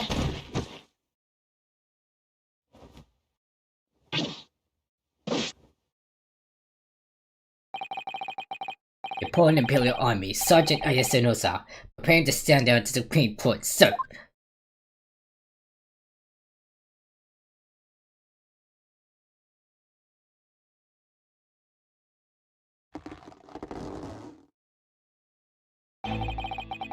Do any of you know of the extraordinarily low wages the Department Imperial Army pays those it expects to keep our country safe? I understand that the temporary increase in taxation owing to the recently ended conflict remains in place, and I have heard it's hard for lower-ranking soldiers to make a living, yes. All I want Let's put a hot meal on the table for my son! That's why you were stealing things at the restaurant. Place is heaving with money. Every 3 days, I'd go there and do reconnaissance for a target. And I enjoy chomping my way through a good steak at the same time. Sounds like he doesn't bother with a knife and fork even, which is worryingly believable. Your target that they were the old man in this Koban? Yes, sir. He was an easy mark. I slipped the coin into my pocket, found any trouble at all. A veritable phantom thief you are. I was all set to leave the steak I was halfway through devouring. It happened. Bang! Yes, the professor was shot. I knew that if the police conducted a search and found the coin in my pocket, I'd be finished. 802.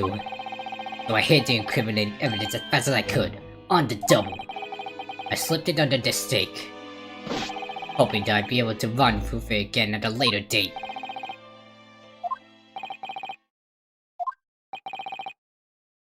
I mean, he's not really admitting that he was the one that killed Dr. Wilson.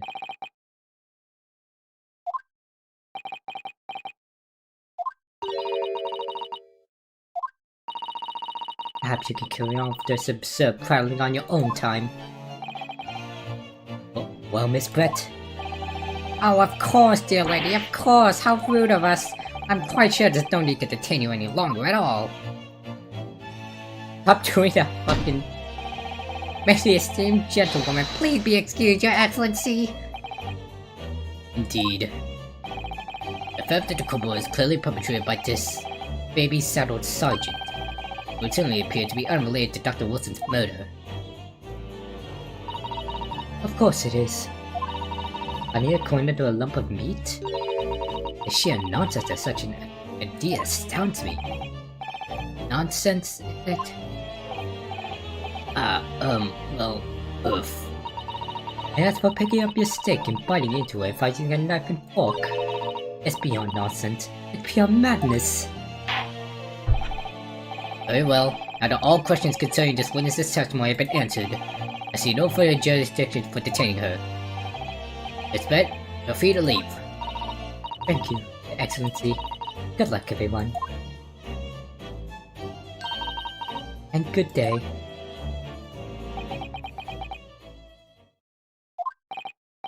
Ryu, what's the matter with you? This is no time for daydreaming. Oh, no, it's just...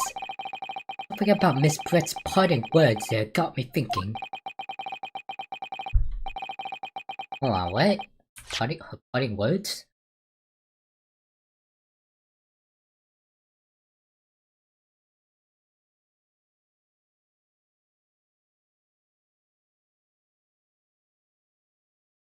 A coin under a lump of meat, the sheer nonsense of it is such an idea as it astounds me.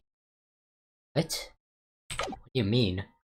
I can't quite work out what exactly, but something she said jarred with me. I feel like there was a contradiction in it somewhere. Something didn't quite add up. If that's the case, don't just stand there thinking. Make your voice heard. Sorry? You can think later. But if you don't call out now, it'll be too late. The trial will be over. Hold it! Wait, Miss Brett. What is it now? I'm afraid, just one last time. There's something I'd like to ask you. I'd like you to explain the contradiction in your party words from just a few moments ago. What are you talking about? What contradiction? Objection! What new student nonsense is this? Well, what party words are you talking about, Ryu? Adding a coin under a lump of meat? The sheer nonsense of such an idea astounds me. And as for picking up your steak and biting into it by using a knife and fork? It's beyond nonsense. It's pure madness. Yes, I'm right. What she said there exposed an undeniable contradiction. I'm fucking dumb. I didn't see anything. I'm going to need some evidence, Counsel. Miss Brett's words truly are contradictory. What is there evidence to prove it? Dun dun dun.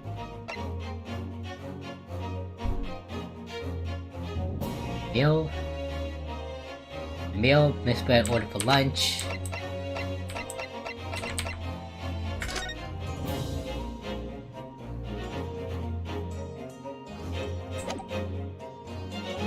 Wait a minute. Oh,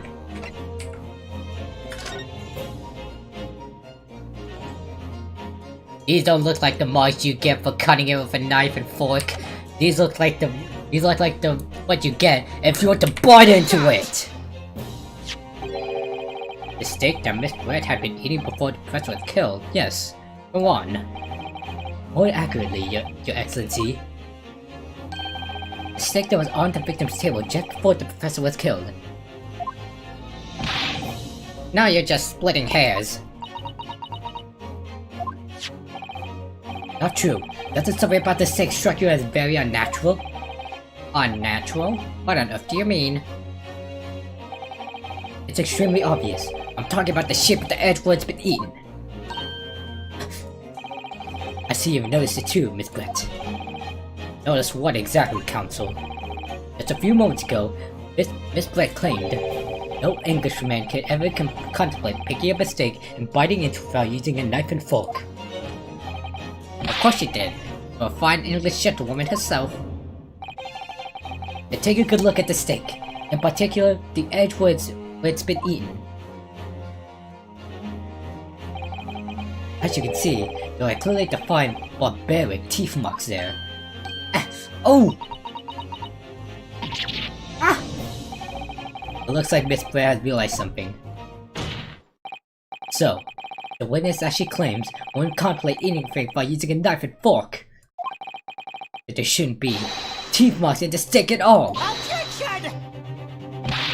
But what is your actual point? Perhaps the life of Miss Blair was ravenously hungry and couldn't help but...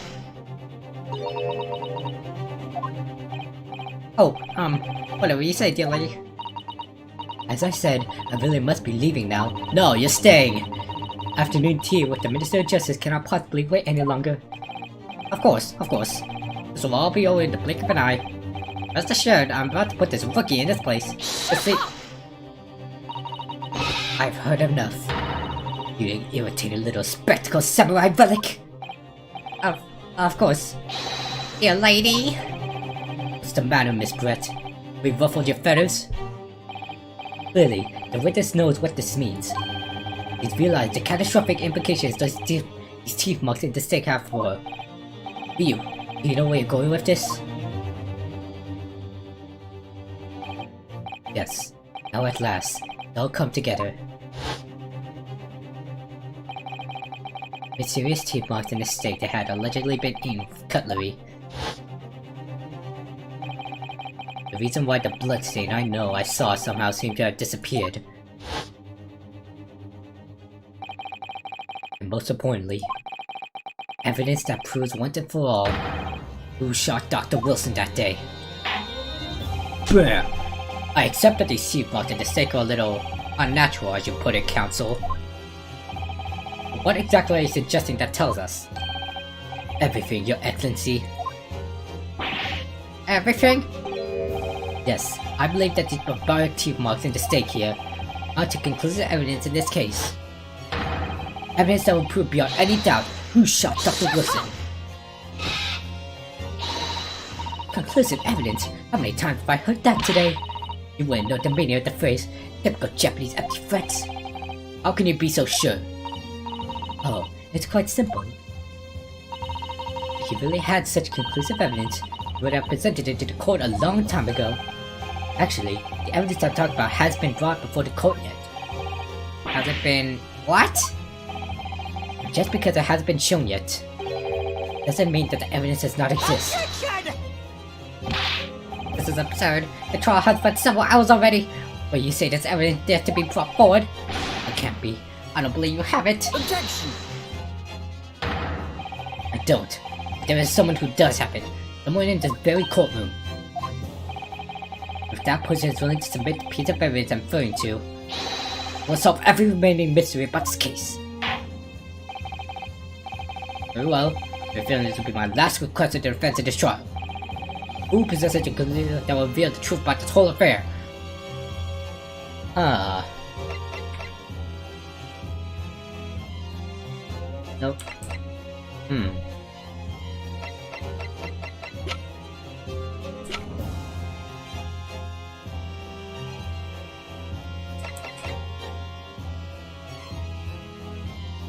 You serving down the day of the incidents.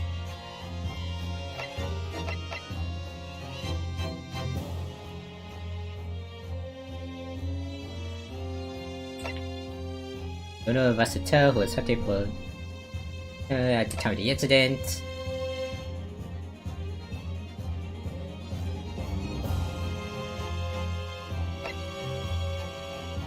Damn, I don't know.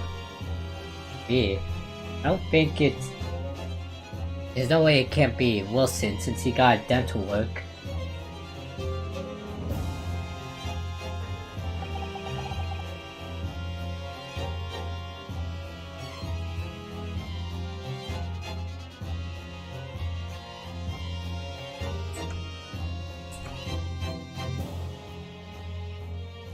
I mean, it could be the detective since he was the one that served the stakes.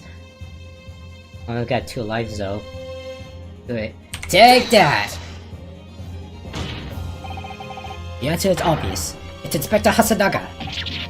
What? I have it? Yes.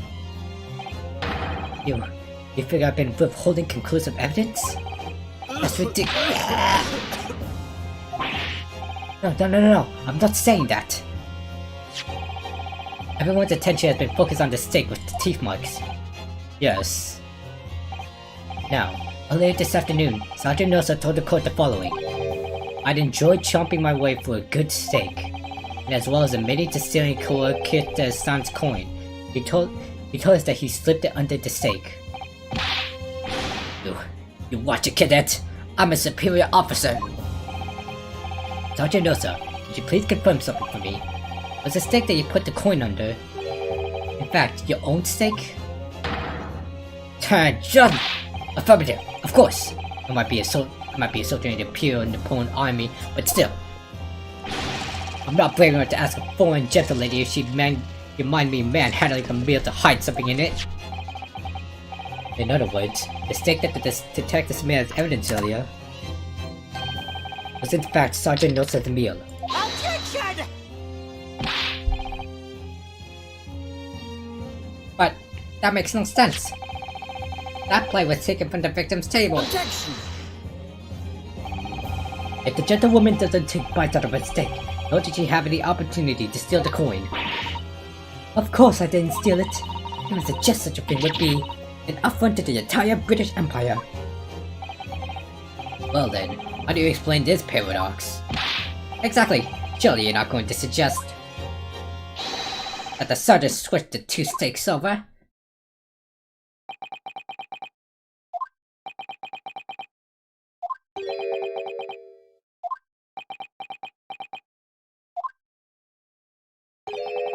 You did switch the plates?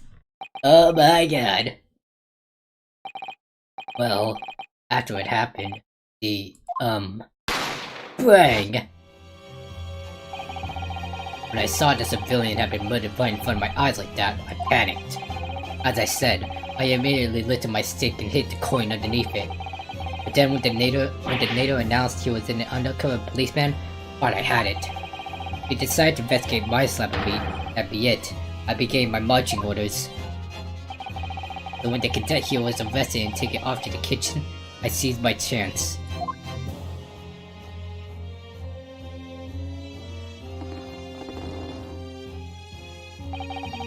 With military precision and timing, I switched my stick with the one on the foreign lady's table. What? You can't have. I never saw you do such a thing. That's because you left.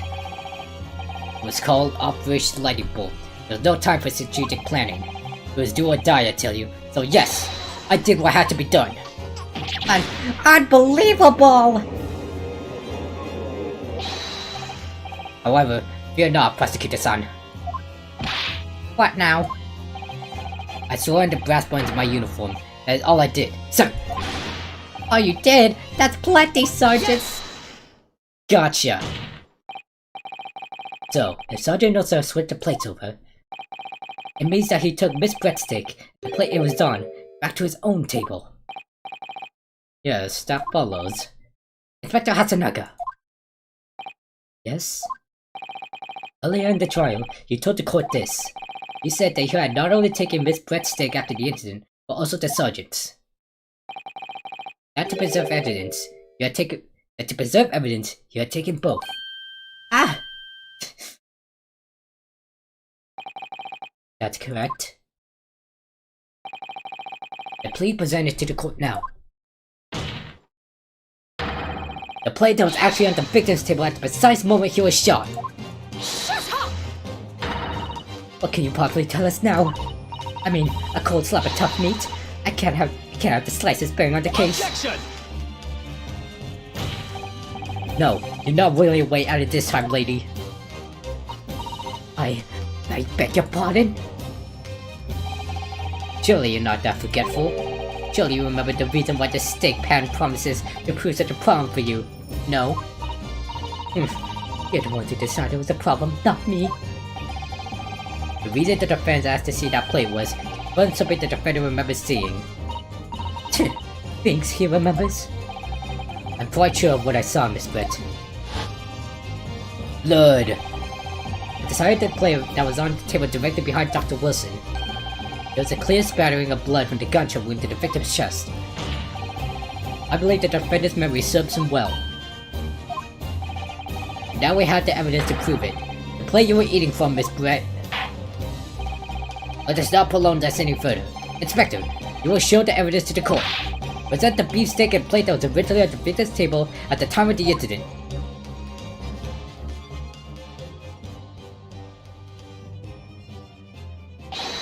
Yes, sir. We got you, Brett. Oh, hi there, Firewall. I didn't notice you. Like the longest first case in the series, I think. Yeah, no duh, I've been streaming for almost 5 hours. Sorry for keeping you. Oh, the blood! Here's the other steak in its plate. Please, feel free to examine it.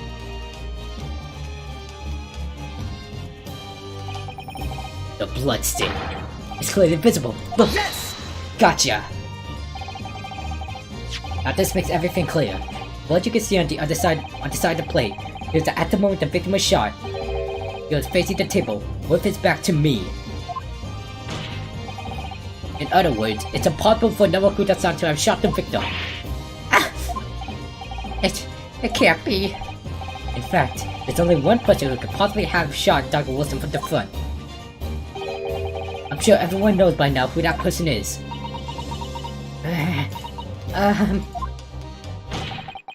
That's right. Mr. Zabret. It's you!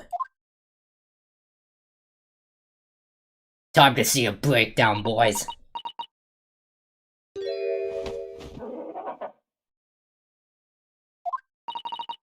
Outdone by a Japanese? Me? By a Japanese schoolboy? No. No. No!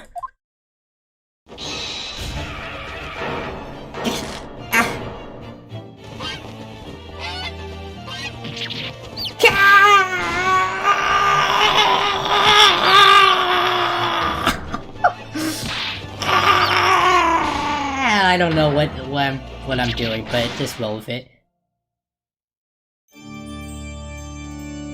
Oh, she's so graceful! Wait, did she die? Is she going to heaven? Ooh.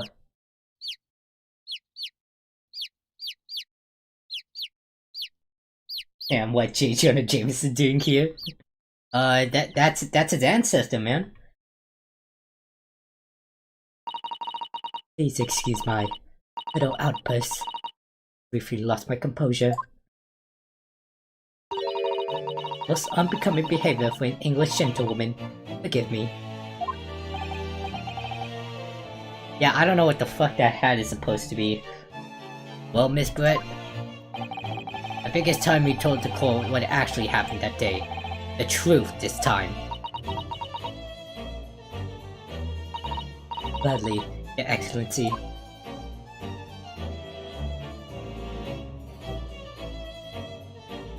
Seriously, fashion can be weird at times.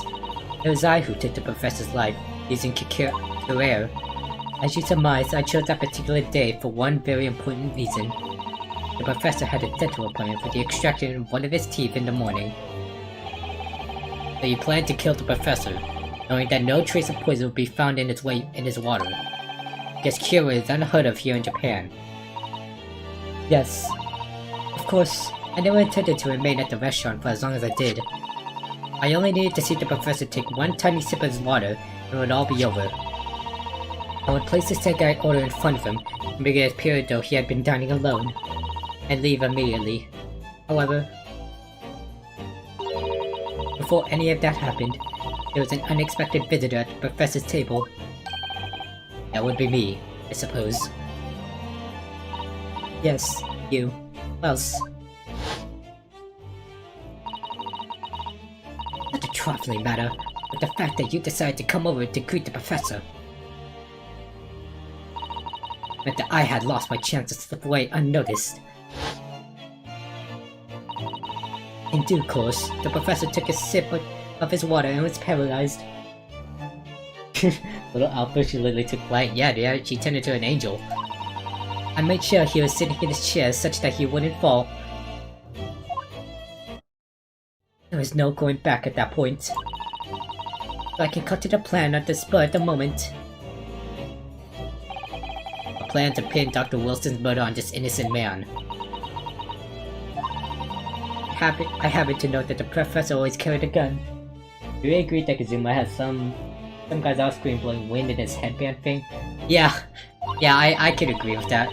I decided to use that fact to my advantage. I had the bottle of Curare in my handbag, and my own pistol concealed under my skirt. Under your skirt? Well, I was right. There were two guns. Yes. And then I finished my coffee and got up to leave. That's when I noticed the professor's gun, which you had presumably placed on the floor. Basically, you were sure that I would notice it. And everything went according to plan. You noticed the gun, as I intended. And then, just as you bent down to pick it up, bang! Have you played the Ace Attorney series? I played the trilogy. I'm not familiar.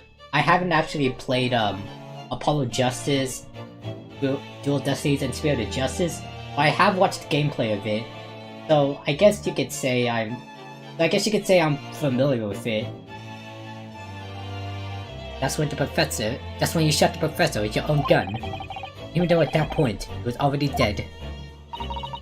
Naturally, the gunshot caused a commotion, at which point the waiter appeared.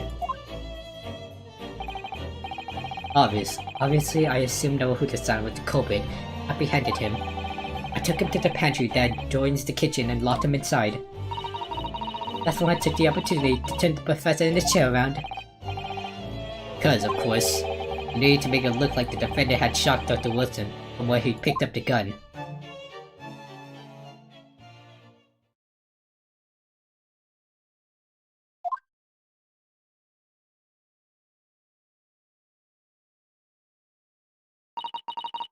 So there you have it. That is the entirety of my misdemeanor.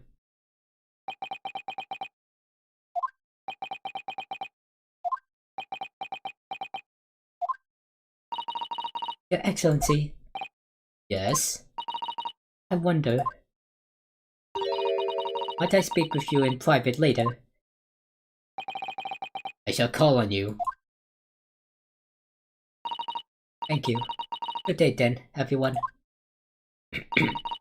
I hope you can forgive me, Naruhodo-san.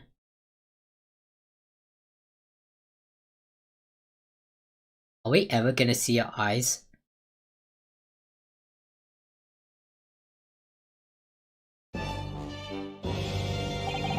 Present the badge, it's funny. What do you mean? It would seem this trial has finally run its course. I presume the prosecution is in agreement. This can't be. Tataki says she actually did not lose. Not to the likes of this lucky student. You better start getting used to tough opposition. Ah! Naruhodo. What? Yes? This insult to the Aji family name will never be forgotten. You become conceited with age, Council, but the old have to stand aside and make way for the new. Whoa, what are you doing? It's the way of the world, but you never forget that. Are you gonna kill him, Kazuma?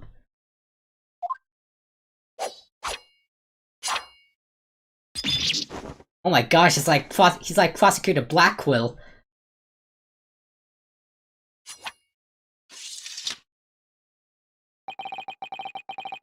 A thousand millennia may pass. Still, the Achi clan will never measure up to the Naruhodo clan.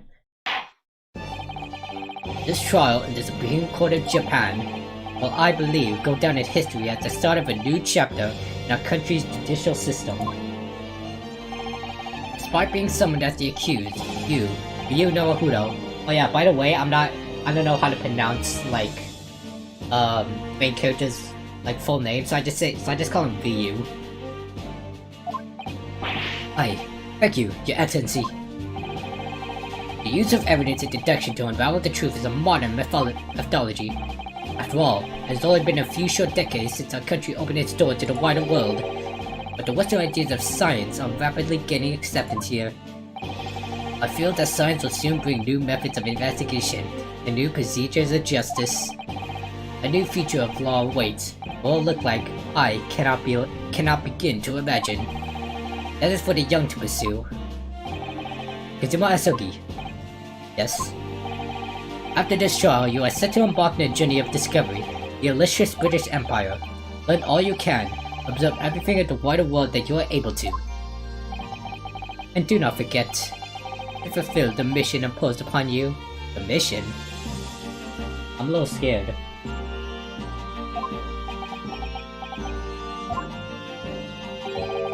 I understand, Your Excellency.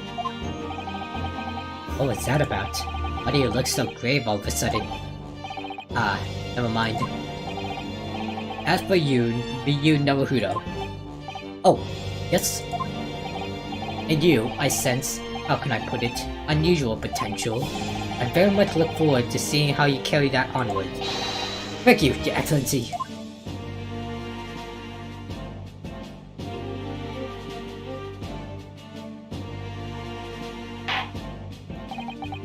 It is time to deliver the final verdict. I hereby find the defendant, Ryu Naruhodo, not guilty! Let the confetti fly! Or the flower petals. But you get the idea.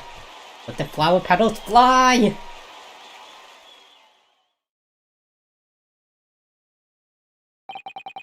This court is now adjourned. Oh, we did it. And this is the first trial after 5 hours. Let's go, boys. 22nd of November, 2:46 PM. Supreme Court, yada yada. Defendants at the Chamber 5. I can't believe it. I can't believe what's happened. I made it. I defended myself and made it through that horrendous trial. Ryu, you finally pulled it off. Congratulations. Well, I couldn't have done it without you. Thank you, Kazuma. Hahaha. No, it was a pleasure to watch you at work. So, you owe me an extra large, from the place on University Street. Don't forget. Good afternoon. All your hard work has certainly paid off. Oh, no, mine. Congratulations to both of you for proving Naruhodo-san's innocence. Ah, a trusty judicial assistant. Worked hard for that result, you know. Oh no, I didn't do anything. Thank you so much! If we hadn't had that research report and Miss Betts, I don't know how things would have turned out. Your kind words should really be for my father. I was simply doing as he asked. It was his idea for me to go to the university and investigate. Oh, holy shit! Excuse me. Your father? Ah, yes, of course. Can we just end this fucking episode? It's been almost 5 hours! Forgive me for intruding on corporate scene, Your Excellency. Masuda Makitobo, Judicial Assistant to the Defense. Misada was what I meant. Speaking of Mikotoba. Ah, there you are. I believe congratulations are in order. Naruhodo, you did an excellent job. Thank you, Professor. Oh no, it is I who should be thanking you. After all, your efforts exposed the true criminal that took the life of my good friend. Good friend? Oh yes, you mentioned that before. It was you who actually invited Dr. Wilson to my university, wasn't it? Yes, that's right. Mr. Mikotoba studied overseas himself. He went to study forensic medicine in Great Britain. Presumably, that's when you met Dr. Wilson. Exactly. In those days, we worked hard together in the same hospital. Oh, we worked together? I've never heard you mention that before. Well, it was a long time ago now. Besides, it's your turn, Atsugi. Great Britain is a magnificent country that leads the world. Science, medicine, engineering, culture, and of course, and law. Watch and learn, my boy. See what's happening in the world's largest melting pot. I will. I'll learn all that I can. I swear on this, the spirit of the Asogi clan. You're not taking that sword to Great Britain, are you? Of course I am. The Japanese man's katana is the soul. This blade showed me where I need to go. And cuts down anything that's in my way. Yes, I've definitely seen how sharp it is already with my own eyes. That reminds me, what's happened to that woman? To Giselle Barrett, I mean. After all, she's guilty of murder. Oh yes, her. It's not easy to tell you this, but... What do you mean? Surely she's going to face trial herself now. She's the true culprit after all. She will be leaving Japan in the very near future. To Shanghai. The fuck? So she gets off scot-free just like that? What? Shanghai? Giselle Barrett will not appear in court again in this country. I'm certain of that. What? But why not? It's a matter of consular jurisdiction. Oh no, Inspector Hasanaga! It was a hard-fought battle in the courtroom today. Very impressive to watch. Let's congratulate, but what's all this about consular jurisdiction? We cannot try this particular foreigner for crimes here in Japan. What? We can't try her?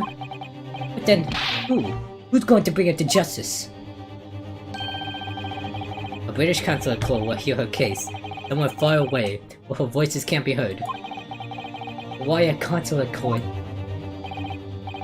Professor, I simply don't understand. I thought consular courts were a thing of the past now that we've signed this friendship treaty. Yes, in normal circumstances, you're right. Then, as long as this is not a serious incident of a highly political nature to our respective governments, they can't invoke the consular court just like that! Oh, can't they? Yes, she's a student, but it doesn't justify our government making secret agreements about her fate, does it? What strange is going on? Miss Britt can't be held accountable for her actions here in Japan. I'm afraid that for the young student, today's trial was nothing more than a game all along.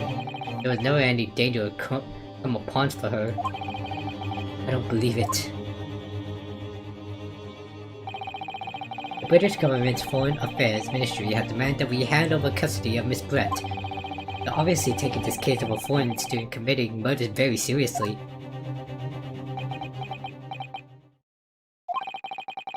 It's all going to change from now. We can make it change. This is a time of great turmoil. This new era heralded by the start of the 20th century. One day, I have no doubt, that woman will receive the judgment she deserves. Yes, change is coming, and we're the ones driving it. Well, I think that's enough seriousness for now. This evening calls for a celebratory drink. But, Professor... You're right. This is no time for gloomy faces. We should be celebrating Ryu's not guilty verdict. Let's start having some fun. In that case, might I suggest La Carnival? As the head waiter, I should be delighted to provide you with ample food and drink. You're a detective, Hasanagi-san, aren't you? Let's not worry about details for now. La Carnival, will you accompany us, Professor? Of course, La Carnival's food is second to none. I shall go and attend to the paperwork for Naruhodo-san's release. Oh yes, thank you.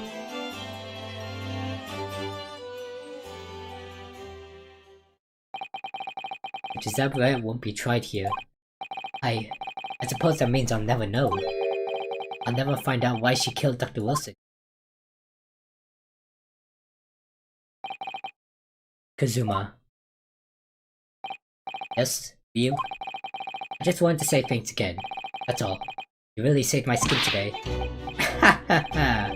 I didn't do a thing! You were the lawyer in there, weren't you? That defense was all in your own work. Your skills make the difference though. One day, I bet you'll be the best lawyer in the world. Not so sure about that. To be honest, something kept occurring to me over and over again during that trial. I couldn't help thinking that maybe you're the one destined to become a great lawyer, not me. What? Come on, be serious. I helped you today, but was only right at the very start of the trial. We have a natural talent for it. Being a defense lawyer, I mean. No, not me. All that tense verbal combat? I never want to go through that ever again. I did what you told me to do, that's all. Because I knew I could trust you. That's the point. Sorry? What do you mean, that's the point? Listen, Ryu. Do you know what the most crucial weapons that any lawyer needs in order to win? Evidence? Excuse me? No, the ability to believe. You believe? You believe what? A defense lawyer has to fight for its client. He has to believe in them at all times. Like you believe in me when I said I didn't do it. I'm a human, just like you. I don't have some superhuman ability to know the truth. But you have to make a choice about what to believe in, and stick to it when you're defending someone. Sometimes in the courtroom, you can really be backed into a corner. But being able to remain faithful to what you chose to believe in, even then, well, that's not something that anyone can do. It takes a special kind of person. Believing in your client. Just look at today's trial. I'm a student lawyer with precious little real experience, but you never stopped believing in me. Well, you face seemingly a hopeless situation time and again, but you never stopped looking for the truth. In the end, you found it. For your own efforts. Because you never stopped believing in me. Thanks, Izuma.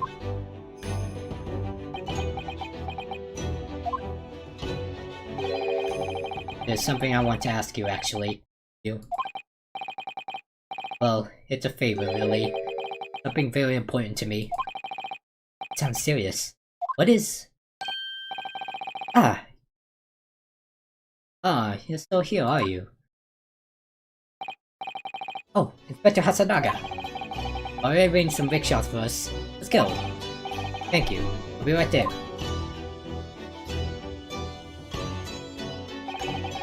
Let's pick up this conversation again later. You should be celebrating right now. Your first court victory. And your study towards Great Britain, don't forget. Yes. That too.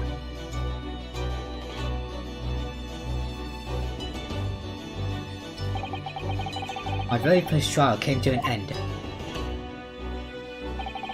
Azuma. Professor Mikotoba. Sato-san, who acted as my assistant. Inspector Hasanaga, He didn't really play much of a part, but still, wow. It was because of the help and support of all of these people that I managed to get through that trial. But more importantly, Izuma hadn't yet managed to ask his favor of me. Little did I realize just how much it would change my life. No! Is it gonna be like the first Ace Attorney game where in the little next episode? Is Kazuma gonna die in the next episode? It's like in the first Ace Attorney when Mia died?